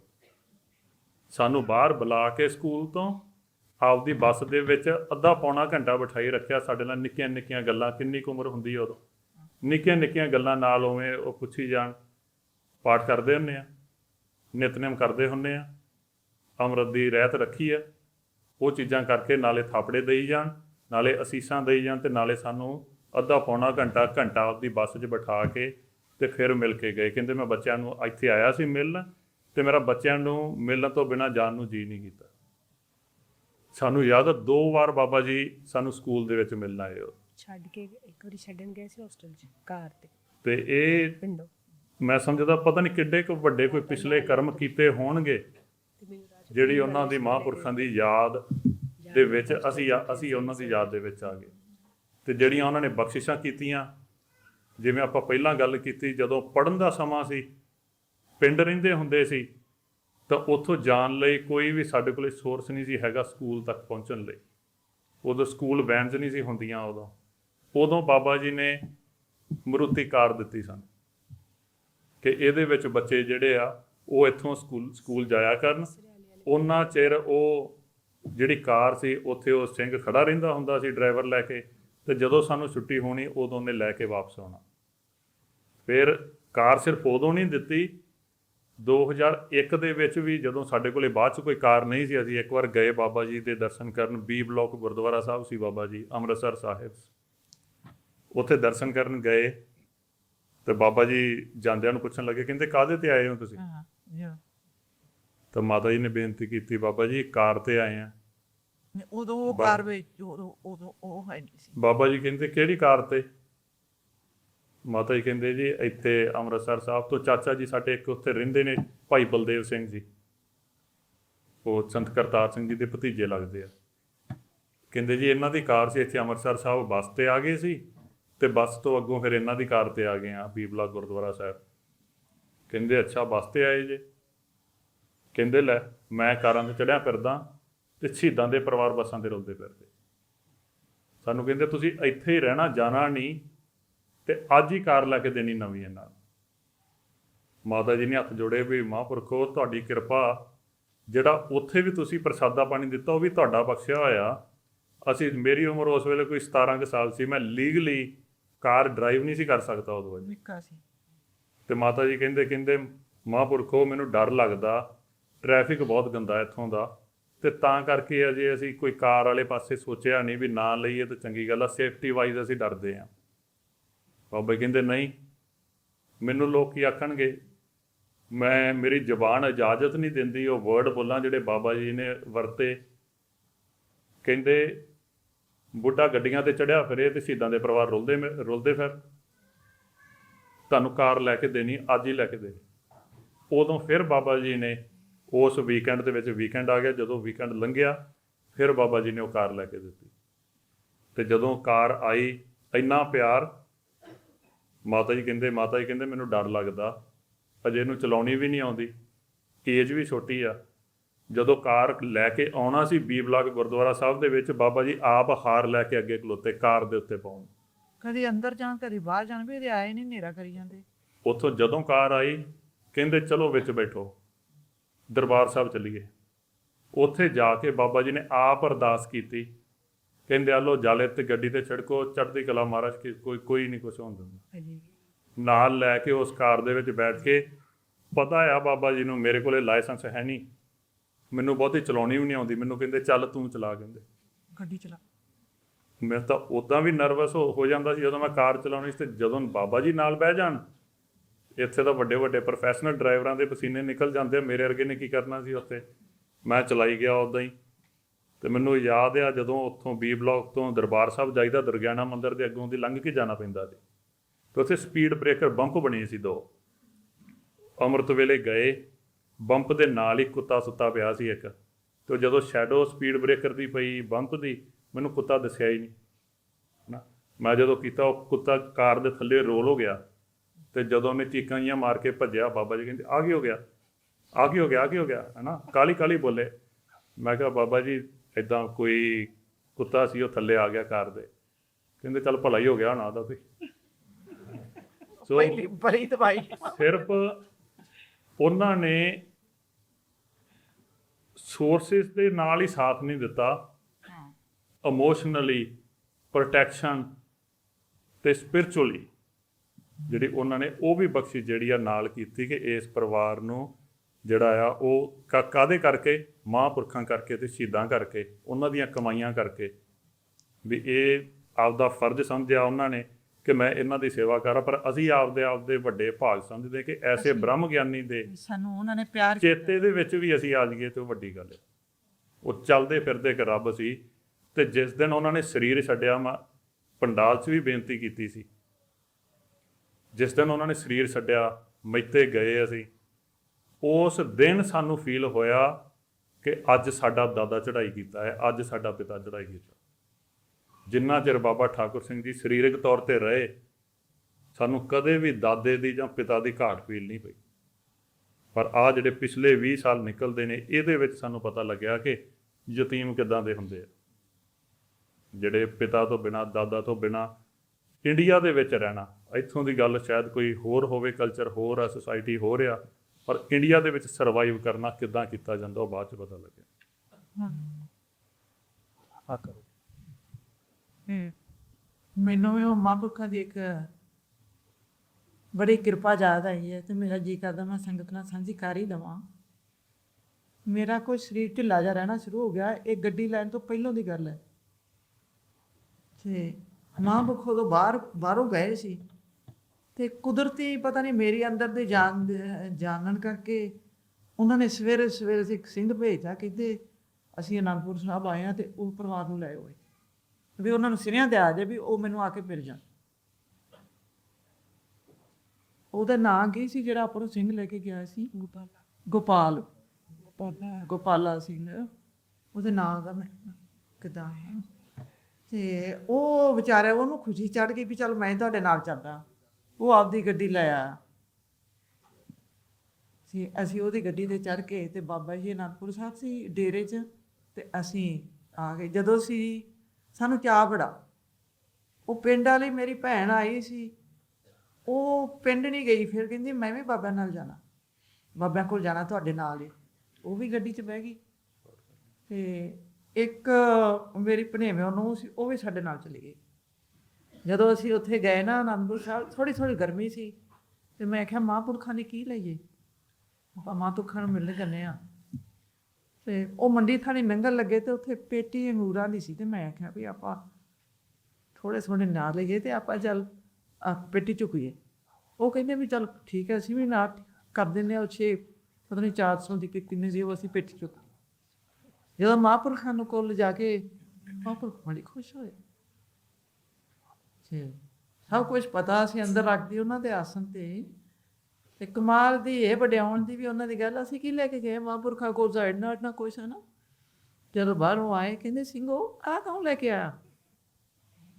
ਹਾਂ ਕੌਣ ਲੈ ਕੇ ਆਇਆ? ਉਹ ਕਹਿੰਦੇ ਮਹਾਂਪੁਰਖੋ ਇਹ ਤਰਲੋਚਨ ਸੋਰੀ ਲੈ ਕੇ ਆਇਆ। ਅੱਛਾ ਅੱਛਾ, ਤਰਲੋਚਨ ਸੋਰੀ ਲੈ ਕੇ ਗਿਆ। ਤੇ ਸਾਨੂੰ ਸੱਦ ਲਿਆ। ਇਹ ਕਹਿੰਦੇ ਮੈਂ ਬਾਹਰੋਂ ਆਇਆ ਤੇ ਤੁਸੀਂ ਗੱਡੀ ਲੈ ਲਓ। ਤੇ ਮੇਰਾ ਮਕਸਦ ਸੀ ਵੀ ਮੈਂ ਮਹਾਂਪੁਰਖਾਂ ਨੂੰ ਆਖਾਂ, ਮਹਾਂਪੁਰਖੋ ਸਰੀਰ ਠੀਕ ਨਹੀਂ ਰਹਿੰਦਾ, ਕਿਰਪਾ ਕਰੋ, ਮੈਨੂੰ ਕੰਮ ਬਹੁਤ ਪੈਂਦਾ ਹੈ, ਤੇ ਜੇ ਮੇਰਾ ਸਰੀਰ ਨਾ ਠੀਕ ਹੋਇਆ ਤਾਂ ਕੰਮ ਕਿਵੇਂ ਕਰੂਗੀ। ਮੇਰੀ ਸੱਸ ਵੀ ਮੰਜੇ 'ਤੇ ਸੀ, ਬੱਚੇ ਨਿੱਕੇ ਸੀ, ਸਾਰਾ ਕੰਮ। ਮੈਨੂੰ ਕਹਿੰਦੇ ਵੀ ਮੈਂ ਬਾਹਰੋਂ ਆਇਆ, ਤੁਸੀਂ ਗੱਡੀ ਲੈ ਲਓ।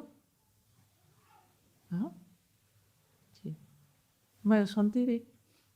ਤੇ ਦੂਜੀ ਤੀਜੀ ਵਾਰ ਮੇਰੀ ਗੱਲ ਬਾਬੇ ਨਾਲ ਖੁੱਲੀ ਹੋ ਜਾਂਦੀ ਸੀ। ਮੈਂ ਕਿਹਾ ਮਹਾਂਪੁਰਖੋ ਮੈਨੂੰ ਰਜਾਓ ਨਾ ਤੁਸੀਂ, ਮੈਂ ਜਿਸ ਪਾਸੇ ਤੋਂ ਲੈ ਕੇ ਆਈ ਹਾਂ ਮੈਂ ਉਹ ਗੱਲ ਕਰਨੀ। ਬਾਬਾ ਜੀ ਬੜਾ ਗੁੱਸੇ,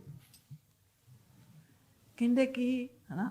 ਮੈਂ ਕਿਹਾ ਮਹਾਂਪੁਰਖੋ ਜੇ ਸਰੀਰ ਠੀਕ ਹੈ ਤਾਂ ਬੱਸਾਂ 'ਚ ਵੀ ਆਨੰਦ ਹੈ, ਤੇ ਜੇ ਸਰੀਰ ਹੀ ਨਹੀਂ ਠੀਕ ਤੇ ਮੈਂ ਗੱਡੀ ਲੈ ਕੇ ਕੀ ਕਰਨਾ ਜੀ। ਹੁਣ ਤੁਸੀਂ ਕਿਰਪਾ ਕਰੋ ਮੇਰੇ 'ਤੇ। ਤੇ ਮੈਂ ਮਹਾਂਪੁਰਖੋ ਮੇਰੇ ਤੋਂ ਰੋਟੀ ਨਹੀਂ ਪੱਕਦੀ। ਬੇਟੀਆਂ ਜਦੋਂ ਪੜ੍ਹ ਕੇ ਆਉਂਦੀਆਂ ਨੇ ਉਦੋਂ ਮੈਂ ਉਹਨਾਂ ਨੂੰ ਗੁੱਸੇ ਹੁੰਦੀ ਵੀ ਮੈਨੂੰ ਵੀ ਰੋਟੀ ਦਿਓ, ਆਪ ਹੀ ਖਾਓ।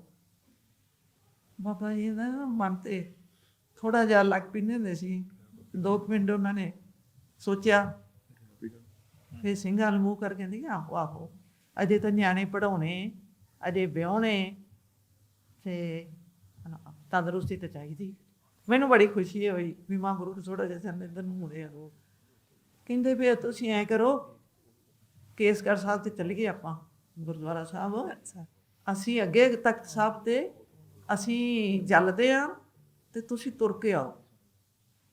ਇੱਕ ਮੇਰਾ ਸਰੀਰ ਢਿੱਲਾ, ਇੱਕ ਅਜੇ ਅਸੀਂ ਖਾਧਾ ਪੀਤਾ ਕੁਛ ਨਹੀਂ ਗਾ, ਤੇ ਉਹ ਅਮੂਰ ਹੀ ਥੋੜ੍ਹੇ ਥੋੜ੍ਹੇ ਦਿੱਤੇ, ਉਹ ਹੀ ਅਸੀਂ ਖਾਧੇ। ਤੇ ਮਹਾਂਪੁਰਖਾਂ ਨੇ ਉਸੇ ਵੇਲੇ ਤਿਆਰੀ ਕਰ ਲਈ ਤੇ ਕਹਿੰਦੇ ਵੀ ਤੁਸੀਂ ਤੁਰ ਕੇ ਆਓ, ਤੁਸੀਂ ਤੁਰੋ ਤੇ ਮੈਂ ਗੱਡੀ 'ਤੇ ਆਉਣਾ। ਉੱਥੋਂ ਚੜ੍ਹਾਈ ਬੜੀ, ਜਦੋਂ ਅਸੀਂ ਤੁਰੇ ਤੇ ਉਹ ਤਾਂ 2-2.5 ਕਿਲੋਮੀਟਰ ਪੈਦਾ ਵੀ ਪੈਦਾ, 2-2.5 ਕਿਲੋ ਤਾਂ ਨਹੀਂ, ਕਿ ਇੰਨਾ ਕੁ ਹੋ ਲਿਆ ਹੈਗਾ। ਤੇ ਜਦੋਂ ਚੜ੍ਹਾਈ ਜਿਹੜੀ ਮੈਂ ਚੜ੍ਹਿਆ ਆ ਜਾ, ਤਾਂ ਉਂਝ ਮੈਨੂੰ ਇਹ ਲੱਗਾ ਵੀ ਮਹਾਂਪੁਰਖ ਸਾਡਾ ਭਲਾ ਹੀ ਕਰਦੇ ਆ, ਜੋ ਉਹਨਾਂ ਦਾ ਬਚਨ ਆ ਉਹ ਸਾਨੂੰ ਸਿਰ ਮੱਥੇ ਮੰਨਣਾ ਚਾਹੀਦਾ। ਮੈਂ ਉਹ ਐਂਗਲ ਜੇ ਫੜ ਜਰਾ ਵੀ ਇੱਥੋਂ ਚੜ੍ਹਿਆ ਨਾ ਜਾਵੇ। ਮਹਾਂਪੁਰਖ ਗੱਡੀ ਕੋਲੋਂ ਦੀ ਜਦੋਂ ਨਗਾਈ ਨਾ ਛੂਹ ਕਰਕੇ, ਤੇ ਮੈਂ ਕਿਹਾ ਆਪ ਤਾਂ ਗੱਡੀ 'ਤੇ ਚੜ੍ਹਿਆ ਤੇ ਮੈਂ ਹੁਣ ਤੁਰ ਕੇ ਉੱਥੋਂ ਤੱਕ ਕਿਵੇਂ ਜਾਵਾਂ, ਅਸੀਂ ਪਿੱਛੇ ਰਹਿ ਜਾਣਾ। ਸਾਧ ਸੰਗਤ ਜਿੰਨਾ ਚਿਰ ਅਸੀਂ ਮਹਾਂਪੁਰਖ ਇੱਥੇ ਪਹੁੰਚ ਗਏ, ਅਸੀਂ ਬੜੀ ਕਾਹਲੀ ਕਰੀਏ ਪਰ ਮੈਥੋਂ ਤੁਰਿਆ ਨਾ ਜਾਵੇ ਇੰਨਾ। ਮੈਂ ਆਖਾਂ ਵੀ ਮਹਾਂਪੁਰਖ ਉੱਥੇ, ਉਹਨਾਂ ਦਾ ਟਾਈਮ ਵੇਸਟ ਨਾ ਹੋਵੇ ਤੇ ਅਸੀਂ ਛੇਤੀ ਚੱਲੀਏ। ਜਦੋਂ ਅਸੀਂ ਉੱਥੇ ਜਾ ਕੇ ਪਹੁੰਚੇ ਤੇ ਮੈਂ ਇਹਨਾਂ ਨੂੰ ਆਖਿਆ ਇੱਥੇ ਹੀ ਜੋੜੇ ਲਾ ਦਿਓ, ਜੋੜੇ ਘਰ 'ਚ ਟਾਈਮ ਲੱਗੂਗਾ ਤੇ ਆਪਾਂ ਦੇਖ ਲੈਣੀ ਹੈ, ਮਹਾਂਪੁਰਖ ਅਰਦਾਸ ਕਰਨੀ ਹੈ। ਉਹਨਾਂ 'ਚ ਇਹਨੂੰ ਅੱਗੋਂ ਸਿੰਘ ਭੱਜਾ ਆ ਗਿਆ, ਕਹਿੰਦੇ ਕੋਈ ਨਹੀਂ ਦੇਗ ਮਹਾਂਪੁਰਖ ਲੈ ਕੇ। ਸਾਧ ਸਿੰਘ ਜੀ ਪਰਾਤ ਵਿੱਚ ਦੇਗ ਪੁਆਈ, ਇੱਕ ਸਿੰਘ ਦੇ ਸਿਰ ਤੇ ਚੁਕਾਈ ਤੇ ਤਖਤ ਸਾਹਿਬ ਦੇ ਬੂਹੇ ਦੇ ਅੱਗੇ ਖੜੇ ਸਾਨੂੰ ਡੀਕ ਰਹੇ। ਗੁਰੂ ਮਹਾਰਾਜ ਸੱਚੇ ਪਾਤਸ਼ਾਹ, ਉਹਨਾਂ ਦੀ ਤਾਂ ਅਸੀਂ ਉਸਤਤ ਨਹੀਂ ਕਰ ਸਕਦੇ। ਉਹ ਤਾਂ ਗਰੀਬ ਨਵਾਜ ਹੈਗੇ ਹੀ ਹੈਗੇ ਆ, ਪਰ ਜਿਹੜੇ ਉਹਨਾਂ ਦੇ ਬਣਾਏ ਬ੍ਰਹਮ ਗਿਆਨੀ ਉਹ ਵੀ ਗਰੀਬ ਨਵਾਜ ਹੈ। ਮੈਂ ਵੇਖਿਆ, ਮੈਂ 100 ਰੁਪਈਆ ਕੱਢਿਆ ਸੀ ਵੀ ਦੇਗ ਲੈਣ ਲਈ, ਉਹਨਾਂ ਦੇ ਤਾਂ ਪਤਾ ਨਹੀਂ ਕਿੰਨੇ ਕੁ ਦੀ ਲਈ ਹੋਊਗੀ। ਉਹ ਪੂਰੀ ਭਰੀ ਪਰਾਤ ਆਪ ਦੇ ਸਿੰਘ ਨਾਲ ਲਾ ਕੇ, ਕੋਈ ਉੱਥੋਂ ਵੀ ਗਿਆਨੀ ਲਏ ਗ੍ਰੰਥੀ ਸਿੰਘ, ਤੇ 5 ਸਿੰਘਾਂ ਨੇ ਮੇਰੀ ਅਰਦਾਸ ਕੀਤੀ। ਅਰਦਾਸ ਕਰਕੇ ਬਾਬਾ ਜੀ 10 ਮਿੰਟ ਉੱਥੇ ਬੈਠੇ ਤੇ ਮੁੜ ਕੇ ਸਾਨੂੰ ਪਤਾ ਕੀ ਕਹਿੰਦੇ ਆ, ਹਾਸਾ ਵੀ ਆਉਂਦਾ ਹੈ ਤੇ ਉਹ ਜਿਹਾ ਮਾਣ ਵੀ ਮਹਿਸੂਸ ਹੁੰਦਾ ਹੈ ਉਹਨਾਂ ਦੀ ਗੱਲ ਕਰਕੇ। ਤੇ ਜਦੋਂ ਉੱਥੋਂ ਆਪ ਤੁਰ ਪਏ ਤੇ ਸਾਨੂੰ ਕਹਿੰਦੇ ਬੀਬੀ ਤੁਸੀਂ ਨਹੀਂ ਅਜੇ ਆਓ, ਜਿਹੜੇ ਰਾਤ ਨੂੰ ਸ਼ਸਤਰ ਨੇ ਨਾ ਉਹਨਾਂ ਦੇ ਦਰਸ਼ਨ ਕਰਕੇ ਆਉਣਾ। ਸਾਧ ਸੰਗਤ ਜੀ ਸਾਨੂੰ ਭੁੱਖ ਨਹੀਂ ਲੱਗੀ ਵੀ ਹੁਣ ਕਰੀਏ ਕੀ, ਵਚਨ ਵੀ ਨਿਭਾਉਣਾ ਬੜਾ। ਮਹਾਰਾਜ ਆਪ ਹੀ ਮਹਾਂਪੁਰਖਾਂ ਨੇ ਇਹ ਰਸਤੇ ਵੀ ਸਾਡੇ ਆਪ ਹੀ ਬਣਾਏ ਆ ਤੇ ਨਿਭਾਏ ਵੀ ਆਪ ਹੀ ਆ। ਅਸੀਂ ਕੀ ਕਰੀਏ ਵੀ ਹੁਣ ਇੰਨਾ ਚਿਰ ਉਹ 2-2.5 ਘੰਟੇ ਵਿੱਚ ਸੀ ਸਾਰਾ ਕੁਛ ਉਹਨਾਂ ਨੇ ਆਪ ਤੇ ਜਦੋਂ ਕਰਨਾ ਸੀ, ਮਗਰੋਂ ਖਾਂਦੇ ਆ ਜਿਹੜੇ ਅਸੀਂ ਇੱਕ ਜਣਾ ਉੱਥੋਂ ਉੱਠ ਗਏ, ਹੱਥ ਧੋਈਏ, ਪ੍ਰਸ਼ਾਦ ਲਈਏ, ਖਾ ਲਈਏ, ਠੰਡਾ ਪਾਣੀ ਪੀ ਲਈਏ, ਤੇ ਫਿਰ ਅਸੀਂ ਉਹ ਟਾਈਮ ਜਿਹੜਾ 2.5-3 ਘੰਟੇ ਦਾ ਕੀਤਾ। ਔਰ ਇਹਦਾ ਰਿਜ਼ਲਟ ਮੈਂ ਤੁਹਾਨੂੰ ਦੱਸਾਂ, ਆਉਂਦਿਆਂ ਨਾਲ ਹੀ ਘਰ ਆਉਂਦਿਆਂ ਨਾਲ ਹੀ ਫਰਸ਼ਾਂ ਧੋ, ਗੁਲਾਬ ਲਾ ਕੇ ਧੋ, ਕੱਪੜੇ ਧੋ। ਮੈਨੂੰ ਪਤਾ ਹੀ ਨਹੀਂ ਮੈਨੂੰ ਬਿਮਾਰੀ ਕੀ ਹੈ। ਇਹ ਉਹਨਾਂ ਦੇ ਜਿਹੜੇ ਸਾਡੇ ਸਿਰ ਤੇ ਹੱਥ ਰੱਖ ਕੇ ਸਾਨੂੰ ਸਮਾਂ ਲੰਘਾਉਣ ਵਾਲੇ ਹੀ ਬਾਬਾ ਠਾਕਰ ਸੀ। ਇਹਦੇ ਉੱਤੇ ਹੋਰ ਉਹਨਾਂ ਦੀ ਵਡਿਆਈ ਮੈਂ ਕਰ ਹੀ ਨਹੀਂ ਸਕਦੀ। ਜਿਸ ਤਰ੍ਹਾਂ ਆਪ ਜੀ ਆ ਨਾਦ ਬਹੁਤ ਵਿਸ਼ੇਸ਼ ਕਰਕੇ ਧਿਆਨ ਪਿਆਰ ਕੀਤਾ, ਉਸ ਆਪਾਂ ਨੂੰ ਪਤਾ ਹੈ ਵੀ ਤਕਰੀਬਨ ਸਮੂਹ ਸ਼ਹੀਦ ਪਰਿਵਾਰ ਨਾਲ ਉਹਨਾਂ ਦੀ ਦੇਖਭਾਲ ਉਹ 20 ਸਾਲ 84 ਤੋਂ ਲੈ ਕੇ 2004 ਤੱਕ ਬਾਬਾ ਜੀ ਨੇ ਕੀਤੀ। ਜੇ ਤੁਹਾਡੇ ਕੋਲ ਹੋਰ ਕੋਈ ਹੋਰ ਪਰਿਵਾਰਾਂ ਵਾਸਤੇ, ਹੋਰ ਸ਼ਹੀਦ ਪਰਿਵਾਰ ਜਿਨ੍ਹਾਂ ਬਾਬਾ ਜੀ ਨੇ ਸਾਂਭੇ, ਜਾਂ ਹੋਰ ਕੋਈ ਹੋਰ ਉੱਦਾਂ ਦੇ ਐਗਜ਼ਾਮਪਲ, ਤੇ ਜੇ ਤੁਹਾਨੂੰ ਹਾਂ ਜਿਸ ਤਰ੍ਹਾਂ ਸਾਰੇ ਸਾਂਭੇ, ਜੇ ਕੋਈ ਹੋਰ ਕੋਈ ਐਗਜ਼ਾਮਪਲ ਉਹ ਸੁਣਾ ਦਿਓ। ਆਪਾਂ ਜੇ ਗਿਣ ਲੱਗ ਪਈਏ ਤਾਂ ਮੇਰੇ ਖਿਆਲ ਲਿਸਟ ਹੀ ਨਹੀਂ ਬਣਾ ਸਕਣੀ ਜਿੰਨੀ ਬਾਬਾ ਜੀ ਨੇ ਉਹਨਾਂ ਪਰਿਵਾਰਾਂ ਦੀ ਮਦਦ ਕੀਤੀ। ਜਿਵੇਂ ਐਗਜ਼ਾਮਪਲ ਦੇ ਤੌਰ 'ਤੇ ਜਦੋਂ ਆਪਾਂ ਸ਼ਹੀਦ ਭਾਈ ਬੇਅੰਤ ਸਿੰਘ ਜੀ ਦੇ ਪਰਿਵਾਰ ਦੀ ਗੱਲ ਕਰਦੇ ਹਾਂ, ਉਹਨਾਂ ਨੂੰ ਘਰ ਵੀ ਲੈ ਕੇ ਦਿੱਤਾ, ਕਿਉਂਕਿ ਅਜਿਹੇ ਹਾਲਾਤ ਬਣ ਗਏ ਸੀ ਜਦੋਂ ਉਹਨਾਂ ਨੇ ਇੰਦਰਾ ਗਾਂਧੀ ਨੂੰ ਸੋਧਤਾ ਸੀ ਤਾਂ ਪੁਲਿਸ ਵੀ ਉਹਨਾਂ ਨੂੰ ਬਾਅਦ 'ਚੋਂ ਤੰਗ ਕਰਨ ਲੱਗ ਪਈ ਸੀ। ਅਤੇ ਚੰਡੀਗੜ੍ਹ ਦੇ ਵਿੱਚ, ਮੋਹਾਲੀ ਦੇ ਵਿੱਚ ਉਹਨਾਂ ਨੂੰ ਘਰ ਜਿਹੜਾ ਆ ਉਹ ਬਾਬਾ ਠਾਕੁਰ ਸਿੰਘ ਜੀ ਨੇ ਲੈ ਕੇ ਦਿੱਤਾ। ਸਾਨੂੰ ਗੱਡੀ 2 ਵਾਰ ਲੈ ਕੇ ਦਿੱਤੀ, 1 ਵਾਰ ਨਹੀਂ 2 ਵਾਰ ਗੱਡੀ ਲੈ ਕੇ ਦਿੱਤੀ। ਫਿਰ ਹਰੇਕ ਵਾਰ ਉਹਨਾਂ ਨੇ ਜਦੋਂ ਵੀ ਆਉਣਾ ਉਦੋਂ ਬਖਸ਼ਿਸ਼ ਦਾ ਹੱਥ ਰੱਖਣਾ।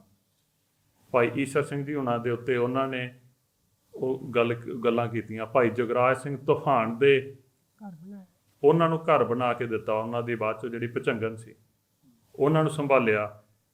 ਜੇ ਗਿਣ ਲੱਗ ਪਈਏ ਤਾਂ ਮੇਰੇ ਖਿਆਲ ਕੋਈ ਵੀ ਐਵੇਂ ਦੀ ਪਰਿਵਾਰ ਲੱਭਣਾ ਹੀ ਨਹੀਂ ਜਿਹਦੇ ਉੱਤੇ ਬਾਬਾ ਠਾਕੁਰ ਸਿੰਘ ਜੀ ਨੇ ਕੋਈ ਪਰਉਪਕਾਰ ਨਾ ਕੀਤੇ ਹੋਣ।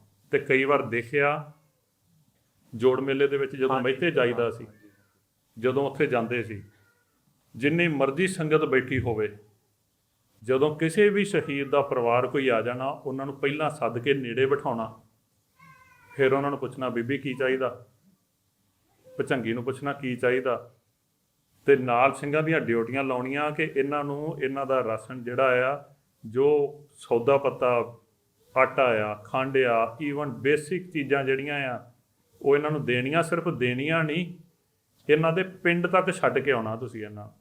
ਇਹ ਨਾ ਹੋਵੇ ਸ਼ਹੀਦਾਂ ਦੇ ਪਰਿਵਾਰ ਇੱਥੋਂ ਬੋਰੀਆਂ ਜਾਂ ਬੈਗ ਇੱਥੋਂ ਹੱਥਾਂ 'ਚ ਫੜ ਕੇ ਜਾਣ, ਨਹੀਂ, ਇਹਨਾਂ ਦੇ ਘਰਾਂ ਦੇ ਵਿੱਚ ਨਾਲੇ ਇਹਨਾਂ ਨੂੰ ਛੱਡ ਕੇ ਆਓ ਅਤੇ ਨਾਲੇ ਉਹ ਜਿਹੜਾ ਰਾਸ਼ਨ ਪਾਣੀ ਸਾਰਾ ਇਹਨਾਂ ਦੇ ਘਰਾਂ ਤੱਕ ਛੱਡ ਕੇ ਆਓ। ਅਸੀਂ ਆਪ ਦੇਖਿਆ ਇਹ ਸਾਰੀਆਂ ਚੀਜ਼ਾਂ, ਅਤੇ ਸਤਿਕਾਰ ਇੰਨਾ। ਜਿੱਥੇ ਅਸੀਂ ਸਾਡੀ ਰਿਹਾਇਸ਼ ਸੀ, ਭਾਈ ਸੁਖਰਾਜ ਸਿੰਘ ਉਹਨਾਂ ਨੇ ਉਹ ਦੱਸਿਆ ਤੁਹਾਨੂੰ, ਇਹ ਉੱਥੇ ਆਉਂਦੇ ਰਹੇ ਆ, ਪਰ ਉਸ ਤੋਂ ਵੀ ਅੱਗੇ 10 ਕਿਲੋਮੀਟਰ ਪਿੰਡ ਸੀ ਝੀਂਡ ਵਾਲਾ, ਜਿੱਥੇ ਪਹਿਲਾਂ ਰਹਿੰਦੇ ਹੁੰਦੇ ਸੀ।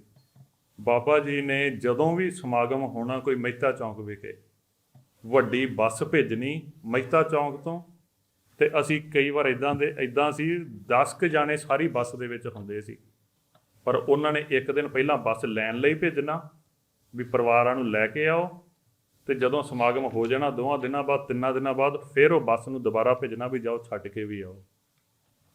ਫਿਰ ਰੱਖਣਾ ਅੰਮ੍ਰਿਤਸਰ ਦਰਬਾਰ ਸਾਹਿਬ ਦੇ ਦਰਸ਼ਨ ਕਰਕੇ ਜਾਇਓ। ਅਤੇ ਫਿਰ ਉਹਨਾਂ ਨੇ ਜਿੱਥੇ ਜਿੱਥੇ ਦਰਸ਼ਨ ਦਿਦਾਰੇ ਕਰਨੇ, ਉਹ ਵੀ ਨਾਲ ਉਹਨਾਂ ਨੂੰ ਸਿੰਘਾਂ ਨੂੰ ਕਹਿਣਾ ਕਿ ਇਹਨਾਂ ਨੂੰ ਇੱਥੋਂ ਦਰਬਾਰ ਸਾਹਿਬ ਲੈ ਕੇ ਜਾਓ, ਉੱਥੇ ਦਰਸ਼ਨ ਕਰਾਓ। ਜੇ ਦੂਜੇ ਪਾਸੇ ਵੀ ਆਉਣਾ ਤਾਂ ਬਾਬਾ ਬਕਾਲਾ ਸਾਹਿਬ ਉੱਥੋਂ ਦੇ ਦਰਸ਼ਨ ਕਰਾ ਕੇ ਸਾਰੇ ਜਿਹੜੇ ਆ ਉਹ ਰੱਖੋ।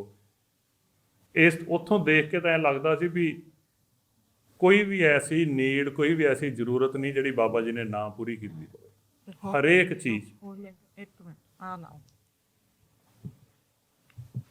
ਸਾਧ ਸੰਗਤ ਜੀ, ਮੈਨੂੰ ਇੱਕ ਚੇਤਾ ਆਇਆ ਸੀ, ਬਾਬਾ ਠਾਕਰ ਸਿੰਘ ਹੋਰਾਂ ਦੇ ਕੋਲ ਬੈਠੇ ਸੀ ਇੱਕ ਮਾਤਾ, ਮੈਨੂੰ ਉਹਦੇ ਨਾਂ ਦਾ ਵੀ ਨਹੀਂ ਪਤਾ, ਬਜ਼ੁਰਗ ਸੀ ਵਿਚਾਰੀ, ਉਹਦਾ ਪੁੱਤ ਸ਼ਹੀਦ ਹੋਇਆ ਸੀ। ਨਹੀਂ, ਉਹ ਸੁੱਖੇ ਜਿੰਦੇ ਦੀ ਮਾਤਾ ਨੂੰ ਤਾਂ ਮੈਂ ਜਾਣਦੀ ਹਾਂ। ਉਹ ਬਾਬਾ ਜੀ ਕੋਲ ਆਈ, ਅਸੀਂ ਵੀ ਬੈਠੇ ਸੀ ਪਰਿਵਾਰ ਬਾਬਾ ਜੀ ਕੋਲੇ। ਉਹ ਬੈਠੀ ਤੇ ਬਾਬਾ ਜੀ ਉਹਨਾਂ ਨੂੰ ਪੁੱਛਿਆ, ਦੀਦੀ ਵੀ ਕਿਵੇਂ, ਘਰ ਦਾ ਕੀ ਹਾਲ ਹੈ?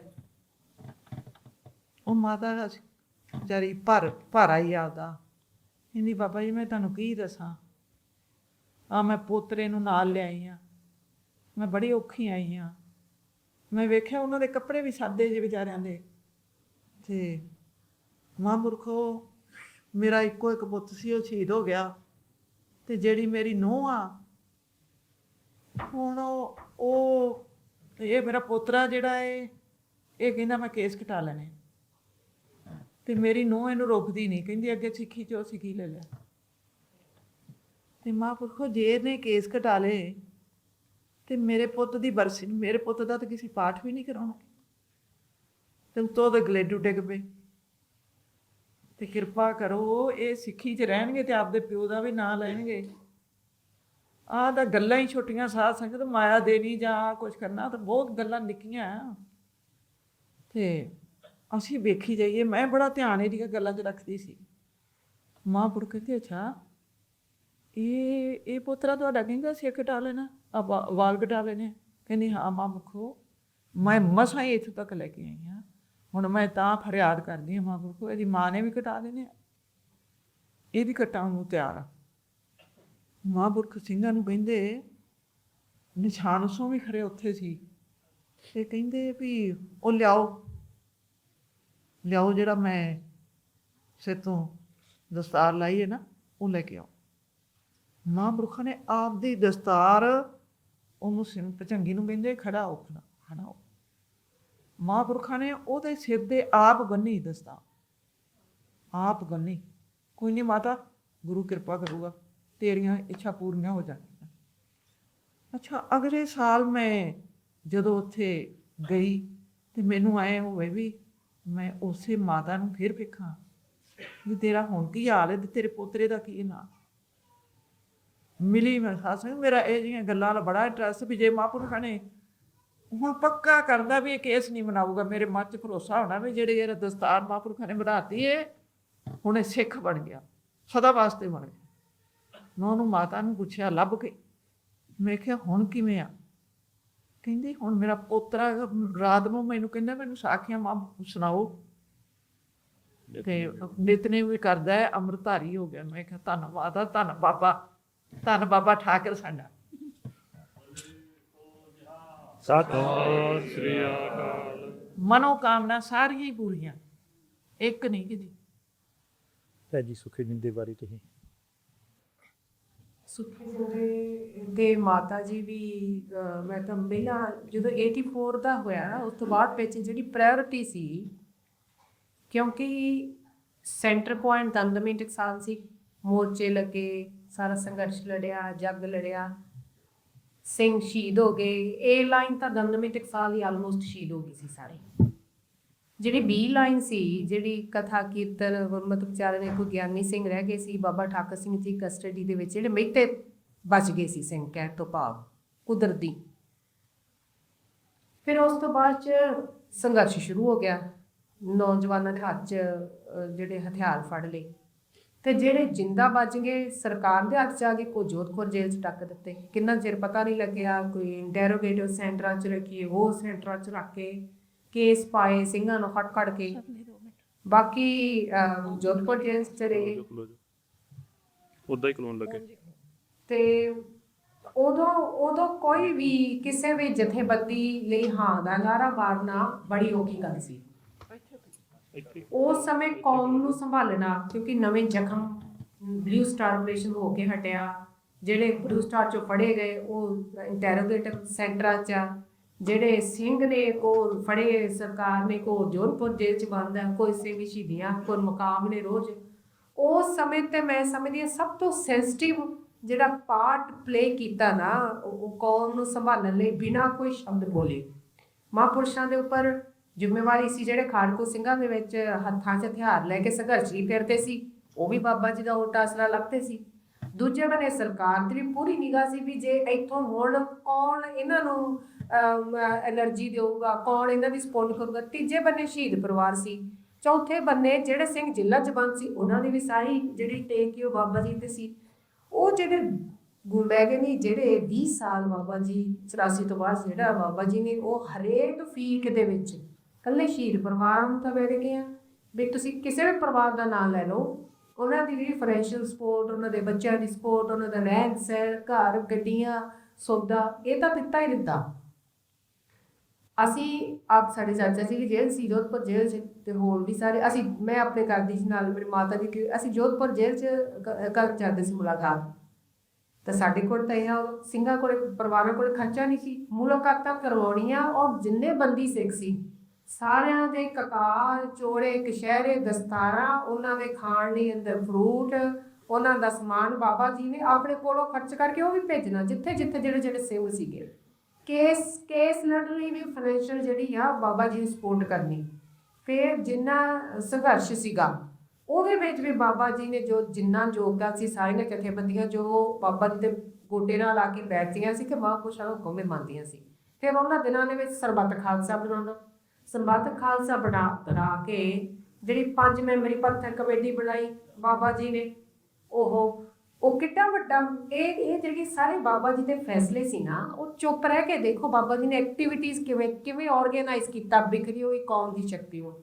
ਫਿਰ ਉਦੋਂ ਸ਼ਹੀਦ ਪਰਿਵਾਰਾਂ ਦਾ ਮਨੋਬਲ ਬਣਾਉਣ ਲਈ ਦੇਖੋ, ਉਦੋਂ ਗੋਲਡ ਮੈਡਲ ਨਾਲ ਪਹਿਲੀ ਵਾਰੀ ਸ਼ਹੀਦ ਪਰਿਵਾਰਾਂ ਨੂੰ ਸਨਮਾਨ ਕੀਤਾ ਬਾਬਾ ਜੀ ਦੀ। ਸਭ ਤੋਂ ਵੱਧ ਅਕਾਲ ਤਖਤ ਸਾਹਿਬ ਦੇ ਸਾਹਮਣੇ ਹਾਂ ਦਾ ਨਾਰਾ ਮਾਰਿਆ, ਸਰਕਾਰ ਨੂੰ ਦੱਸ ਦਿੱਤਾ ਵੀ ਤੁਸੀਂ ਜਿੰਨਾ ਮਰਜ਼ੀ ਨੁਕਸਾਨ ਕਰ ਲਓ, ਸਾਨੂੰ ਤੁਸੀਂ ਸਾਡੀਆਂ ਗੁਰੂ ਘਰ ਢਾਹ ਸਕਦੇ ਆ, ਸਾਡੇ ਸਰੀਰਾਂ ਨੂੰ ਨਿਸ਼ਾਨਾ ਬਣਾ ਸਕਦੇ ਆ, ਪਰ ਤੁਸੀਂ ਸਾਡੀ ਸਪਿਰਿਟ ਖਤਮ ਨਹੀਂ ਕਰ ਸਕਦੇ। ਸੋ ਬਾਬਾ ਜੀ ਨੇ ਉਸ ਸਮੇਂ ਕੌਮ ਨੂੰ 4 ਚੁਫੇਰਿਆਂ ਹਮਲੇ ਤੋਂ ਬਚਾਇਆ, ਪ੍ਰੋਟੈਕਟ ਕੀਤਾ। ਜਿੱਥੇ ਜਿੱਥੇ ਵੀ ਲੋੜ ਪਈ ਬਾਬਾ ਜੀ ਨੇ ਆਪਣਾ ਇਫੈਕਟਿਵ ਪਾਰਟ ਪਲੇ ਕੀਤਾ। ਇਹ ਤਾਂ ਇੱਕ ਪੱਖ ਹੈ ਸ਼ਹੀਦ ਪਰਿਵਾਰ। Yes, this is a picture ਕਿ ਜਦੋਂ ਸਰਬੱਤ ਖਾਲਸਾ 84 ਤੋਂ ਬਾਅਦ ਪਹਿਲੀ ਵਾਰੀ ਬਾਬਾ ਜੀ ਨੇ ਸਾਰੀ ਕੌਮ ਨੂੰ ਇੱਕ ਪਲੇਟਫਾਰਮ ਤੇ ਇਕੱਠਾ ਕੀਤਾ। ਤੁਸੀਂ ਸੋਚੋ ਕਿੰਨਾ ਸੈਂਸਿਟਿਵ ਸਮਾਂ ਸੀ ਉਹ। ਬਲੂ ਸਟਾਰ ਆਪਰੇਸ਼ਨ ਹੋ ਗਿਆ। ਔਰ ਫਿਰ ਸਭ ਤੋਂ ਇੰਪੋਰਟੈਂਟ ਗੱਲ, ਇਮਾਰਤ ਢਹਿ ਢੇਰੀ ਹੋ ਗਈ। ਸ੍ਰੀ ਅਕਾਲ ਤਖਤ ਸਾਹਿਬ ਦੀ ਸਰਕਾਰ ਨੇ ਆਪਣੀ ਚਲਾਕੀ ਵਿਖਾਉਂਦਿਆਂ ਸਰਕਾਰੀ ਪੈਸੇ ਦੇ ਨਾਲ ਬਾਬਾ ਸੰਤਾ ਸਿੰਘ ਤੋਂ ਦੀ ਉਸਾਰੀ ਕਰਵਾਤੀ। ਪਰ ਜਦੋਂ ਸਰਬੱਤ ਖਾਲਸਾ ਕੀਤਾ ਬਾਬਾ ਠਾਕਰ ਸਿੰਘ ਸਾਹਿਬ ਜੀ ਨੇ ਸਾਰੀ ਕੌਮ ਦੇ ਜੋ ਗੁਰੂ ਸਾਹਿਬ ਜਿਹੜੇ ਸਰਵੋਪਰ ਤਖਤ ਸਾਹਿਬ ਦੇ ਉੱਪਰ ਸਾਰੀ ਕੌਮ ਦੇ ਵਿੱਚ ਇਹ ਫੈਸਲਾ ਕੀਤਾ ਵੀ ਸਰਕਾਰੀ ਪੈਸੇ ਨਾਲ ਬਣਿਆ ਹੋਇਆ ਅਕਾਲ ਤਖਤ ਸਾਹਿਬ ਦੀ ਇਮਾਰਤ ਸਿੱਖ ਕੌਮ ਨੂੰ ਪ੍ਰਵਾਨ ਨਹੀਂ ਹੈ ਤੇ ਦਮਦਮੀ ਟਕਸਾਲ ਇਹਨੂੰ ਕਦਾਚਿਤ ਵੀ ਪ੍ਰਵਾਨ ਨਹੀਂ ਕਰਦੀ। ਇਹ ਪਾਸ ਕਰਕੇ ਰੈਜ਼ੋਲੂਸ਼ਨ ਉੱਤੇ ਸੰਗਤਾਂ ਨੇ ਸਰਬੱਤ ਖਾਲਸੇ ਦੇ ਵਿੱਚ ਇਹ ਗੁਰਮਤਾ ਕੀਤਾ। ਇਸ ਗੁਰਮਤੇ ਦੇ ਅਨੁਸਾਰ ਮੇਰੀ ਸਰਬਸੰਮਤੀ ਹੋਈ ਤੇ ਬਾਬਾ ਜੀ ਨੇ ਆਪਣੀ ਦੇਖ ਰੇਖ ਵਿੱਚ ਜਿਹੜੀ ਹੁਣ ਸ੍ਰੀ ਅਕਾਲ ਤਖਤ ਸਾਹਿਬ ਜੀ ਦੀ ਇਮਾਰਤ ਆ, ਸੱਚੀ ਸੁੱਚੀ ਕਾਰ ਸੇਵਾ ਕਰਵਾ ਕੇ ਉਹ ਦੁਬਾਰਾ ਉਹਦੀ ਆਨ ਤੇ ਸ਼ਾਨ ਜਿਹੜੀ ਬਰਕਰਾਰ ਕੀਤੀ। ਮੈਂ ਸਮਝਦੀ ਇਹ ਬਹੁਤ ਵੱਡੀਆਂ ਗੱਲਾਂ ਨੇ, ਕਿਉਂਕਿ ਉਸ ਸਮੇਂ ਦੇ ਜਦੋਂ ਸਾਰਾ ਸਰਕਾਰਾਂ ਦਾ ਫੋਕਸ ਦਮਦਮੀ ਟਕਸਾਲ, ਜਿਹੜੇ ਸੰਘਰਸ਼ ਲੜਦੇ ਸੀ ਜਥੇਬੰਦੀਆਂ, ਉਹਨਾਂ ਨੂੰ ਵੀ ਟੇਕ ਬਾਬਾ ਜੀ ਨੇ, ਸ਼ਹੀਦਾਂ ਪਰਿਵਾਰਾਂ ਤੋਂ ਹੈਗੀ ਸੀ, ਸਾਰੇ ਨਿਆਸਰੇ ਸੀ ਤੇ ਜੇਲ੍ਹਾਂ ਵਿੱਚ ਬੰਦ, ਉਹਨਾਂ ਦੀ ਵੀ ਪੈਰਵਾਈ ਕਰਨੀ, ਉਹਨਾਂ ਦੇ ਵੀ ਮਗਰ ਵੀ ਸਪੋਰਟ ਕਰਨੀ। ਅਸੀਂ ਆਪ ਖੁਦ ਬਾਬਾ ਜੀ ਹੁਣਾਂ ਦੇ ਜਿਹੜੇ ਸਪੋਰਟ, ਜਿਹੜੇ ਕਸ਼ਹਿਰੇ ਚੋੜੇ ਸਿੰਘਾਂ, ਅਸੀਂ ਵੀ ਜੋਧਪੁਰ ਜੇਲ੍ਹ 'ਚ ਜਾਂਦੇ ਸੀ ਤੇ ਬਾਬਾ ਜੀ ਉਹਨਾਂ ਦੇ ਕੀਤੇ ਹੋ ਗਏ ਉੱਥੇ ਮਾਰਨੇ ਚਾਹੁੰਦੇ ਸੀ। ਸੋ ਇਹ ਸਾਡੇ ਇਸ ਕਿ ਬਹੁਤ ਜਿਹੜੀ ਹੈ ਹਰੇਕ ਪੁਆਇੰਟ ਦੇ ਉੱਤੇ ਦੇ ਮਗਰ ਇੱਕ ਬੜਾ ਵੱਡਾ ਲੌਜਿਕ ਆ। ਜਦੋਂ 10 ਸਾਲ 15 ਸਾਲ 20 ਸਾਲ ਬਾਬਾ ਜੀ ਨੇ ਕਦੇ ਕੋਈ ਸਟੇਟਮੈਂਟ ਬਹੁਤੀ ਸਿੱਧੇ ਰੂਪ 'ਚ ਬਾਅਦ 'ਚ ਨਹੀਂ ਸੀ ਦਿੱਤੀ। ਹਾਂ, ਨਾਬਦਰ ਇੱਕ ਸਾਲ ਦੇ ਬੁਲਾਣੇ ਸੀ, ਲੈਟਰ ਹੈ ਤੇ ਕੋਈ ਸੰਦੇਸ਼ ਬਾਬਾ ਜੀ ਜ਼ਰੂਰ 7 ਦਿਨਾਂ ਭੇਜਦੇ ਸੀ, ਪਰ ਬਿਨਾਂ ਬੋਲੇ ਚੁੱਪ ਰਹਿ ਕੇ ਦੂਸਰੇ ਬੰਨੇ ਕੌਮ ਦਾ ਸੰਘਰਸ਼ ਵੀ ਸੰਭਾਲਿਆ, ਪਰਿਵਾਰ ਵੀ ਸੰਭਾਲੇ, ਜੇਲ੍ਹਾਂ ਦੇ ਮਗਰ ਪੈਰਵਾਈਆਂ ਕੀਤੀਆਂ, ਸ੍ਰੀ ਅਕਾਲ ਤਖਤ ਸਾਹਿਬ ਜੀ ਦੀ ਉਸਾਰੀ ਵੀ ਕਰਾਈ ਔਰ ਜਿਹੜਾ ਖਾੜਕੂਆਂ ਤੋਂ ਸੰਘਰਸ਼ ਨੂੰ ਵੀ ਸਪੋਰਟ ਕੀਤਾ ਬਾਬਾ ਜੀ ਨੇ। ਜਿੱਥੇ ਕੋਈ ਗਲਤੀ ਹੁੰਦੀ ਸੀ ਬਾਬਾ ਜੀ ਮੈਸੇਜ ਭੇਜੀ, ਉਹਨਾਂ ਨੂੰ ਟੋਕਦੇ ਵੀ ਹੁੰਦੇ ਸੀ ਵੀ ਹਾਂ ਤੁਸੀਂ ਗਲਤ ਕੀਤਾ, ਤਾਂ ਸਾਰੇ ਭੈ ਵੀ ਆਉਂਦੇ ਸੀ। ਦੂਜੇ ਨੰਬਰ ਤੇ ਜਿਹੜੀ ਪ੍ਰਾਇਰਟੀ ਸੀ ਦਮਦਮੀ ਟਕਸਾਲ ਦੀ, ਉਸ ਸਮੇਂ ਦੀ ਤੁਸੀਂ ਬਾਬਾ ਜੀ ਦੀ ਪ੍ਰੋਡਕਸ਼ਨ ਦੇਖ ਲਓ। ਅੱਜ ਕਿਹੜਾ ਉਹ ਤਖਤ ਸਾਹਿਬ ਸੀ, ਕਿਹੜਾ ਉਹ ਗੁਰਦੁਆਰਾ ਜਾਂ ਗੁਰੂ ਘਰ ਸੀ ਜਿਹਦੇ ਵਿੱਚ ਬਾਬਾ ਜੀ ਦੇ ਬਣਾਏ ਹੋਏ ਗਿਆਨੀ ਹਾਜ਼ਰ ਨਹੀਂ ਸੀ ਉੱਥੇ। ਰਾਗੀ, ਪ੍ਰਚਾਰਕ, ਅੰਮ੍ਰਿਤ ਦੀਆਂ ਦਾਤਾਂ, ਫਿਰ ਅੱਗੇ ਵਿਦਿਆ, ਕਿੰਨੇ ਵਿਦਿਆਰਥੀ ਗਹਿਮ ਮਹਿਤਾ ਡੇਰਾ ਭਰਿਆ ਹੁੰਦਾ ਸੀ। ਮਹਾਂਪੁਰਸ਼ਾਂ ਨੇ ਇਹ ਨਹੀਂ ਵੀ ਹੁਣ ਸੰਘਰਸ਼ ਸ਼ੁਰੂ ਹੋ ਗਿਆ ਤਾਂ ਮੇਰੀ ਲਾਈਫ ਬਦਲ ਗਈ ਆ ਜਾਂ ਮੈਂ ਹੁਣ ਇਹ ਖਿਆਲ ਰੱਖਾਂ, ਉਵੇਂ ਹੀ ਬਲਕਿ ਉਹ ਤੋਂ ਵੀ ਵੱਧ ਜਿਹੜਾ ਪ੍ਰਚਾਰ ਪ੍ਰਸਾਰ ਦੀ ਨਵੀਂ ਟਕਸਾਲ ਨਾਲ ਜੋ ਪ੍ਰਾਇਰਟੀ ਸੀ ਉਹ ਵੀ ਕੀਤਾ ਤੇ ਚੁੱਪ ਰਹਿ ਕੇ ਬਾਬਾ ਜੀ ਦੀ ਚੁੱਪ ਦੇ ਵਿੱਚ ਇੰਨੀ ਸ਼ਕਤੀ ਦੀ ਵੀ ਸਰਕਾਰ ਬਾਬਾ ਜੀ ਦੀ ਚੁੱਪ ਤੋਂ ਕਰਦੀ ਸੀ। ਇੰਨਾ ਬਾਬਾ ਜੀ ਦਾ ਜਿਹੜਾ ਪ੍ਰਤਾਪ ਸੀ ਉਸ ਸਮੇਂ ਤੇ, ਜਿਹੜਾ ਅਸੀਂ ਕੋਲੇ ਵਕਤ ਦੇਖਿਆ। ਨਿੱਕੀ ਗੱਲ ਦਾ ਵੀ ਖਿਆਲ ਰੱਖਣਾ, ਜਿਵੇਂ ਮੇਰੇ ਮਾਤਾ ਜੀ ਨੇ ਕਿਹਾ ਵੀ ਜਿੰਨਾ ਬਾਬਾ ਜੀ ਨੇ ਸ਼ਹੀਦ ਪਰਿਵਾਰ ਦਾ ਖਿਆਲ ਰੱਖਿਆ, ਭਾਵੇਂ ਸੁਖੇ ਜਿੰਦੇ ਦਾ ਪਰਿਵਾਰ ਸੀ, ਮਾਤਾ ਪਿਆਰ ਕੌਰ ਅਸਰ ਹੀ ਆ ਕੇ ਉੱਥੇ ਇਹ ਵੀ ਹੋਰ ਇੱਕ ਸੁਣੋ ਤੁਸੀਂ, ਜਦੋਂ ਮੁਕਾਬਲੇ ਹੋ ਜਾਣੇ ਸਿੰਘਾਂ ਸ਼ਹੀਦ ਹੋ ਜਾਣਾ, ਜਿਵੇਂ ਹੁਣ ਸੁੱਖੇ ਜਿੰਦੇ ਹੁਣ ਸ਼ਹੀਦ ਹੋਏ, ਜਾਂ ਭਾਈ ਜਗਰਾਜ ਸਿੰਘ ਧਵਾਨ ਸ਼ਹੀਦ ਹੋਇਆ, ਜਾਂ ਹੋਰ ਸਿੰਘ ਜਦੋਂ ਸ਼ਹੀਦ ਹੁੰਦੇ ਸੀ ਤਾਂ ਉਹਨਾਂ ਦੇ ਅੰਤਿਮ ਸੰਸਕਾਰ ਵੇਲੇ ਜਿੰਨਾ ਖਰਚਾ ਮਹਾਂਪੁਰਸ਼ ਦਮਦਮੀ ਟਕਸਾਲ ਤੋਂ ਫਿਰ ਆਪਣੇ ਸਿੰਘ ਭੇਜਣੇ ਉਸ ਪਿੰਡ ਵਿੱਚ। ਦੇਖੋ ਜਿੱਥੇ ਹਰ ਵਕਤ ਪਹਿਰਾ ਹੁੰਦਾ ਸੀਗਾ ਪੁਲਿਸ ਦਾ, ਆਰਮੀ ਦਾ, ਉੱਥੇ ਆਪਣੇ ਦਮਦਮੀ ਟਕਸਾਲ ਦੇ ਸਿੰਘ ਭੇਜ ਕੇ ਉਸ ਸਿੰਘ ਦਾ ਸ਼ਰਧਾਂਜਲੀ ਸਮਾਰੋਹ ਵੀ ਕਰਨਾ ਤੇ ਅਖਬਾਰ 'ਚ ਉਹਦੇ ਉੱਤੇ ਪਹੁੰਚਣ ਲਈ ਇਸ਼ਤਿਹਾਰ ਵੀ ਦੇ ਦਿੰਦਾ ਦਮਦਮੀ ਟਕਸਾਲ ਦਾ ਵੀ ਸਾਰੇ ਸਿੰਘ ਜਣ ਉੱਥੇ ਪਹੁੰਚੇ।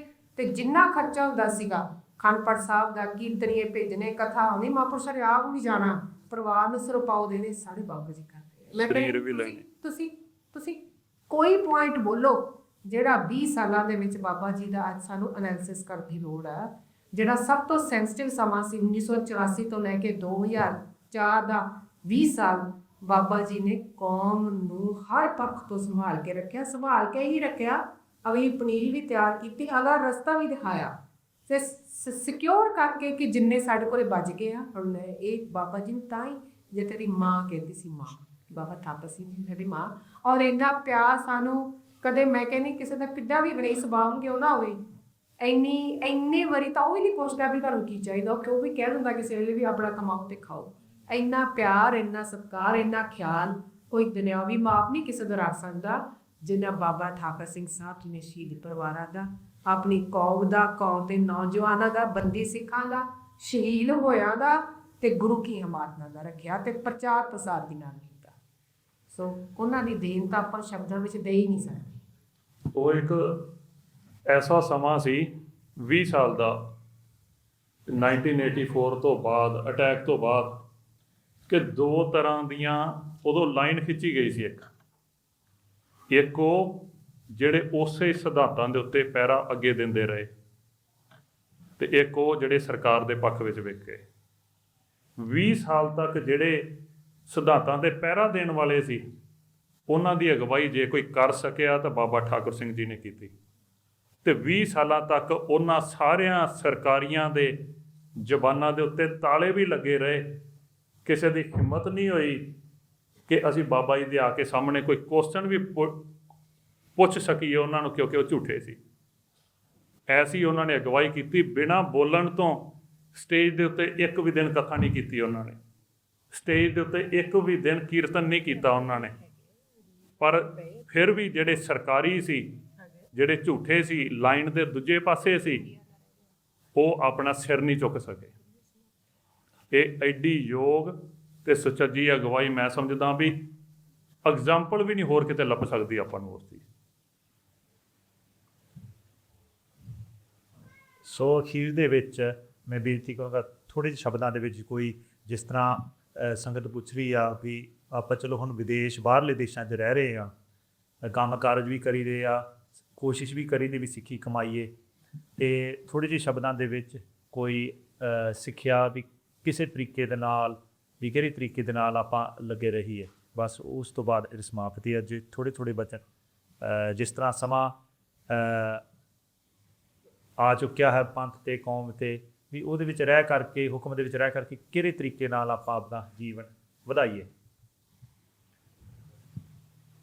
ਆਪਾਂ ਸਾਰੇ ਇੱਥੇ ਇਕੱਠੇ ਹੋਏ ਆ, ਉਹਦਾ ਕਾਰਨ ਇੱਕੋ ਇੱਕ ਹੈ ਕਿ ਸਾਡਾ ਸੰਤ ਬਾਬਾ ਜਰਨੈਲ ਸਿੰਘ ਜੀ ਖਾਲਸਾ ਭਿੰਡਰਾਂਵਾਲੇ, ਸੰਤ ਬਾਬਾ ਕਰਤਾਰ ਸਿੰਘ ਜੀ, ਪਿਤਾ ਜੀ ਭਾਈ ਅਮਰੀਕ ਸਿੰਘ, ਤੇ ਉਹਨਾਂ ਸਮੁੱਚੇ ਸ਼ਹੀਦਾਂ ਦੇ ਨਾਲ ਪ੍ਰੇਮ ਆ ਜਿਹੜਾ ਸਾਨੂੰ ਇੱਥੇ ਖਿੱਚ ਕੇ ਲਿਆਇਆ। ਅਸੀਂ ਉਹਨਾਂ ਵਰਗੇ, ਉਹਨਾਂ ਨੂੰ ਫੋਲੋ ਕਰਦੇ ਹਾਂ, ਅਸੀਂ ਚਾਹੁੰਦੇ ਹਾਂ ਕਿ ਅਸੀਂ ਵੀ ਉਹਨਾਂ ਵਰਗੇ ਬਣੀਏ। ਮੇਰੀ ਬੇਨਤੀ ਇਹ, ਅਸੀਂ ਅੱਜ ਇੱਥੇ ਬੈਠੇ ਹਾਂ ਤਾਂ ਉਹਨਾਂ ਦੀਆਂ ਕਮਾਈਆਂ ਦੀ ਬਦੌਲਤ। ਜਦੋਂ ਅਸੀਂ ਵੀ ਦੇਖਦੇ ਹਾਂ ਨਾ ਕਿ ਅਸੀਂ ਉਹਨਾਂ ਦੇ ਕਮਾਏ ਹੋਏ ਸਰੋਪੇ ਆਪਦੇ ਗਲਾਂ ਦੇ ਵਿੱਚ ਪਵਾਉਣੇ ਆ, ਤੇ ਸਾਨੂੰ ਕੀ ਕਮਾਉਣਾ ਪੈਣਾ ਉਹਦੇ ਲਈ, ਉਸ ਲੈਵਲ ਤੱਕ ਕਿੱਦਾਂ ਪਹੁੰਚਿਆ ਜਾਣਾ, ਅਸੀਂ ਆਪਦੀ ਲਾਈਫ ਨੂੰ ਕਿੱਦਾਂ ਢਾਲੀਏ, ਤਾਂ ਉਦੋਂ ਦੇਖਣਾ ਪੈਂਦਾ ਉਹਨਾਂ ਦਾ ਜੀਵਨ, ਉਦੋਂ ਦੇਖਣੀ ਪੈਂਦੀ ਉਹਨਾਂ ਦੀ ਕਮਾਈ ਕਿ ਉਹਨਾਂ ਨੇ ਕੀ ਕਮਾਈਆਂ ਕੀਤੀਆਂ। ਮੈਂ ਤਾਂ ਆਪ ਅਜੇ ਉਸ ਰਾਹ ਦਾ ਪਾਂਧੀ ਹਾਂ, ਕੋਸ਼ਿਸ਼ ਕਰ ਰਿਹਾ, ਤੇ ਨਾਲ ਹੀ ਸੰਗਤ ਨੂੰ ਵੀ ਬੇਨਤੀ ਕਰਾਂਗਾ ਕਿ ਜੋ ਉਹਨਾਂ ਨੇ ਇਹ ਰੁਤਬੇ ਹਾਸਲ ਕੀਤੇ, ਉਹਦੇ ਪਿੱਛੇ ਬਹੁਤ ਲੰਮੀ ਬੈਕਗਰਾਊਂਡ ਆ। ਉਹਦੇ ਪਿੱਛੇ ਬੜੀ ਵੱਡੀ ਭਗਤੀ ਆ। ਭਗਤੀ ਤੋਂ ਬਿਨਾ ਸ਼ਾਰਟਕਟ ਤਰੀਕਾ ਕੋਈ ਨਹੀਂ ਹੈਗਾ ਸਾਡੇ ਕੋਲੇ, ਜਿਹੜਾ ਅਸੀਂ ਸਿੱਖੀ ਦੇ ਵਿੱਚ ਉਸ ਲੈਵਲ ਤੇ ਪਹੁੰਚ ਸਕੀਏ। ਸ਼ਾਰਟਕਟ ਤਰੀਕੇ ਲੱਭਣੇ ਛੱਡੀਏ ਤੇ ਉਹਨਾਂ ਮਹਾਂਪੁਰਖਾਂ ਵਾਂਗੂ ਆਪ ਦਾ ਨਿਤਨੇਮ, ਨਾਮ, ਅਭਿਆਸ, ਕਮਾਈ ਦੇ ਵਿੱਚ ਧਿਆਨ ਦਈਏ। ਸੋਸ਼ਲ ਮੀਡੀਆ ਦਾ ਨੁਕਸਾਨ ਜਿੰਨਾ ਸਿੱਖ ਕੌਮ ਦਾ ਹੋਇਆ, ਇਸ ਸੋਸ਼ਲ ਮੀਡੀਆ ਨੇ ਜਿੱਥੇ ਫਾਇਦਾ ਕੀਤਾ, ਨੁਕਸਾਨ ਵੀ ਬਹੁਤ ਜ਼ਿਆਦਾ ਕੀਤਾ। ਨਿੱਕੀਆਂ ਨਿੱਕੀਆਂ ਗੱਲਾਂ ਦੇ ਵਿੱਚ ਨਾ ਆਈਏ, ਨਾ ਇਨਵੋਲਵ ਹੋਈਏ। ਇਹ ਦੇਖੀਏ ਕਿ ਸਾਨੂੰ એનર્ਜੀ ਤੇ ਪਾਵਰ ਮਿਲਣੀ ਕਿੱਥੋਂ ਆ। ਅਸੀਂ ਸਿਰਫ એનર્ਜੀ ਇਕੱਠੀ ਕਰੀਏ, ਜਦੋਂ ਯੂਜ਼ ਕਰਨ ਦਾ ਟਾਈਮ ਆਊਗਾ ਪਰਮਾਤਮਾ ਨੇ ਆਪੇ ਕਰਵਾ ਲੈਣੀ। ਸਿਰਫ ਤੇ ਸਿਰਫ ਅਸੀਂ ਬਾਣੇ ਤੇ ਰਹਿਤ ਮਰਿਆਦਾ ਦੇ ਵਿੱਚ ਪਰਪੱਕ ਹੋਈਏ। ਇਹੋ ਹੀ ਸਾਡਾ ਉਹਨਾਂ ਦਾ ਪਿਆਰ ਵੀ ਸ਼ੋਅ ਕਰੂਗਾ ਤੇ ਸਾਨੂੰ ਉਹਨਾਂ ਦੇ ਨੇੜੇ ਵੀ ਲੈ ਕੇ ਜਾਊ। ਸਾਧ ਸੰਗਤ ਜੀ, ਮੇਰੇ ਮਨ 'ਚ ਇੱਕ ਫੁਰਨਾ ਆਉਂਦਾ ਪਿਆ ਸੀ।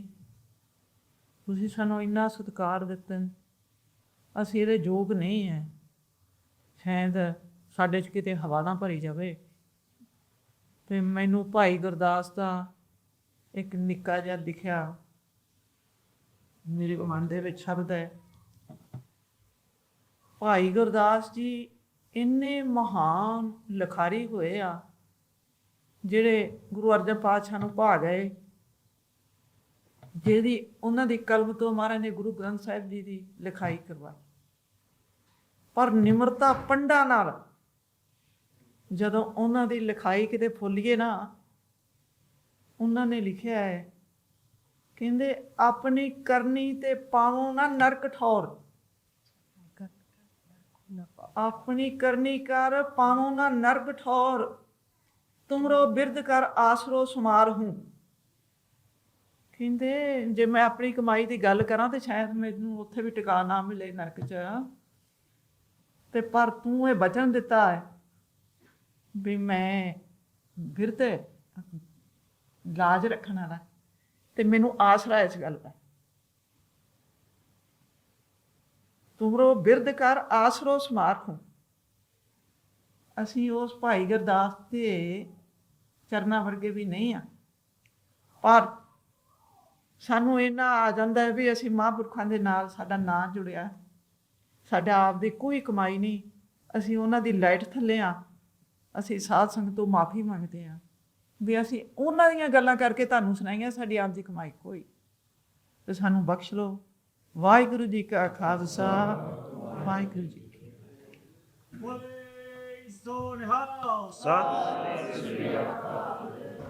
ਜਿਹੜਾ ਮੈਡਲ ਹੈ ਬਾਬਾ ਦੀਪ ਸਿੰਘ ਜੀ ਤੇ ਬਾਬਾ ਨੌ ਸਿੰਘ ਜੀ ਮੈਡਲ ਦਿੱਤੇ। ਇਹ ਜਿਹੜਾ ਇਸ ਸਰਬੱਤ ਖਾਲਸੇ ਦੀ ਫੋਟੋ ਆ, ਇਸ ਵਿੱਚ ਰਸੀ ਤੋਂ ਬਾਅਦ ਸਾਰੀ ਸਿੱਖ ਕੌਮ ਨੂੰ ਜਿੱਥੇ ਹਿਰਦੇ ਭਲੂੰਦਰੇ ਗਏ ਸੀ, ਬਿਖਰੀ ਹੋਈ ਤਾਕਤ ਜਿਹੜੀ ਕਿ ਸਰਕਾਰ ਨੂੰ ਵੀ ਬਾਬਾ ਜੀ ਨੇ ਇਹ ਦਿਖਾਇਆ ਉਦੋਂ ਵੀ ਅਸੀਂ ਭਾਵੇਂ ਤੂੰ ਸਾਡੇ ਤੇ ਟੈਂਕਾਂ ਨਾਲ ਹਮਲਾ ਕੀਤਾ, ਸ਼ਹੀਦੀਆਂ ਹੋਈਆਂ, ਪਰ ਅਸੀਂ ਗੁਰੂ ਸਾਹਿਬ ਦੀ ਛਤਰ ਛਾਇਆ ਹੇਠ ਅੱਜ ਵੀ ਜਿਹੜੀ ਸਿੱਖ ਕੌਮ ਆ ਉਹ ਜਿੰਦਾ ਆ, ਸਾਡੀਆਂ ਜ਼ਮੀਰਾਂ ਜਿੰਦਾ ਨੇ, ਸਾਡੀ ਸਪਿਰਿਟ ਤੋਂ ਖਤਮ ਨਹੀਂ ਕਰ ਸਕਦੀ।